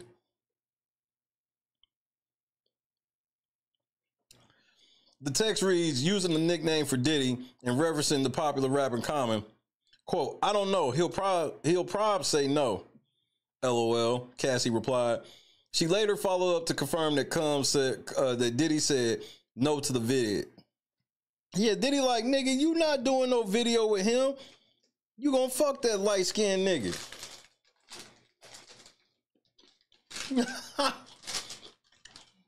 Diddy, old jealous boyfriend, nigga. Diddy, you sound like a simp. You took her phone and ran down the street. That's some simp shit. Prosecution revisits Ventura's testimony to defense questions. Prosecutor Emily Johnson is revisiting several pieces of testimony that Cassie was grilled on during her cross-examination, including the time a man told her he had a sexually explicit video of her. On redirect, Cassie testified that she was, quote, feeling pressure from Sean, who had directed her to not let the man out of her sight. Quote, he just texted me quite a bit, called me quite a bit about it, so I felt like I had to handle it, end quote. You see how she be doing shit and then she be trying to blame other people for it? Always. She can't say that Diddy told her to handle it. She just like, me and him texted back and forth about it, so I felt I had to handle it. This is what's going to get Diddy off. These type of statements. Johnson also revisited the defense suggestions that Ventura was inconsistent in her accounts about when Combs allegedly raped her in 2018. Johnston asked her, quote, do you have any doubt that Sean raped you? Ventura, no. And the prosecution asked Cassie about her testimony that she did not cancel a 2023 tour because of the monetary windfall. So you was just gonna go on tour and leave your kids, and then you were, oh my God. From her civil lawsuit against Combs, the defense earlier suggested the incoming money was the reason for Ventura canceling, which she denied. Asked by the prosecution, Ventura said the actual reason was because she felt overwhelmed from, quote, addressing the past the way I chose to, end quote. So it was from that. Oh my God. She is an idiot. It was just quite overwhelming, and I didn't want to be away from my kids at that time. I didn't want to go, end quote.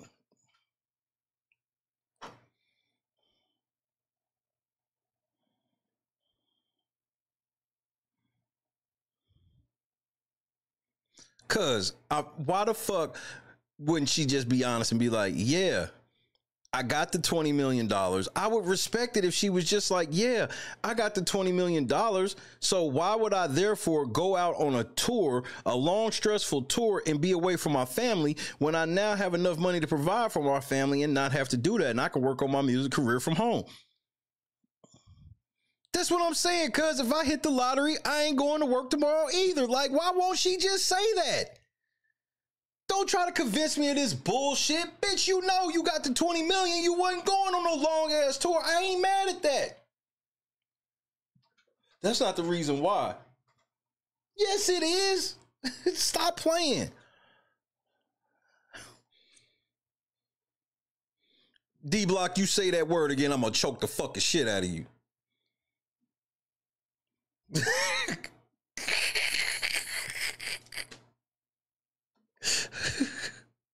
Lord Jesus.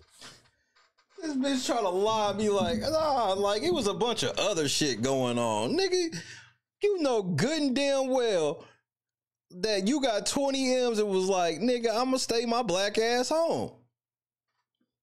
Yes, you do, Hiram. Yes, you do. And it ain't like you gonna have a choice in the matter either, nigga.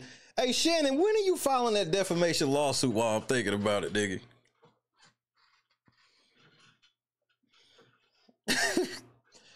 This bitch got $20 million and trying to tell me there was other reasons why she quit her job.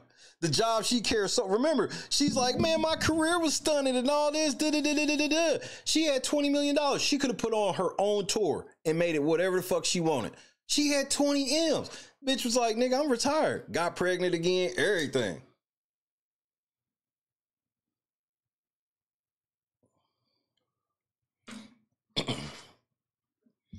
This bitch try to, man, get the fuck out of here. The defense is back up with new questions. Prosecutor Emily Johnson is finished with redirect. The defense attorney Anna Estevao is up again for her recross. Cassie Ventura is still on the stand. Estevao is focused on Ventura's testimony that she feared Combs would leave her if she refused the freak-offs. Estevao asked her to confirm that she understood that part of being Combs' girlfriend meant having to do freak-offs. Ventura said, quote, I would say I learned over time.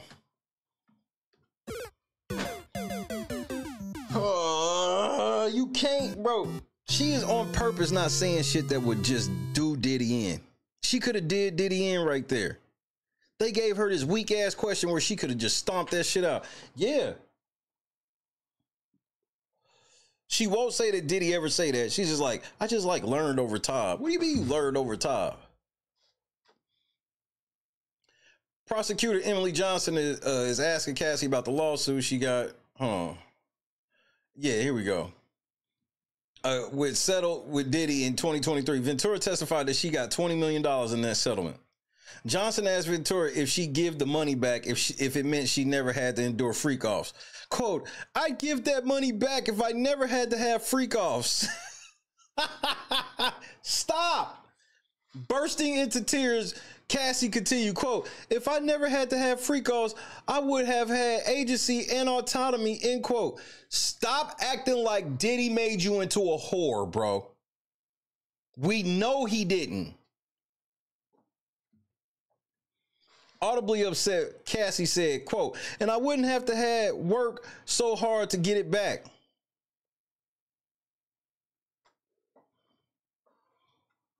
Wave, I'm with you all the way. You fuck through UTIs, periods, piss, sores in your mouth, but she can't go sing those 3 songs.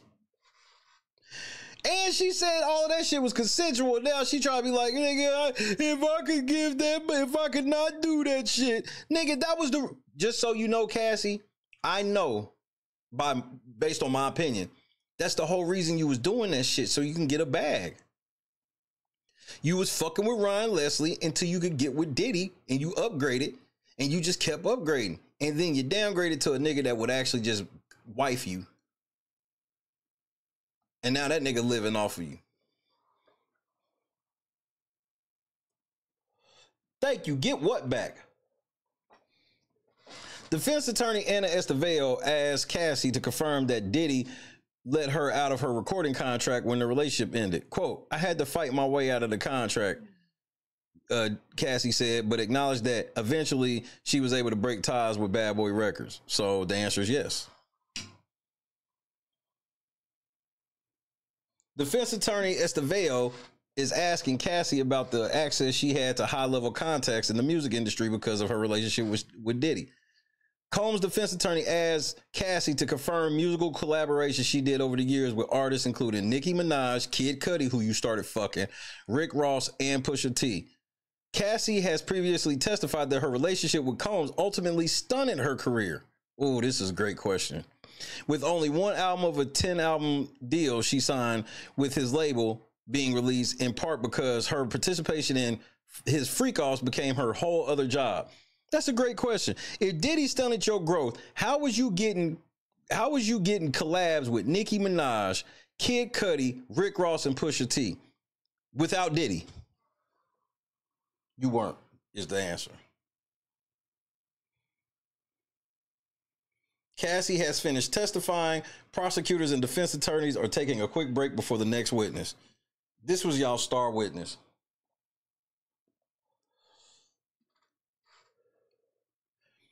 We found out that you're a liar, Cassie. Your civil lawsuit, you left out all the nasty shit you were willingly doing.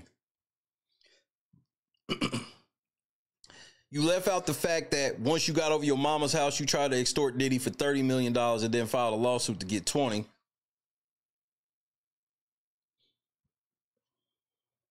You left out the fact that you was rubbing nut on niggas' chest. You left out all types of shit. You left out the part where you would get drunk and get belligerent and punch him in the face. This is all shit you testified to. This ain't even hearsay. This is what you said.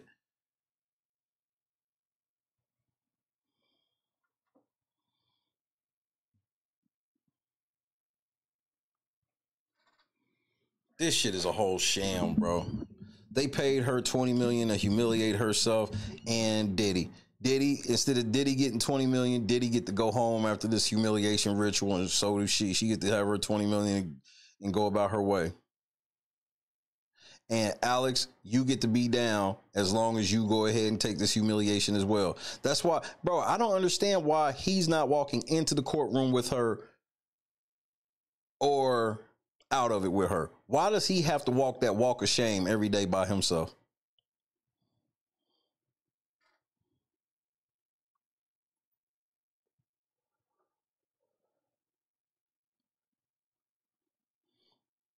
Cassie Ventura says she's recently reached roughly $10 million settlement with the Intercontinental Hotel, where surveillance cameras captured Diddy dragging and kicking her in March 2016. The revelation came in response to a question from defense attorney Anna Estevao shortly before Ventura wrapped up her testimony. Ventura confirmed she had reached the settlement in the past month. Let me ask you this. How the fuck is she settling for $10 million with a hotel that don't exist no more? I thought that hotel don't exist anymore.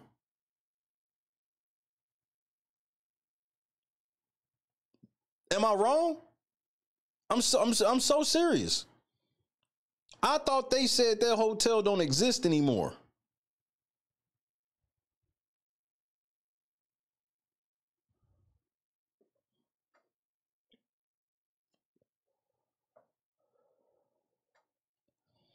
And now everybody that was reporting on that 30 M's was right. 20 from Diddy, 10 from the hotel.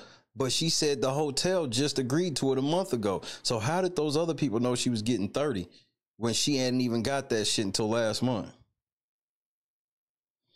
Her husband better not try shit or he gonna end up in a worse way. He gotta just let this shit happen. He in too deep.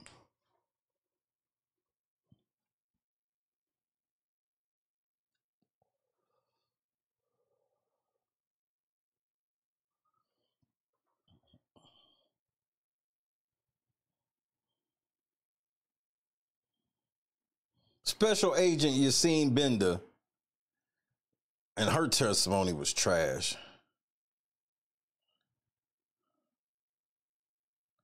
Let's read this shit from her husband. Listen to her husband's statement. Let's listen to this bullshit. Alex Fine said the following, quote, "Over the past 5 days, the world has gotten to witness the strength and bravery of my wife, freeing herself of her past. There has been speculation online surrounding how it must feel for me to sit there and listen to my wife's testimony. I have felt so many things sitting there. I'm sure you have, nigga. And if your dick got hard during any of it, you just as nasty as Diddy. I have felt tremendous pride and overwhelming love for Cass. You a damn lie. I have felt profound anger that she has been subjected to sitting in front of a person who tried to break her. That's all you mad about? So the piss you cool with. So to him and all of those who helped him along the way," there you go, trying to play this trafficking Rico shit. "Please know this, you did not. You did not break her spirit, nor her smile that lights up every room. You did not break the souls of a mother who gives the best hugs and plays the silliest games with our little girls. You did not break the woman who has made me a better man."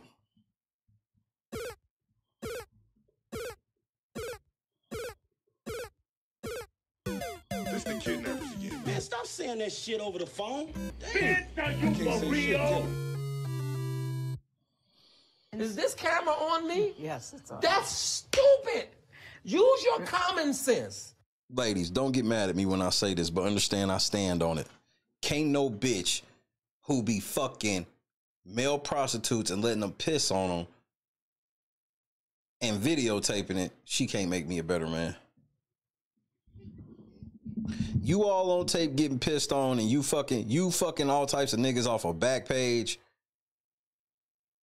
You fucking niggas off of Craigslist, and you fucking niggas from escort services and rubbing they nut on another nigga. You really can't make me a better man. I'm gonna keep that shit a stack. Quote, "I did not save Cassie, as some have said." You sure the fuck didn't. She saved you, nigga. You was living at her mama house, nigga. Don't save him. He don't wanna be saved. Don't save him. He don't wanna be saved. Don't save him. To say that is an insult to the years of painful work my wife has done to save herself and you, nigga. Cassie saved Cassie. She alone broke free from abuse, coercion, violence, and threats. Nigga, why? Who gave you this statement, nigga? This is you trying to hustle the jury, bro. You use it cold words like coercion and the people who helped you. This is all shit where you trying to get this, man, fuck this nigga, bro. This ain't gonna work either, little nigga. She did the work of fighting the demons that only a demon himself could have done to her. But she liked that demon dick. All I have done is love her as she has loved me. Her life is now surrounded by love, laughter, and our family. This horrific chapter is forever put behind us, and we will not be making additional statements. We appreciate all of the love and support we have received, and we ask that you respect our privacy as we welcome our son into a world that is now safer because of his mom. Bitch, are you for real? Nigga, and you better not tell your son none of this shit. Y'all better spend a lot of that $20 million to get as much of this shit taken off the internet as possible. Nigga, y'all, bro, what kind of simple ass statement is this? Cassie wrote this for you, nigga. Look at this weak ass nigga.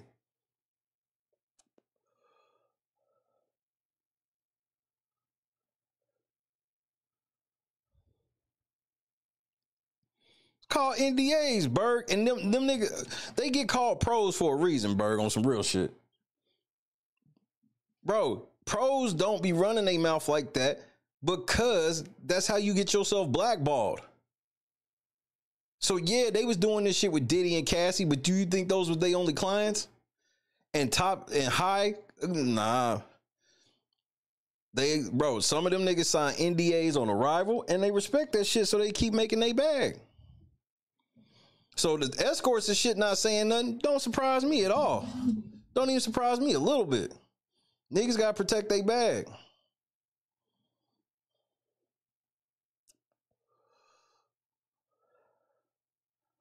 This weak ass nigga. The jury is back. Special Agent Yassine Bender has been called to the stand.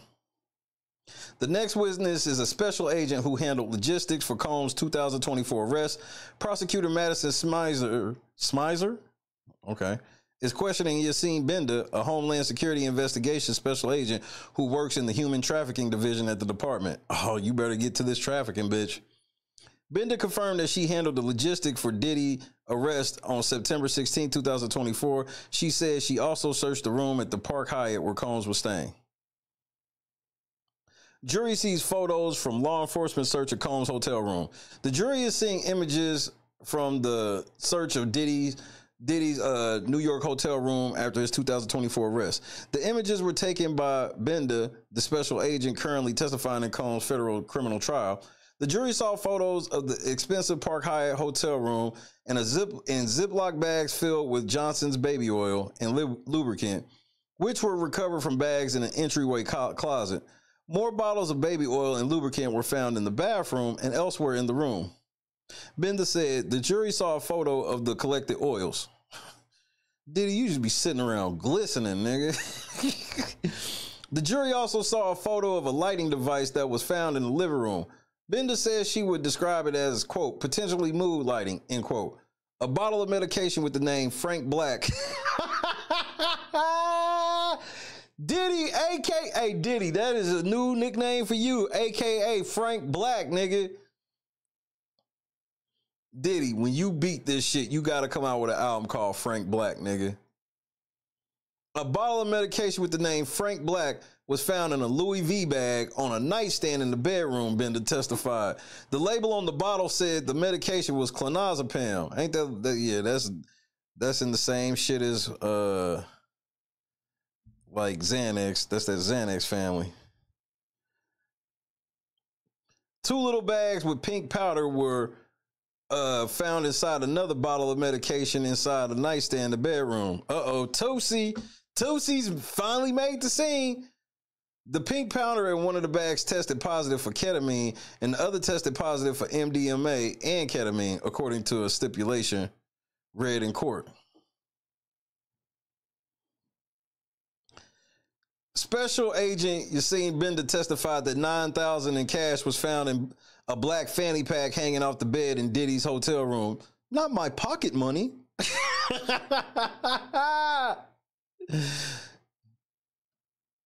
Akeem, not my pocket money. 9 racks, nigga, just sitting out. The jury saw a photo of the fanny pack. At prosecutor Madison Smizer's request, Bender took the cash out of the fanny pack that was in the evidence bag, fanning it out for the jury to see. Nigga, that ain't even a lot of money for Diddy. They said he pulled out more cash in 2016 about that tape. They said he pulled out like 50 or 100. 9,000, that's his gas money. The jury also passed around an evidence bag holding the 2 bags of ketamine and MDMA pink powder that were found in the hotel room. Tootsie. Prosecutor Smizer has finished up her direct questioning of Yassine Bender. You mean to tell me you had somebody that's supposed to be an expert on human trafficking and you didn't ask them any trafficking questions? Number 5, what's happening? Defense attorney Tenny Garagos is up to cross-examine Bender, who just testified about the search of Diddy's hotel room following his 2024 arrest. Special agent says it appeared a woman was staying with Combs in hotel at the time of his arrest. What does that have to do with anything? You said you saw lube and shit there. I assumed the bitch was there. Bender, the special agent testifying in Diddy's trial, testified that it appeared a woman was staying with Combs in his Manhattan hotel room before he was arrested in 2024. Bender confirmed that detail when asked by defense attorney Tenny Garagos during cross-examination. Bender is now off the stand. You brought the Homeland Security bitch up there for just so she could talk about what she found. This bitch was supposed to be a sex trafficking expert. And all we asked her about was they found a personal stash of drugs, some lube, and $9,000 in cash. Why would you even call this bitch to the stand? Oh, here we go.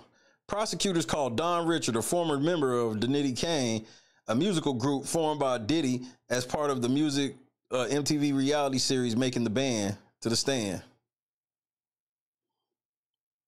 Dawn Richard says she worked for Diddy from 2004 to 2011. Richard, the former Diddy Kane singer, says she knew Combs by the nickname Puff and pointed to him to identify him in the courtroom when asked. Richard says she saw Cassie Ventura, quote, being attacked by Diddy, or by Sean Combs, rather, it's a quote, in 2009. Quote, he came downstairs screaming, belligerent, asking where his food was, and proceeded to hit her over the head, kicked her, and beat her to the ground in front of us, she testified. Leading up to the alleged assault in 2009, Richard was in the kitchen with Ventura, who was cooking eggs, she said. Combs came downstairs, demanded to know where his eggs were, Richard testified. Quote, he proceeded to come over to her and took the skillet with the eggs in it, and he tried to hit her over the head with it, and she fell to the ground. What do you mean he tried? You just said he beat it. He hit her over the head and kicked her and beat her, and now you said he took a skillet and tried to hit her. She's already bad. Quote, it didn't seem that it hit her fully, end quote. Oh my, oh my God. Did y'all prep these hoes at all? Richard says saying it seemed like Ventura dropped to the ground because she anticipated the hit. Oh my Lord. She went into the fetal position, end quote. Editor's note, if you or someone you know is struggling with intimate partner violence, there are resources available, including the National Domestic Violence Hotline.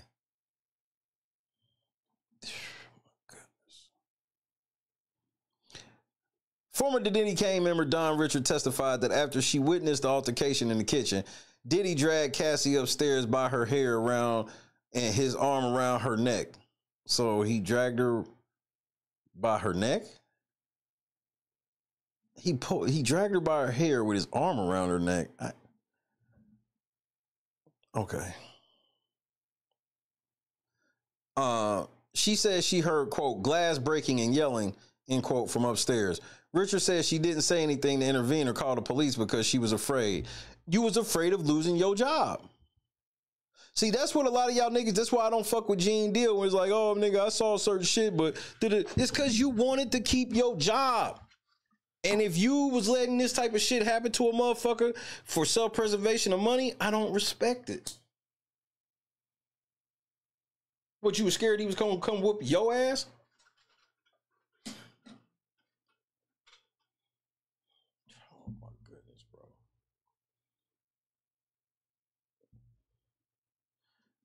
Judge Subramanian dismissed the jury for the day, telling them the parties would stay behind to work after calling a sidebar over a defense objection to former Diddy Kane singer Don Richard's description of Diddy's threats.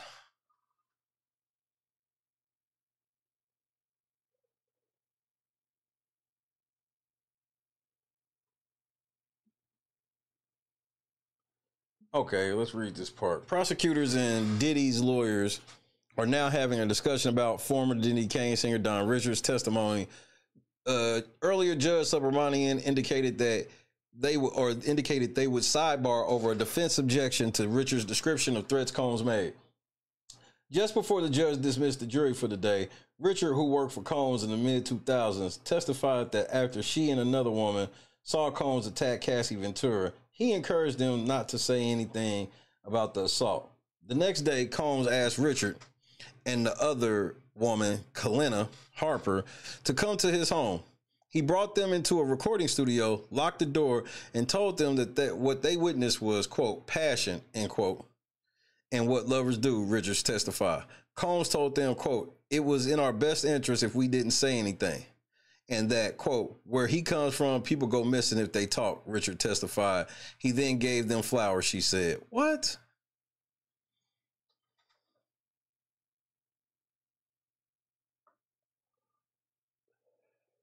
Carrie Morgan, Cassie Ventura's former best friend, will be the next witness after Don Richard finishes giving testimony. Oh, this is bad. So Carrie Morgan has to be the chick that Cassie paid off. This is bad.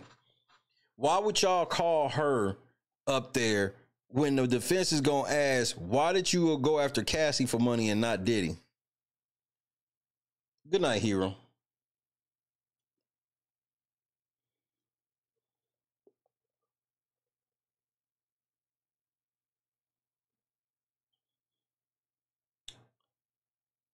Why is the prosecution doing such a terrible job? It just feels like they don't want Diddy locked up. I don't get this. I don't get the charges. I don't get the strategy with the charges. I don't get none of this shit.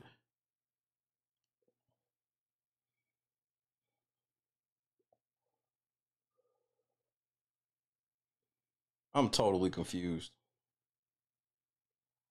Totally crossed out. Shout out to Chris Cross.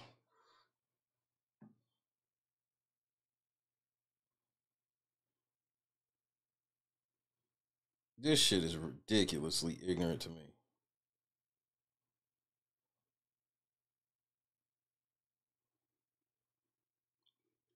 Cassie, I know you went through some shit, but you caused a lot of this shit and you know it.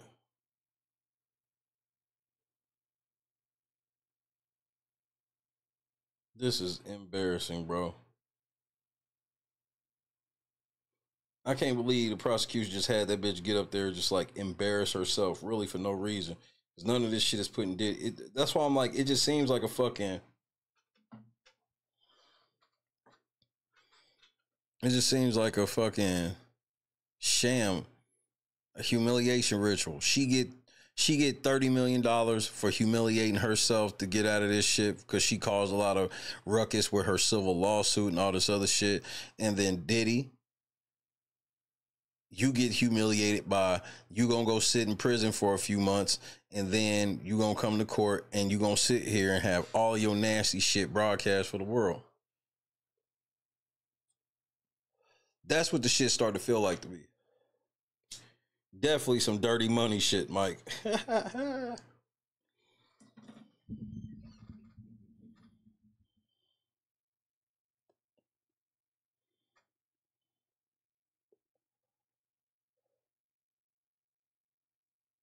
Definitely some dirty money shit.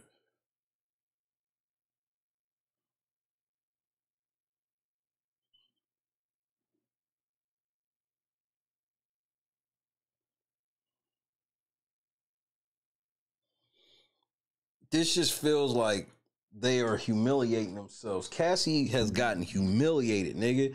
Cassie wasn't sitting nowhere like this before the week began. And can we sit here and say that she did all of this shit and it really, her saying all this shit she said about herself made it more likely that Diddy is going to prison for life? Remember, he's supposed to be facing life. Her testimony did not help. The jury is going to put this nigga in jail for life based off her testimony? And then I know some people go, well, Shay, there's other witnesses and shit like that. I get it. But they told us she was the star witness, which means based off their assessment, everybody else is weak. You got Don Richard up here. Is she sit here testifying to Diddy doing any type of sex trafficking? No, she's testifying more to the fact of, yeah, they had a relationship where Diddy was beating on her and all this shit. Why are we charging him with anything other than beating women? We could put him in prison.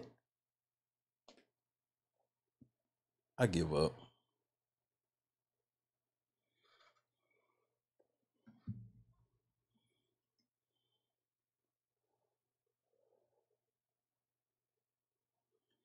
Joy, I cannot take that off the table, bro. Joy said, I don't believe Cassie wanted to sue Diddy. I believe her husband made her write the book with the intention of having it published. Cassie went to Diddy to not embarrass him, and she knew he still liked her, loved her, or whatever. I'm sure it's probably what you meant.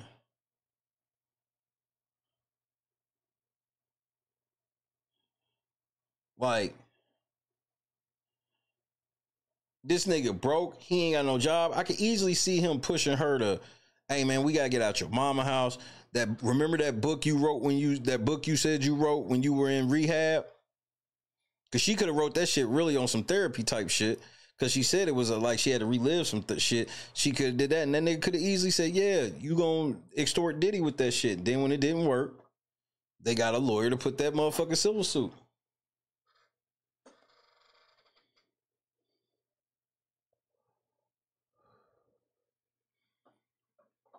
And I ain't trying to be mean or no shit, but nigga, you better make sure you test that fucking baby, bro. You have to test that baby.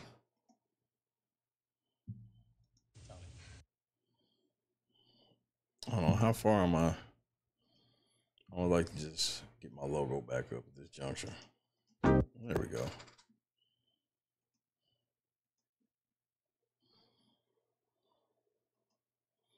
Because Diddy settled within 24 hours. That shit was, I was like, how did she get a lawyer to do? That's the other thing where I definitely think the elite were involved. Cassie was, now we know how broke Cassie was. Because remember, I was asking from Jump Street, how could Cassie afford this lawyer that could make Diddy quit in 24 hours? And this is what her trying to prove to us, that Diddy was always threatening her with the shit, but she knew that she could threaten him with it and get the money in 24 hours. Make that part make sense. He was always, so you believed his threats that he was going to expose you, but you knew that you could threaten to expose him and he'll pay. That don't even make sense. Now we know that she was so fucking broke, she was living with her damn mama, nigga. Getting ready to go on a tour and everything to try to make some money so they can get out of her mama's house. And then all of a sudden she get a lawyer good enough to get Diddy to quit in a fucking day. Where the fuck she get the money to get this law firm?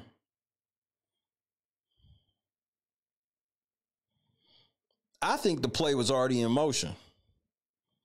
I think the powers that be told these motherfuckers, man, y'all broke the oath. Both of y'all. Diddy, you was out of pocket. Cassie, you was out of pocket. Cassie, we gonna give you a little funky ass 20 million.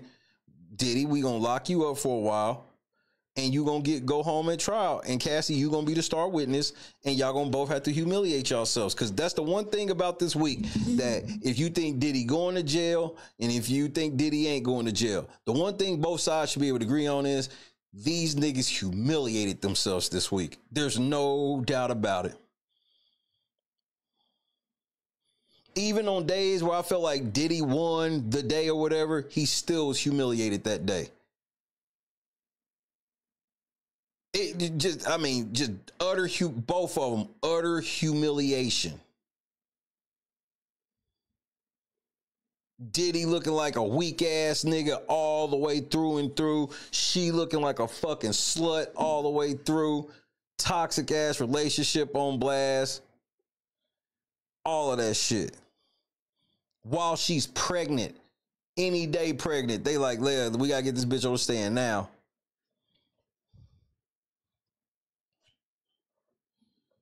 So if those things about humiliation rituals, if them shits are true even a little bit, then shit, here we are.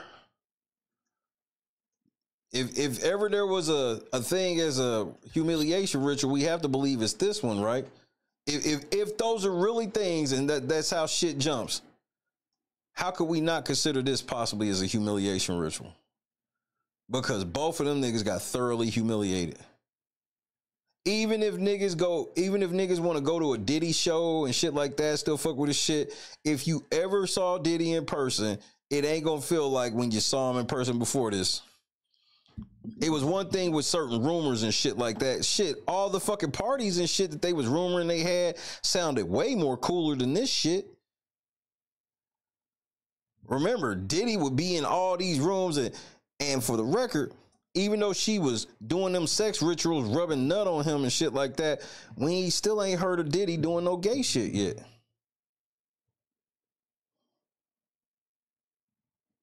And I understand how you could classify that as gay shit. Cool, I understand that.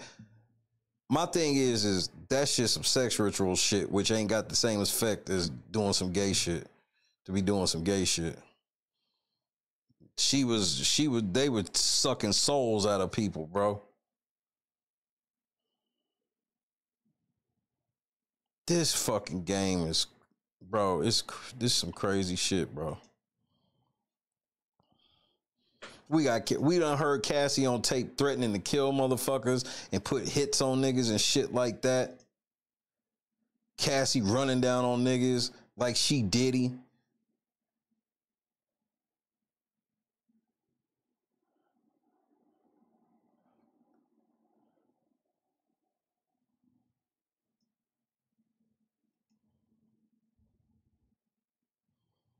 Yeah, taking that energy, sucking the soul out of a motherfucker.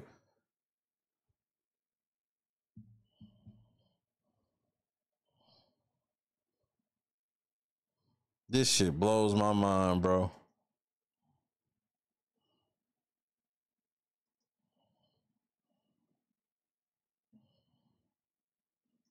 Look at you thirsty ass Negroes.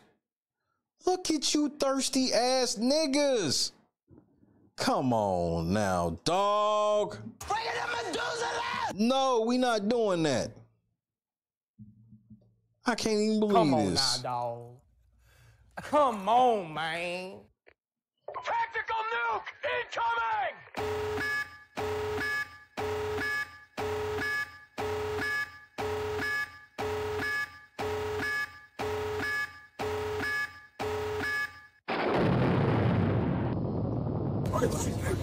Why do you feel that way? So these are all paid protesters. You can get $20 an hour if you wear a t-shirt. You gotta speak up. You could get $20 an hour if you sit out here with free Puff, free Diddy shirts on. Man, y'all souls go for cheap, bro. Souls go for cheap. $20 an hour for to sell your soul? Lord Jesus.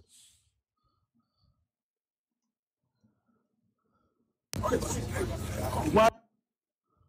Y'all look like y'all out there getting paid. And nigga, Jesus can see you under this mask, nigga, just for the record.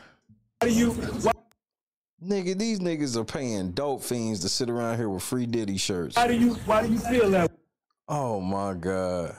So these are all paid protesters. You can get $20 an hour if you wear a t-shirt. You gotta speak up. She just got recruited, right?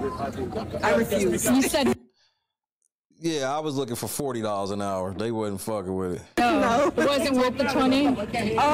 No, but like he told me that it's for a Diddy coin, so I'm not really sure what that is. It's for a what? I refuse. You said no. No. It wasn't worth the 20.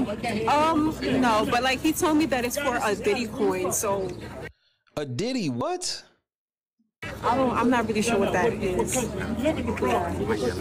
Yeah, they just tried to pay me $20 to wear a free fucking shirt. Stop.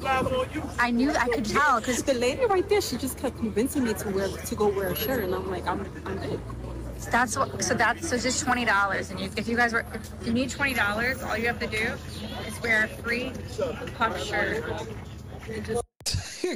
This nigga got on a Montclair jacket with a free Puff shirt, nigga. You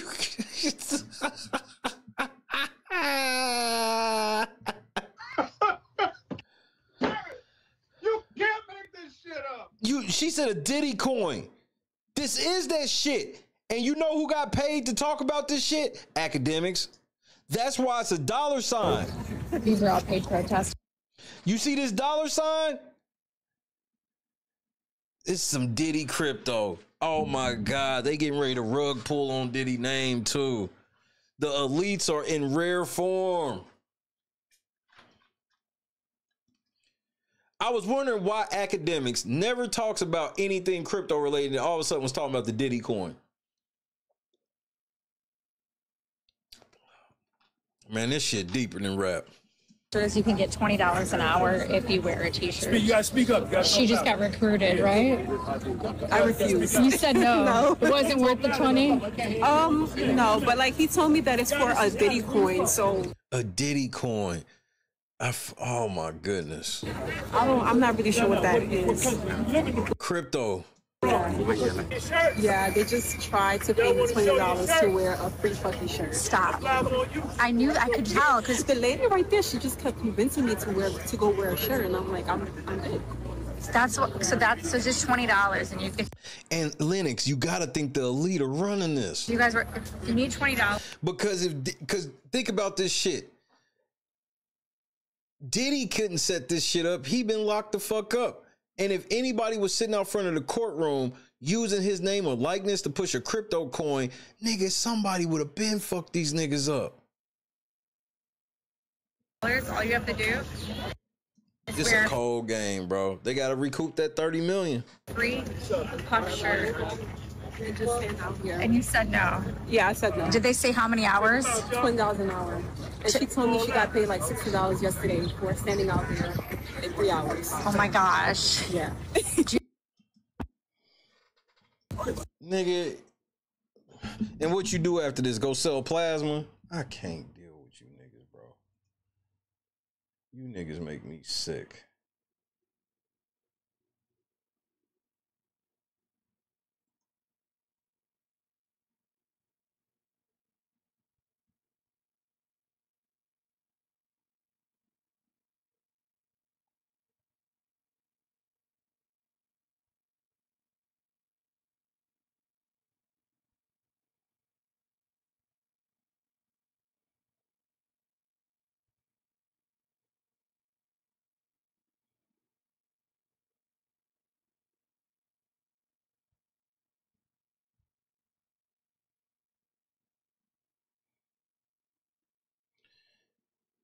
This shit just keeps getting deeper by the day, bro. They out front of the courthouse pushing a Diddy coin, and ain't nobody fucking with them. Nobody's fucking with these people. They just get to be out here Diddy coin.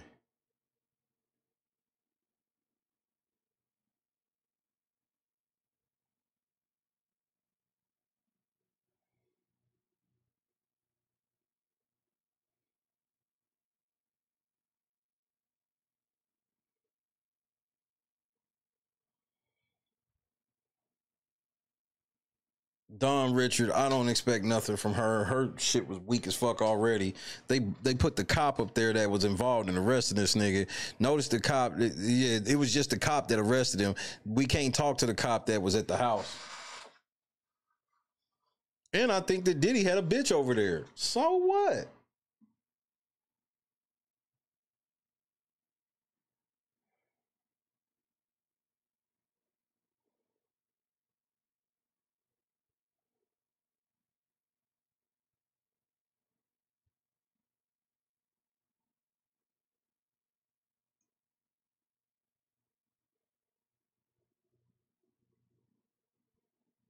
Then now you got people coming out talking about, oh, it's confirmed that Diddy poisoned Jamie Foxx. I'm like, man, like, I don't want to hear no new lawsuits or anything, because if the feds ain't talk to you, that's what they gonna say and all y'all shit.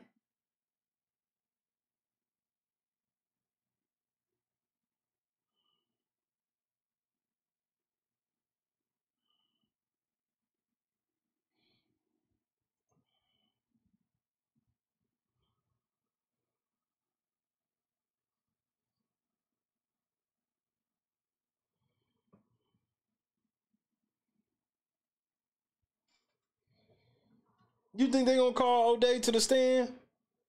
Man, if they call her to the stand, she's going to get annihilated on cross, nigga. She's going to get, if they call O'Day to the stand, I just get prepared. Her shit might be worse than Cassie, bro.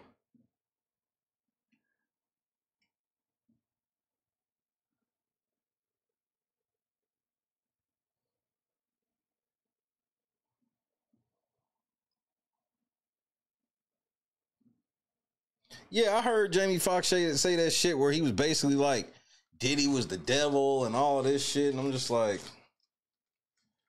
Jamie Foxx, don't forget that the person that was famous for their parties after Diddy was you. Holly weird, bro. They call it that shit for a reason because a lot of this shit be weird.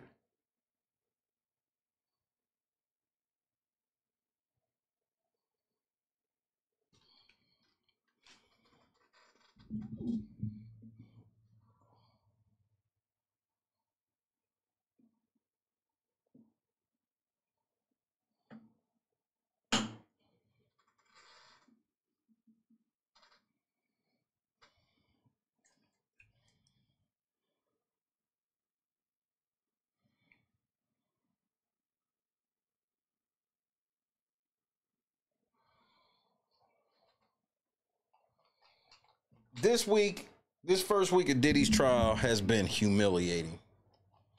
That was definitely not how I thought I would describe this first week, but it has been. Like, even if Diddy is sitting in his cell, allegedly, we don't know where the fuck Diddy's at. We ain't seen one picture of this nigga in prison. They say he's staying in prison, but yeah, all right. I don't trust you niggas.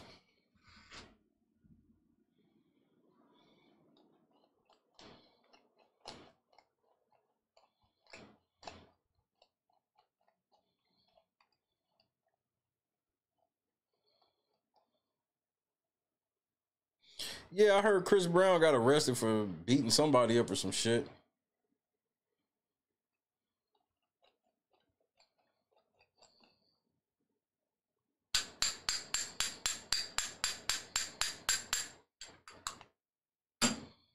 I never expected. Bro, I'll tell you the truth about this for real. You know what I predicted before. I thought Diddy was gonna get off because I didn't believe they could frame him as a sex trafficker. I didn't. Where I got blindsided, I did not expect Cassie to just get exposed like this. Cassie got thoroughly exposed. Thoroughly. Yes, I know some people are gonna rock with her and shit. That's fine. But as a whole, thoroughly.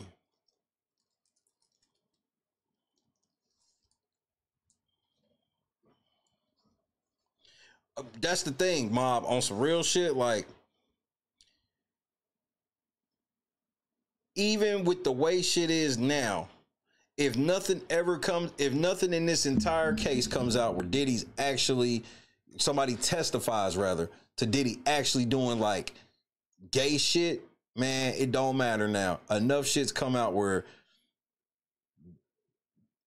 no Diddy. Solidified. This week solidified it. Solidified it. Even if nobody testifies to ever seeing Diddy put a dick in a man or a man put a dick in Diddy. Pause. Big pause, nigga. Pause. He's still not gonna live it down. Any chance he had at living that shit down is over. Any chance the nigga had is officially over. But hey, third shift, it's good to see y'all. I ain't seen y'all all week. I was supposed to be working more on the shit tonight, but now I can't even work on shit at all. I gotta try to get my car started tomorrow. I'm gonna go try it when I get off the air. Maybe I can get lucky. But hopefully, just put some of this shit in there and it'll work. Because if not, oh my goodness. But I keep my faith in him. He got us.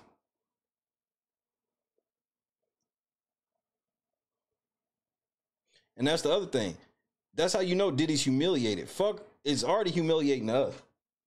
But his mama and his kids are sitting there listening to all of this shit.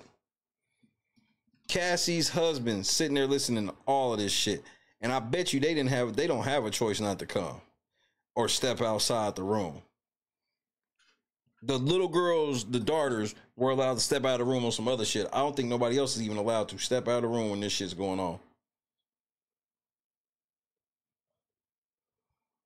Because I wouldn't think that Alex is a punk for wanting to step outside the room when that shit's going on. You don't want to hear that shit. It's just, this shit just has such a weird feel to it, bro. This shit has such a fucking weird feel to it.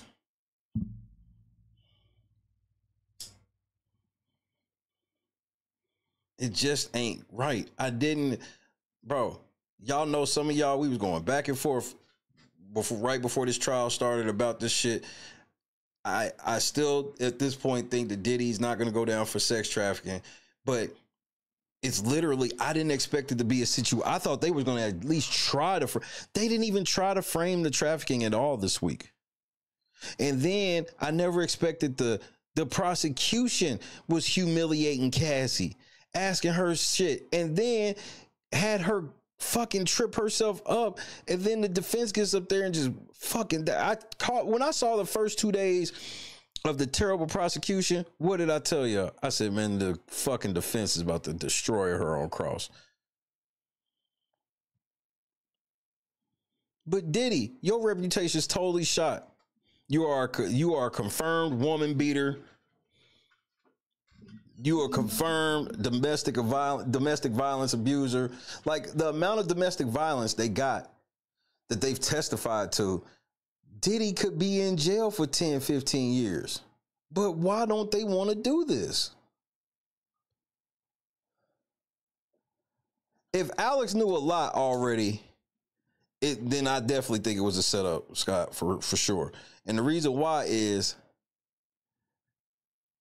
can you really be mad at Cassie for not telling him everything?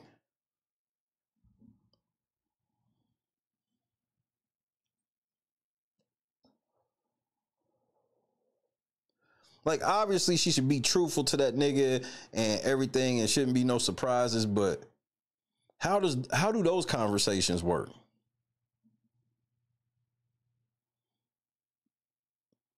Like, she told that nigga, yeah, that time you was calling me, I was fucking Diddy. What?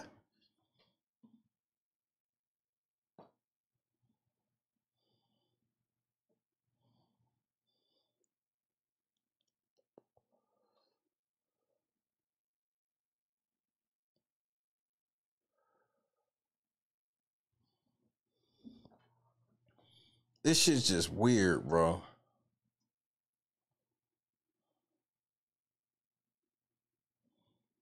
It just ain't playing right. And that's why, for 1000%, if the shit turns into like Diddy's, I can't be surprised if Diddy gets found guilty for this shit. I don't know what the fuck's gonna happen. But one thing I do know is, as easy as Diddy can get out and, be free from this shit, like, Cassie gotta understand there's rules to that money. If you slip up, you're gonna have to get that money back.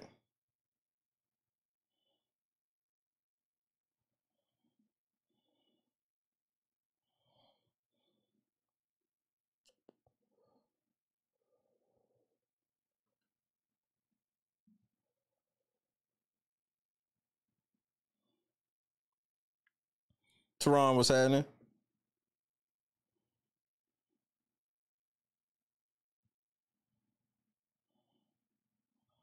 Like Suge Knight. No, Suge Knight trying to get a pardon.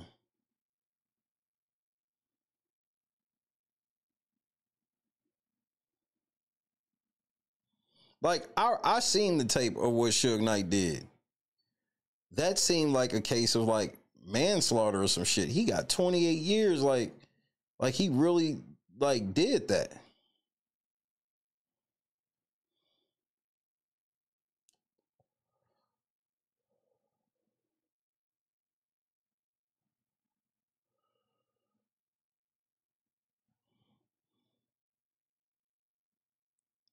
I definitely believe that, Jackie.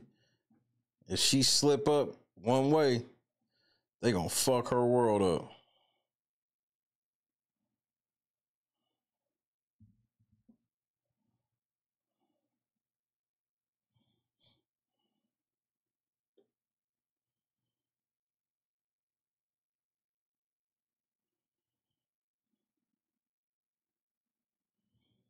Cause this shit was just too convenient that they got broke and had to stay at the crib, her mom's house.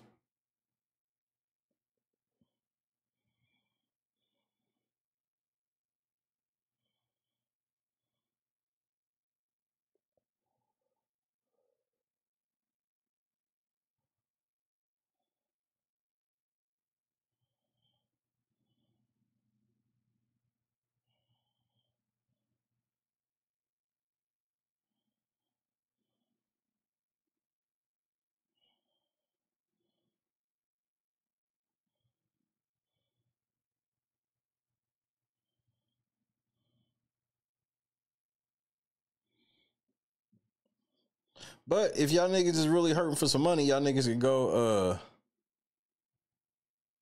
y'all can go ahead and make you $60 to $100 trying to get Diddy promote this Diddy coin.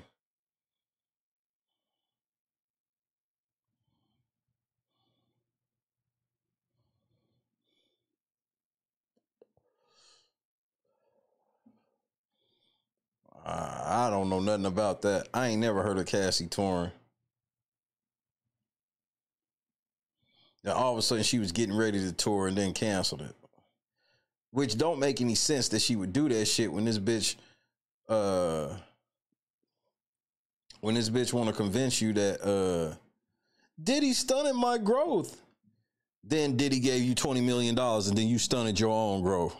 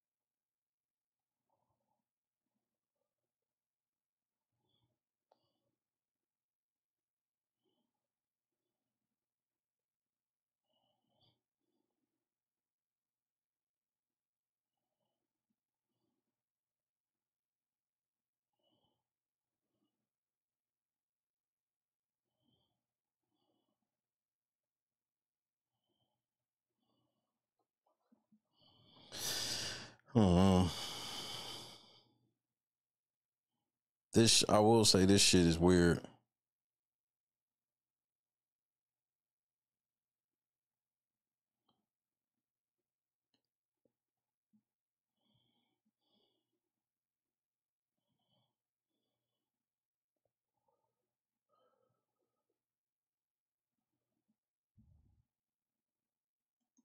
That's the thing, Mob. I don't think so.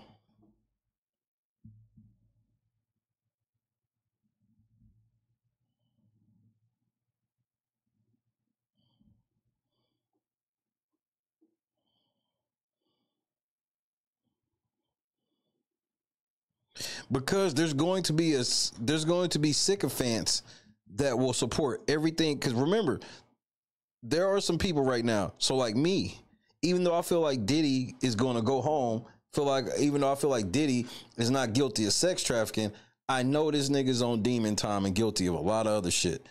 There's going to be a lot of motherfucking people, because I'm not one of those like, oh, I think he's not guilty because this is just them trying to tear down another black man. Shit. But I do think there's a lot of fucking people that's going to buy anything with Diddy on it because they got to support a black man who the system try to take down. Remember, we still in the Matrix, nigga.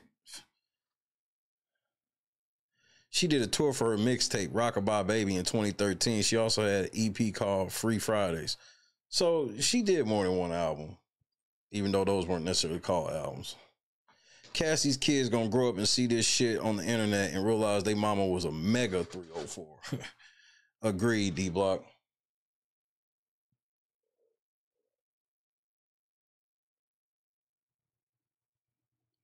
Or what could be even more disgusting is by the time her kids grow up and really know shit, this will be like old news. And if they do something silly, then their kids will be notified. That's what makes it gross. Ain't no way, if I'm Cassie personally, that I'm taking $20 million for this.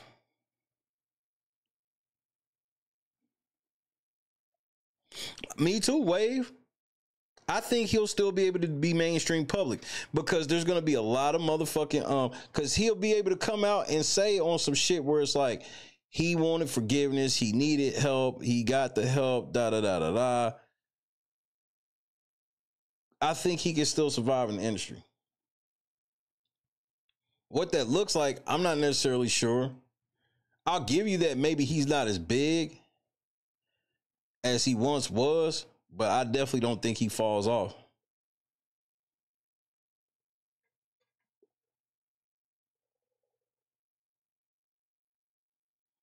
And one of the main reason why is because of how Cassie looked on the stand. Because of what Cassie did on the stand, there's more people, in my opinion, that can look at this situation like this was just a toxic relationship. There's literally people that are going to be out here saying that, yeah, well, she put hands on him too, which, yeah, that makes her wrong, but that doesn't cancel out what he did. And there's going to be people that's going to play that shit. Watch.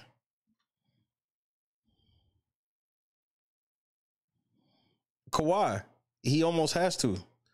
A whole week, Cassie up there for a whole week, and they didn't even use the word trafficking.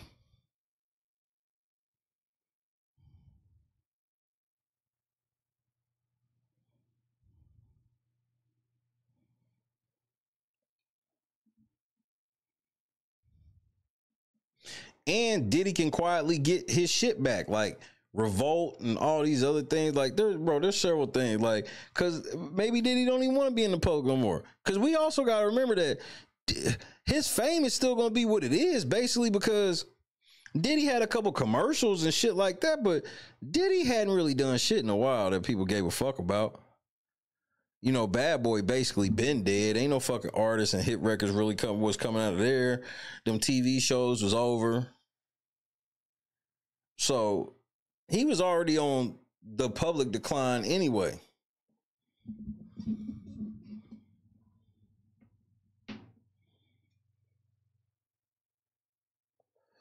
And another main reason I think that shit is because there are no celebrities out here going at this nigga. In order for public perception to totally change on this nigga, it's gonna have to be some celebrities dunking on this nigga, and it's just not happening. It's just not happening. We got 50 throwing some jabs. I don't know what the fuck how that came out. We got 50 throwing some jabs, nigga, and that's like it. We ain't got no like real shit going at this nigga.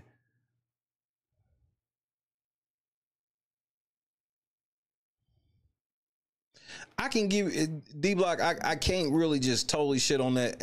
Only thing that I'll say is I don't trust these niggas when they say 8 weeks. It could be, it could not be. They don't fucking know. That's number one. Number two, because they said what no other witnesses getting up this week other than Cassie. That's what they said at the beginning of the week. We had 2 more witnesses. We had 3 more witnesses. We had 1 before her and then 2 after her, which one of them gets to finish on Monday. Cool. But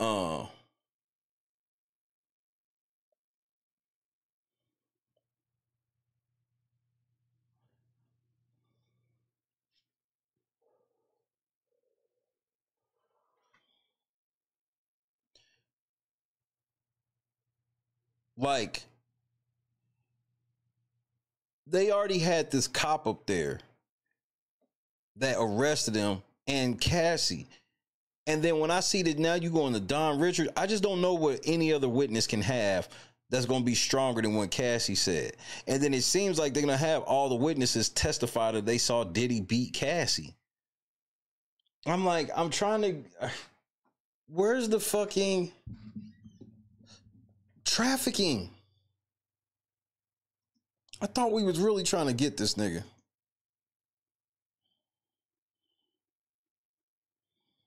That's all. That's my only thing is, where's the trafficking?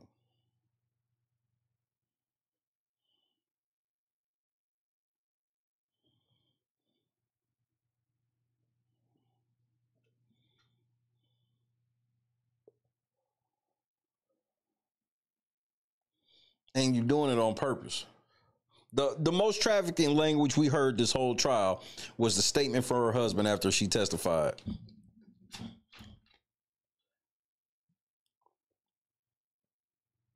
He used more trafficking verbiage than anybody else.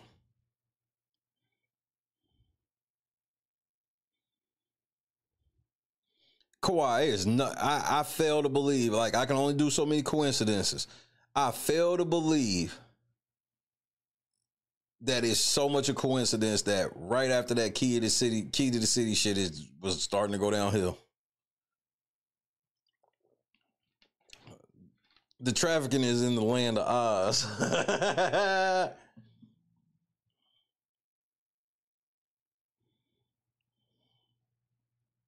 Boy, see, here's the whole thing. Power, this could be true, right? But here's the whole thing about Odie. Odie don't have no credibility. This nigga shot up Mar-a-Lago. So whatever the fuck he gonna get up there and say, he ain't gonna really have no credibility like that. And how can he testify to trafficking when he's the one being trafficked? So, like, this is the first time I've heard of some trafficking shit and they not going after a pimp. They like Diddy was trafficking her, but then they literally name in court the name of the escort service that was allegedly sending escorts across state lines to come fuck them. And they not in trouble for trafficking. That's the part where it just gets weird to me. Where I'm like, okay, if we doing this trafficking shit, why ain't we getting everybody that's trafficking? Motherfucking insane. They probably do got immunity.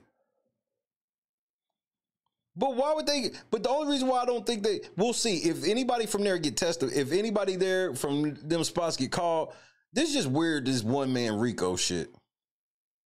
This one man Rico shit weird as fuck to me, bro. Yeah, and then Mayor Adams, he fell. Mayor Adams took a fall. Diddy took a fall. It was like they set both of them niggas up with that shit. Because Adams didn't make that motherfucking decision on his own.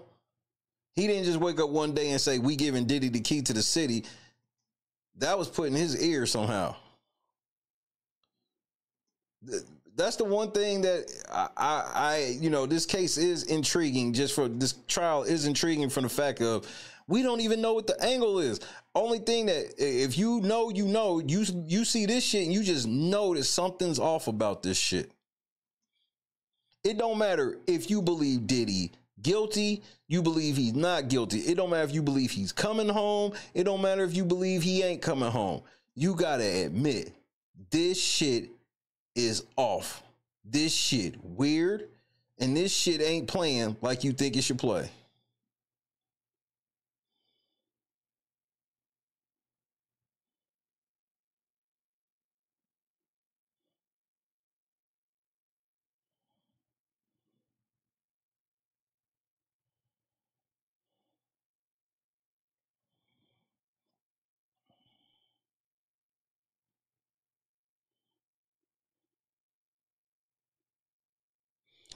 But when did anybody get arrested? I ain't heard now name of anybody who has gotten arrested over Diddy.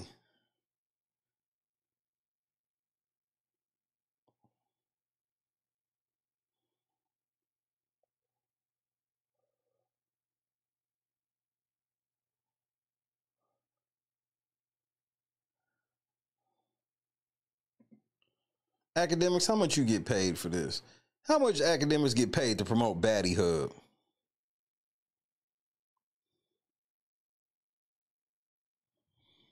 Well, that's the thing, Wave. Now, that's one thing we will have to wait and see.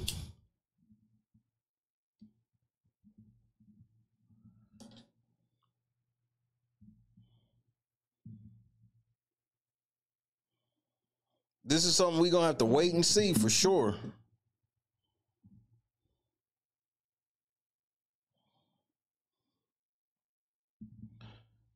Because if nothing else, he can still have his ego. He just better humble himself towards them people he was going at. He went at them people and he found himself in a RICO.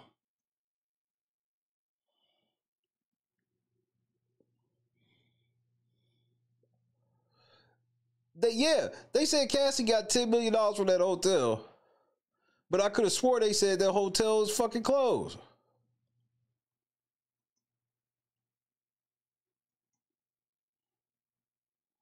So how the fuck that hotel have $10 million to get this bitch?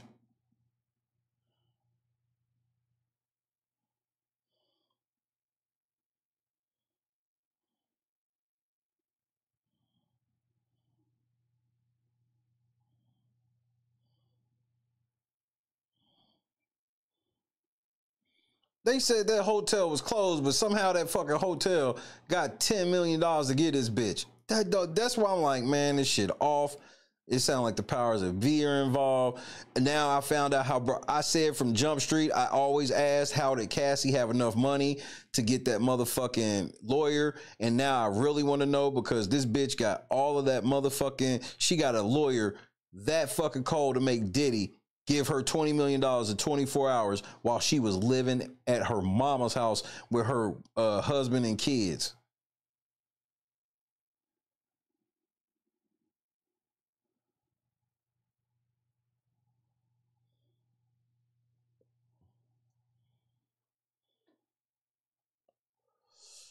None of this shit seem right.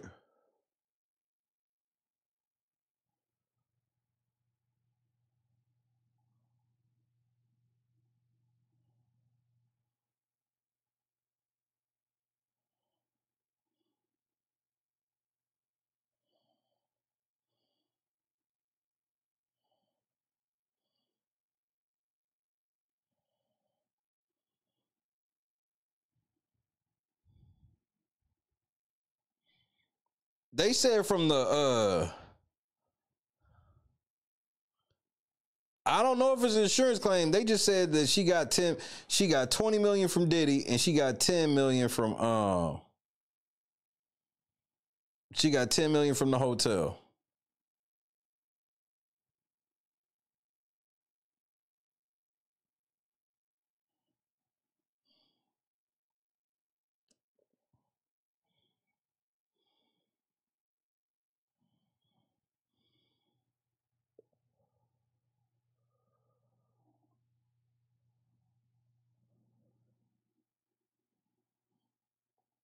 They humiliated the fuck out of her husband.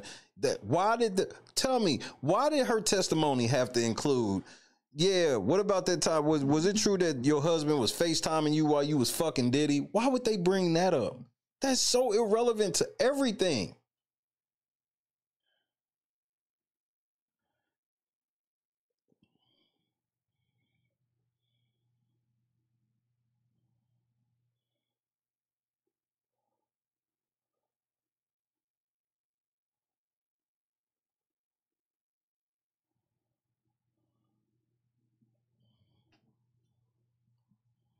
I bet Diddy coin is on the market, man. I saw academics bring that shit up out of nowhere.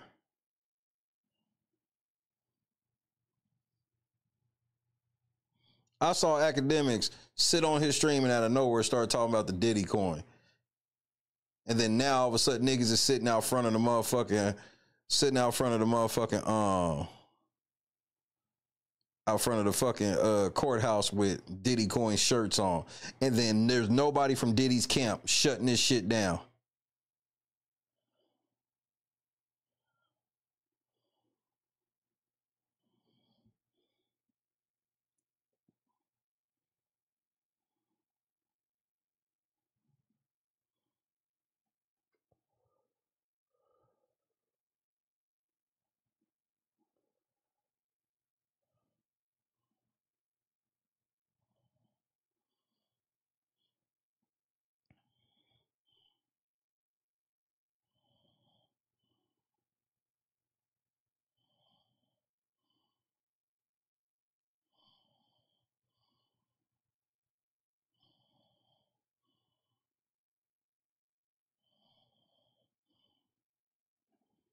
The fact she was talking to this man all the way 2023 is insane.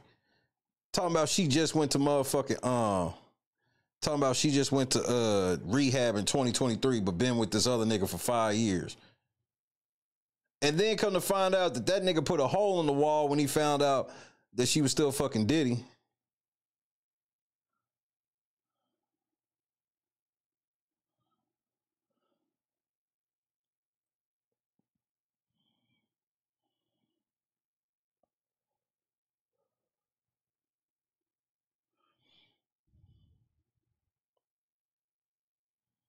He sure did. Hey, power to the people. We might have to talk about that tomorrow. This nigga snitched on his mama for immigration issues. But I think Ack has been effectively blackballed. And he be getting mainstream. He be getting drugged in the mainstream. Like, nigga, he had to cop, but he tried to cop pleas with Mace and Cam while making it seem like he wasn't, you know, going at the Breakfast Club like that. He thought Charlamagne was going to kind of have his back, didn't. Like, he choosing losing battles. And I just don't understand why he keeps fucking with girls with an open rape case. It's like he wants to go to prison. He saw how they did Diddy. What they do with Diddy? Civil suit. Then they used the civil suit in his Fed case.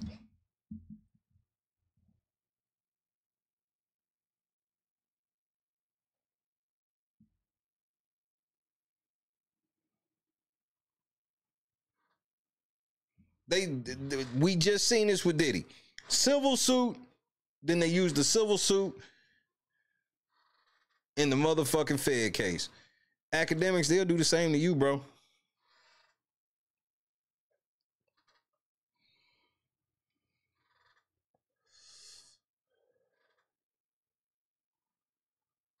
But we'll see. Ack definitely told on his mama, though. I heard Tasha K played that shit. I was in tears, nigga. I was like, nigga, this nigga, bro. I was like, this nigga just has no scruples whatsoever, nigga.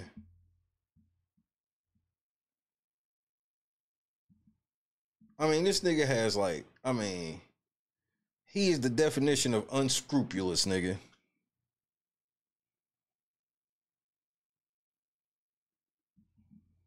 Unscrupulous.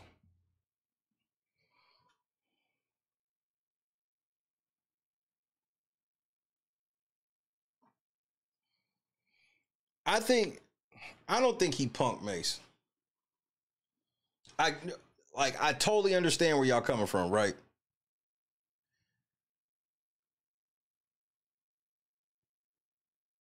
I think Mace was told to stand down.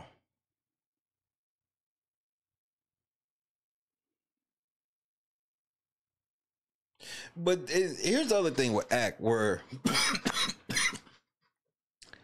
like if I was one of them big niggas, I just wouldn't take Ack serious at all. And you know why I wouldn't? You know one of the main reasons I would definitely tell Mace to back down.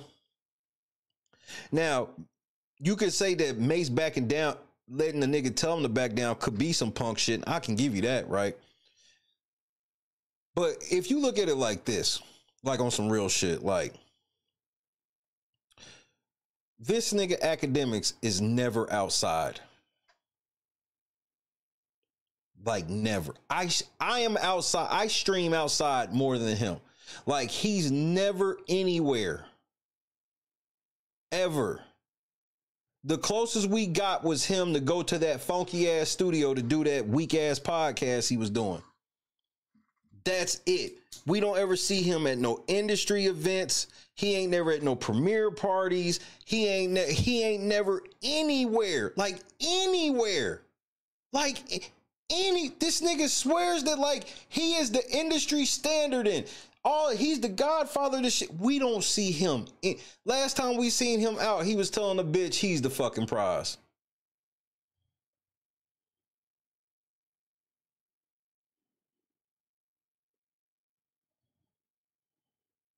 Like, total, Kawhi, we on the same page. Total joke. That's why I have no respect for that nigga. And that nigga's name about to be mentioned in a federal lawsuit as well.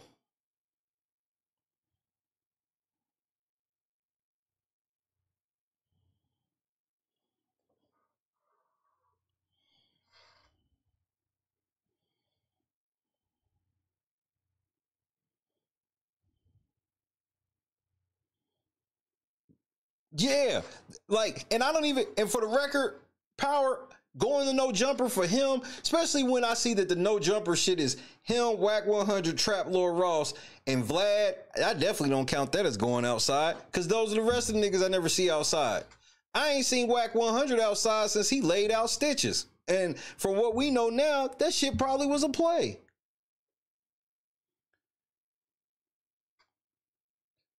Stitches is live stream. Stitches is outside the event, talking shit the whole time, making post after post after post, and then Whack come out there and knock this nigga out. One punch. It was believable then. Now what we know about Whack, not so believable. Trap Lord Ross, we don't ever see outside. Vlad, we don't ever see outside. So, like, but Ack is worse. I believe them other niggas go places and do, like, Whack don't, or Ack don't go nowhere, nigga. It's like he know he don't want to go nowhere because he don't want to get pressed. He done quote unquote violated so many people on the internet with no level of like this weird level of violation. And then he a $20 million nigga, but we ain't never seen him with security.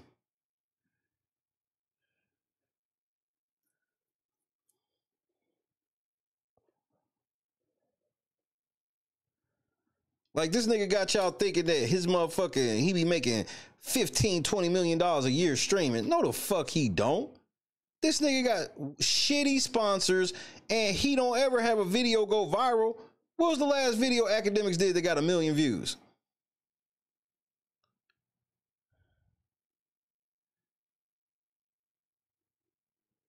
I can't take Wax serious after seeing him mermaid position naked. That's on my mama.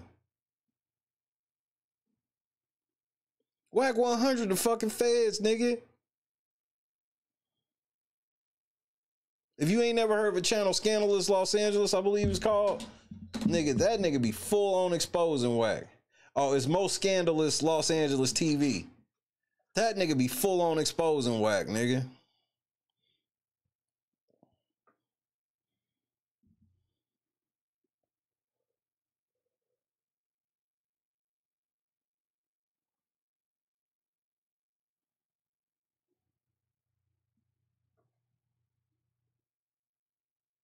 Three Fingers Whack, one of the most disrespectful diss songs I've heard since Ether.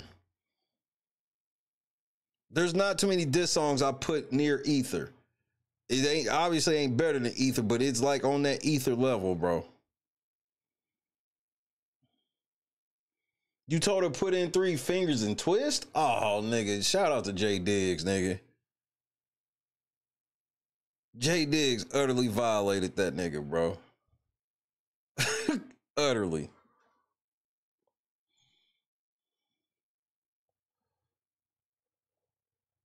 So obviously, you know, tomorrow we'll try to catch up on some other shit since, you know, we ain't got no more Diddy trial till Monday. So we'll try to catch up on some other joints.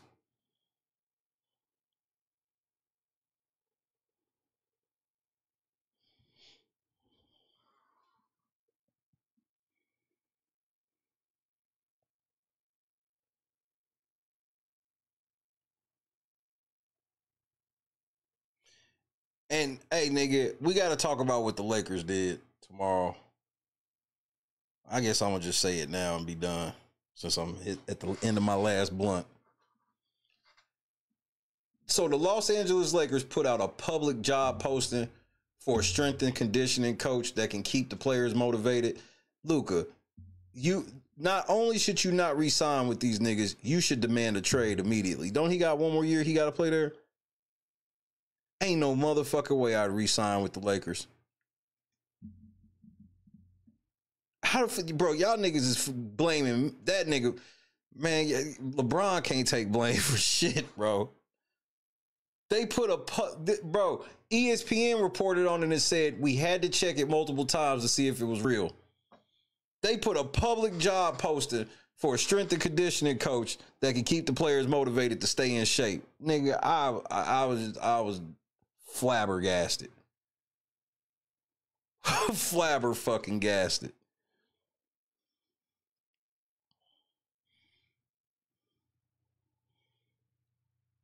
Most likely, Mr. Fields.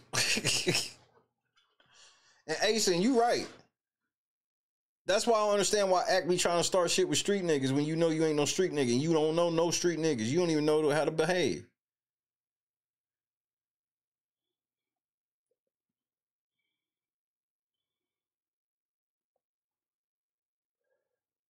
If I'm Luka, I'm getting the fuck out of LA. I'm not letting him. And mind you, Luka going overseas to play ball. And then some of them LeBron stands that be on TV is like, instead of going overseas to play basketball, you should be staying over here to work on your game. Nigga, he's going to play basketball at a high level. They act like he's going to play in some LA Fitness League or some shit. Like, Luka, the disrespect for you, bro. I wouldn't even go for this. Ain't no fucking way I re-sign with that team. Y'all just let me know. Luka was already on some, he ain't like these like big markets and shit like that. He loved living in Dallas and shit like that. This shit right here has turned Luka off. Like, if he already didn't like that shit, I definitely see this nigga now being on some shit where he's like, I definitely don't want to be in no big market. Ain't no fucking way I re-sign with the Lakers. And then the Lakers sitting here talking about, oh, we don't know if we gonna give you. They talking about they don't know if they gonna give Luka the max. Nigga, I'm not Luka. You can't go for this. It's disrespect, nigga. This is utter disrespect. I've never seen a superstar in the NBA get disrespected. Even though I be feeling like Steph gets utterly disrespected, never on no level like this. Never would. They have all but called Luka a fat ass. And the Lakers and the one Jason Williams was sitting on motherfucking ESPN. And that nigga said they put everything on the job posting except we need somebody who speaks Slovenian. Like, it was a clear distance. You pull his ass aside. I'm not saying that you can't talk to him about getting his flabby ass together. I still think they need to pull Joker aside and tell his fat ass to get in shape. Haitian, what's happening? Forgiving, what's happening? But, like, you got to do that shit. I think Luka is a big enough superstar where you owe him privately. And I blame LeBron for this. Kobe would have told that nigga to get in shape. Kobe would have been told him he need to get in shape. Jordan would have been told him he need to get in shape. LeBron like, shit, we just gonna blame it on his fat ass.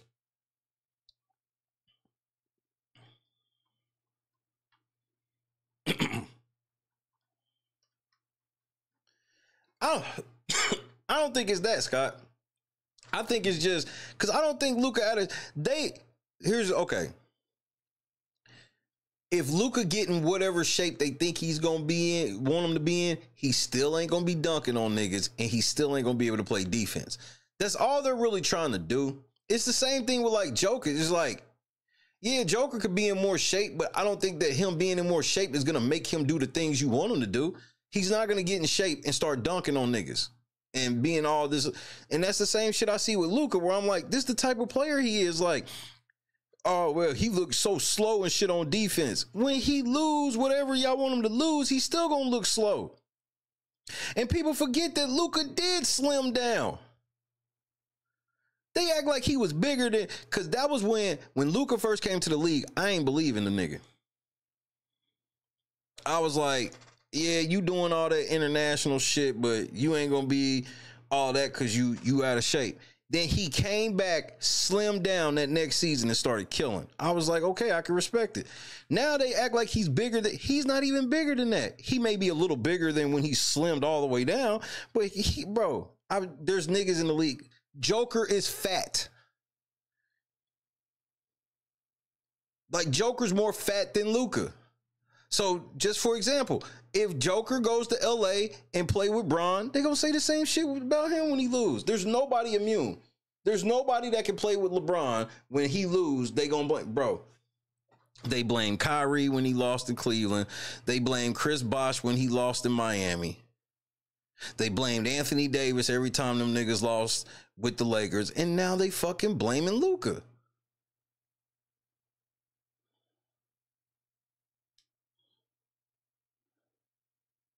Oh no, this shit was a straight diss to him. We know what Luka problem is. Luka drink beer. Luka's a beer drinker. And cause bro, you know how some of them overseas niggas are, and if you don't know, some of them, they be pounding them they beers, nigga. I bet you the Joker's a beer drinker. But when they get out on the court, they do what the fuck they gotta do. Can't nobody stop Luka for getting 30 in the NBA. Nobody.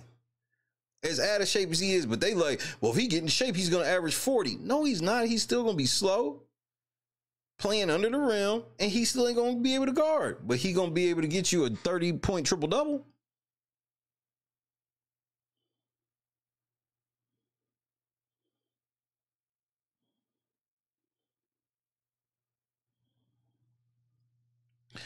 I hear that, but them overseas niggas is different. I won't compare like Luka. I can't compare Luka to nobody that's like from the States, because that shit different. Like, that nigga's a beer, bro. I think his level of potential is capped. He can't play defense. If you watch Luka on defense, the problem, you don't watch him and be like, he's slow or he's too fat. It's literally, he don't play defense. He don't understand. He don't be in the right position. Bro, there's lots of defenders that aren't really in that much shape, but know how to be in certain spots. How is Draymond so good at defense when nobody will ever say that Draymond is one of the top athletic niggas in the NBA when he's a top 5 nigga on defense? Because he's got a high-ass basketball IQ. When it comes to defense, Luka has no IQ. But on the offensive end, he's got one of the highest IQs in the NBA. And that's just the way it is. Some niggas aren't two-way players. Luka's not going to be no two-way player, and you're not going to sit here and try to get this. Nigga, LeBron ain't in shape.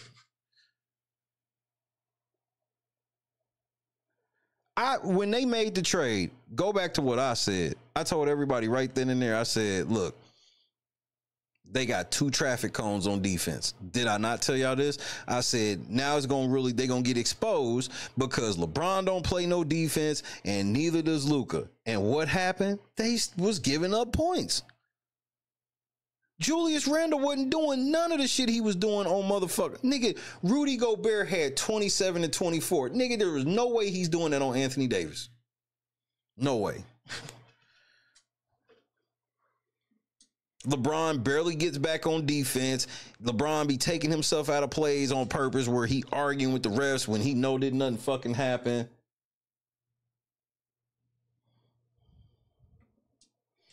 I trust that Bronny will say today, nigga. And on that note, that's how I will end the stream, nigga. Say goodnight to your boy. Say goodnight, nigga. Hit the like button. Hit the PayPal, Cash App, or Venmo so we get the $20 goal.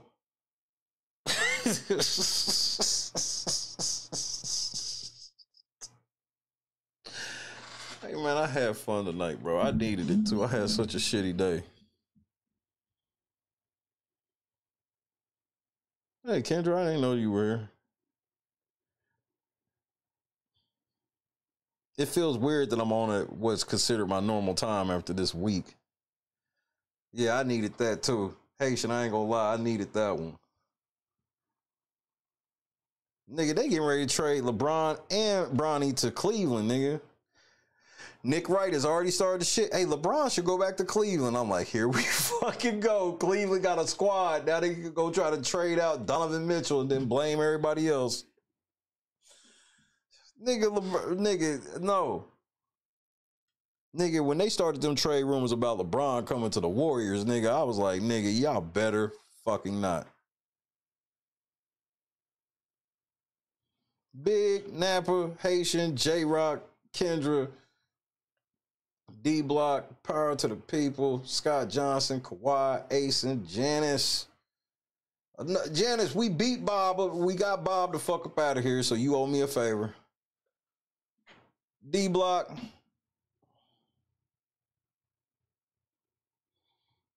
Hey, Scott, I might have to watch the first hour of the show myself. Them niggas, yeah, she didn't want us to strike her channel up like we did LNC.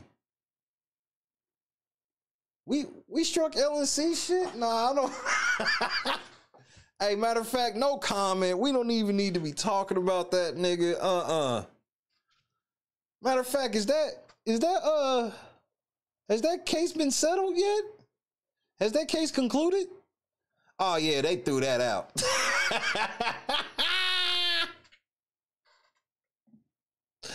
Hold on, nigga. One time for the culture, nigga. Hold on, I gotta do it one time for the motherfucking culture, nigga. That shit had a nigga hurt, bro.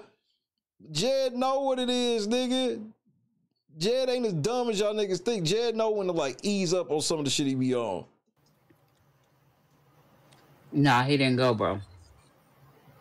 He wasn't going. Well, she did say so that her channel would not be striked anymore, that she would not do any of these lives on her YouTube channel, that any of the story time issues or whatever would now be done on Twitch. So that way she could not be struck and her channel be taken like we did LNC.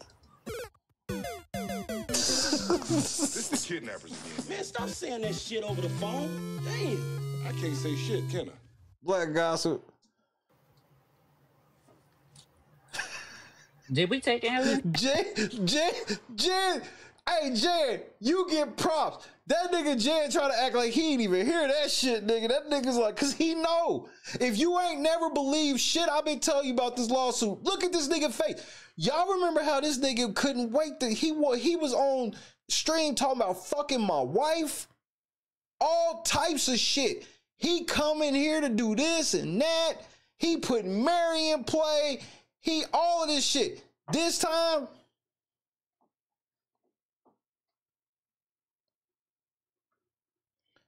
I apply pressure until niggas fold, nigga. I will apply that pressure until these niggas fold. She could not be struck and her channel be taken like we did LNC.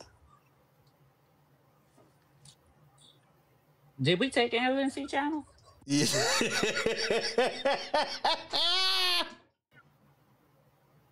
Jed, answer, nigga. We've never taken anybody's channel. No comment. I apply that pressure until these niggas fold. Who is Shay? Jed, who is Shay? Look, I've never even heard of him. Don't do that. We don't go after. Right. Exactly. No, we never took it, but that's what she was telling the people on this topic. But no comment on that topic. And Asa, we ain't talking about that. I'm still waiting. Wait, did that lawsuit conclude already? Did it? I believe they threw that out. You believe, huh? The answer is no.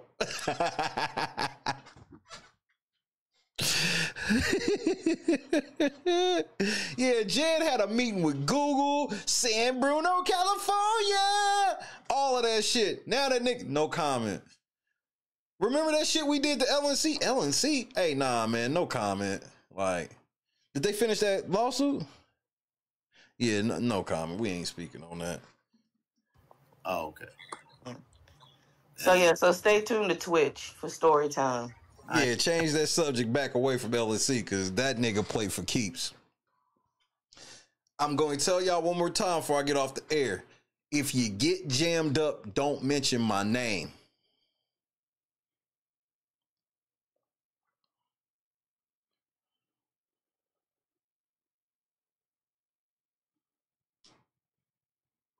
Ubuntu, good to see you. Good evening.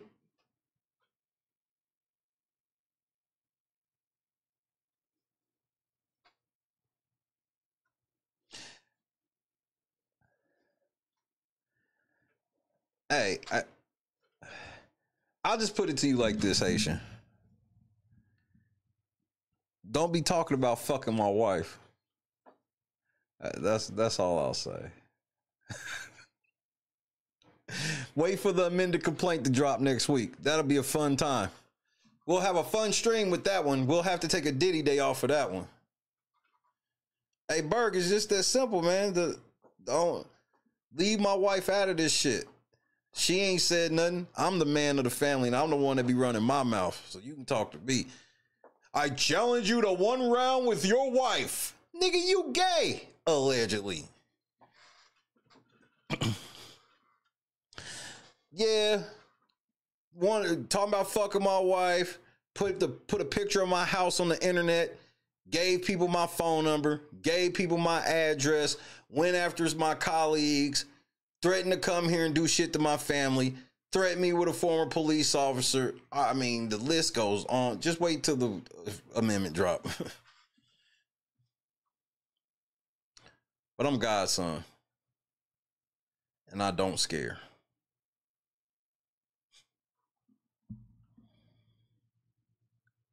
LNC and 5.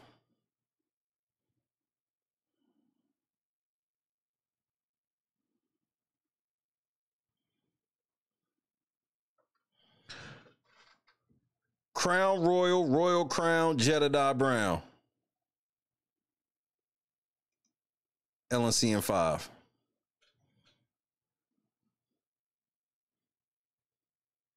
I feel you, Haitian. I feel you. God is great. Shannon.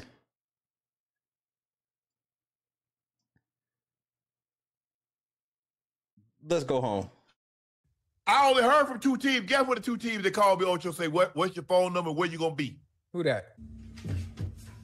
Hey, Shannon, one of them little white girls at the door, she got on a Gucci dog collar talking about she came over here instead of letting you choke her in public. Shut the fuck up. Hey, don't think you can start disrespecting me because you got the little white girl at the door and you live on the air, bro. I don't care about you being live on the air. Who you think you talking to? Next door. That's what I thought, bro. You better be talking to next door, man. You got me all the way messed up. Don't you ever disrespect me like that again. Just because you got all these cases and all that stuff going on, man, don't mean you gonna start disrespecting me, bro. Stop choking them little white girls. Got me all the way messed up. Hall of Fame head ass. Cincinnati Bengals was one. Who you gonna put on Luka? Lou Dort? It don't matter. Ham dog, we out of here. Lou Dort. Lakers in 5. We got that. We got Lakers in 5. Lakers in 5. Lakers in 5. Lakers in 5. Lakers in 5. Lakers in 5. Lakers in 5. Lakers in 5. Lakers in 5. Lakers in 5. It don't matter. Divorce court, child support, Lou Dort. Lakers in 5. OKC, KFC, UFC. Lakers in 5. It doesn't matter. Chris Paul, Jake Paul, Logan Paul. Lakers in 5.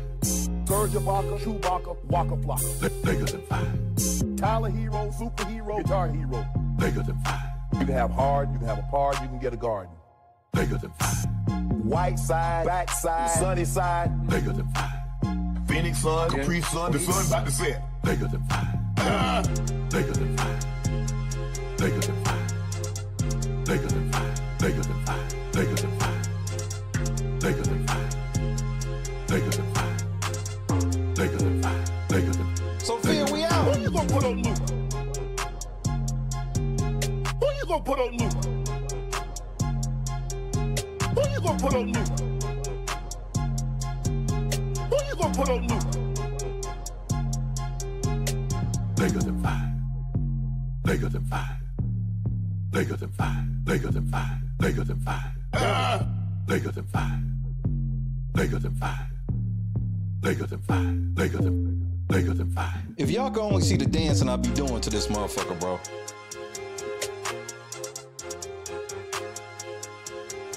Well, what, Gabby? Well, you're coming to LA tomorrow? Yes.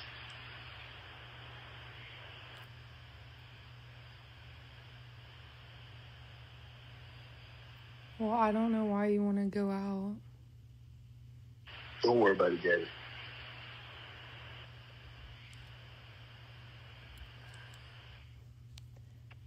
Well, okay. Okay, what?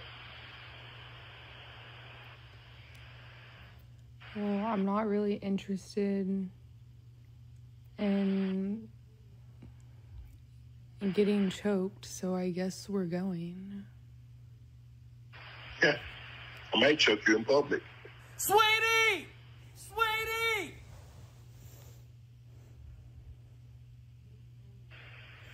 Big black guy chokes small white woman. Lord Jesus. It's not a good look, Shannon. Not a good look that you do what you did to me.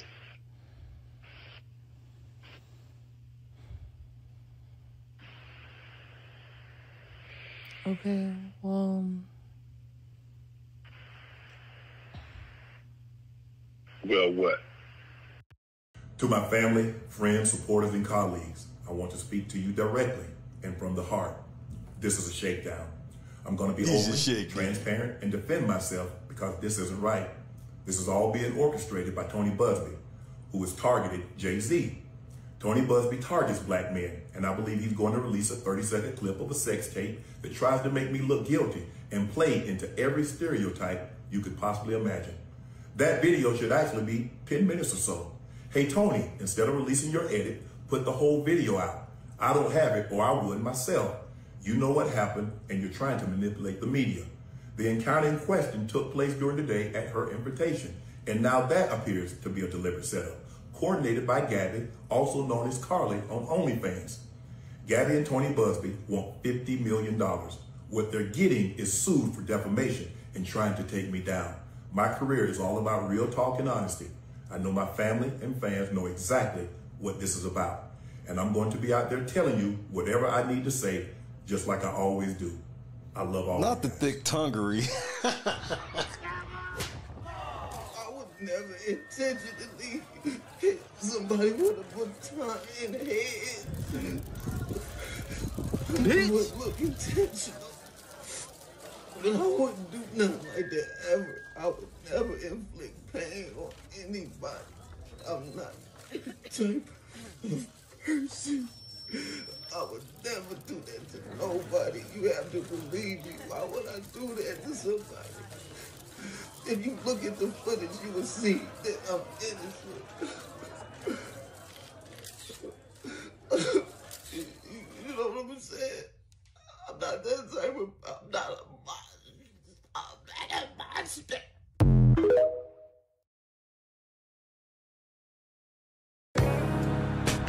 Hate that you said he wasn't a top 10 quarterback? Hate that you said he couldn't throw the ball? Hate that he got over when push came to shove? Money is nice, but championships Hate that are he better. always say the right thing? Money is nice, championships are better. Hate that in your all-knowing, armchair wisdom, you were sure he'd come up short. Hate that you got it wrong?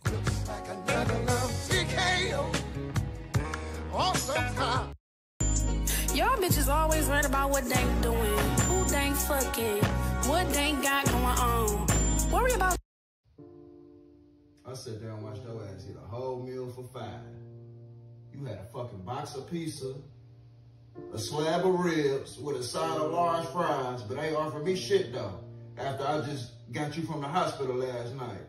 Oh, that shit ain't scare you, huh? But you just want to keep stuffing shit down your mouth.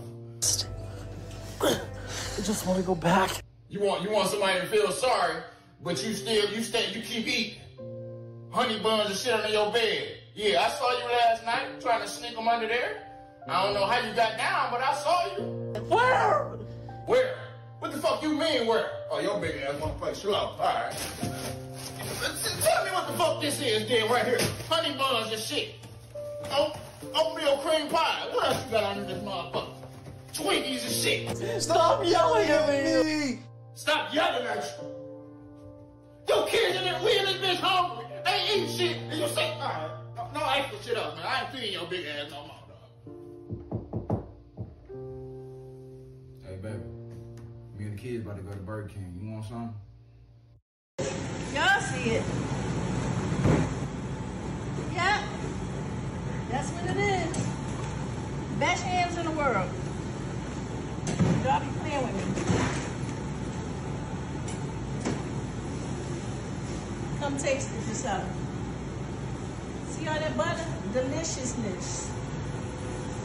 Y'all want to know the secret so bad about the cookbook. A little bit more. A little bit more. And this is why big backing is an epidemic. This is why big backing is an epidemic. I had to take a shot of insulin. Get some insulin from somebody else to finish watching this video. Y'all swear y'all be cooking.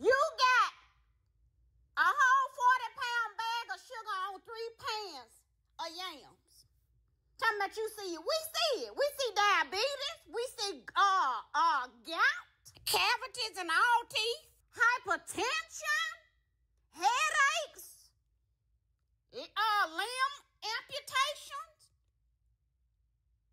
the big arm disease. I don't know what they call it, but just big arms. And if you can spread sugar like that, it's too much. Talking about it in a little bit more. That's enough. Jesus said that was enough. It's more than enough. It's abundant.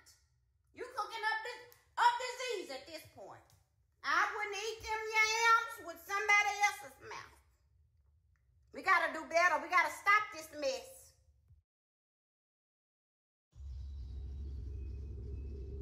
God is great, man. Let's do it in a couple more hours. Yo, what's going on, boys? How are you? Yo, dab me up. Hey, all right, damn. What part of the city are you from? Yo, what's up? there, brother. Hey, Yeah. What's up? Yeah. You guys ready for this? Take this. Oh, all right, sick. Why don't you guys come inside? Don't ski. These are the guys. I'm Octavius Gray. And I'm Steve. Steve Lavoie. It's okay, I have vape in here, right?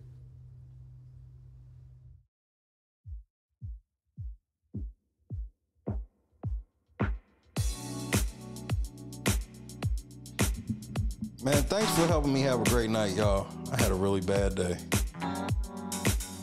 Set the mood right. If you are, baby, I'm looking so fly. Sunset rooftop, yeah, that's nice, right?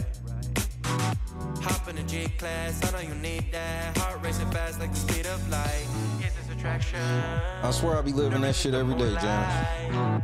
You want satisfaction, but only for one night. This could be real love, but you've been broken, and I just want you to see what I can be for you. Yeah, just pray. We gonna be alright. We gonna be alright. I think the shit that I've seen, it should work. It's a common problem in my vehicle that appears to be a surprise. We've never had it happen, so we got it. What I can be for you. Am I gonna be without a car, nigga? Barely. Finding you is like a treasure. Making my heart feel this way, yeah, yeah. And I'll treat you so damn special. What you did, who you were with, I don't care about those days. When I'm with you, I won't complain. Share your success and heartbreaks. Yeah, you know I stay by your side. Never leave I you really ran down on YouTube's lawyers today. This whole process is nerve-wracking, amazing, humbling, and empowering all at the same time. But only for one night. This could be real love. I'm lucky to experience all of it, the good and the bad, the ups and the downs. And seeing a humble Jed wasn't bad either. What I can be for you. What I can be for you. What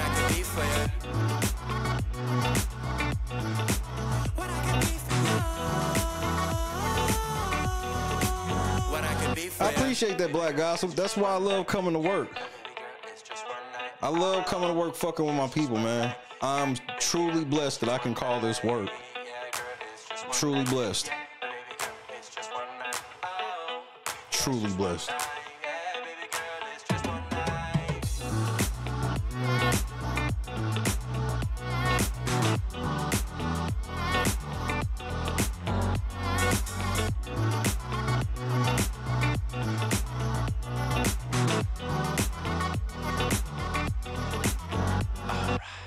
Crushed it. God is great. Give him praise. Because your bad day could be setting you up for the best day.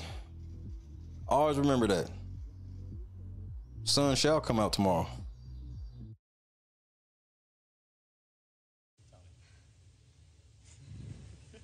Guys, I gotta go. You got it, I don't want to hurt myself. You got a pee? It's all right.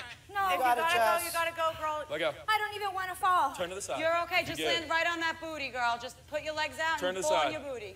Jess, you're amazing. You got it. Show enough. You got it. Turn to the side. Just let go and turn. Like you're laying in bed. Yep. Like you're jumping onto your bed on your side. Just let go and turn to the side. Shut your eyes. You got it, my love. Just turn to the side. You're okay. I heard they locked Memphis up. I've never even heard of him. I'm petty.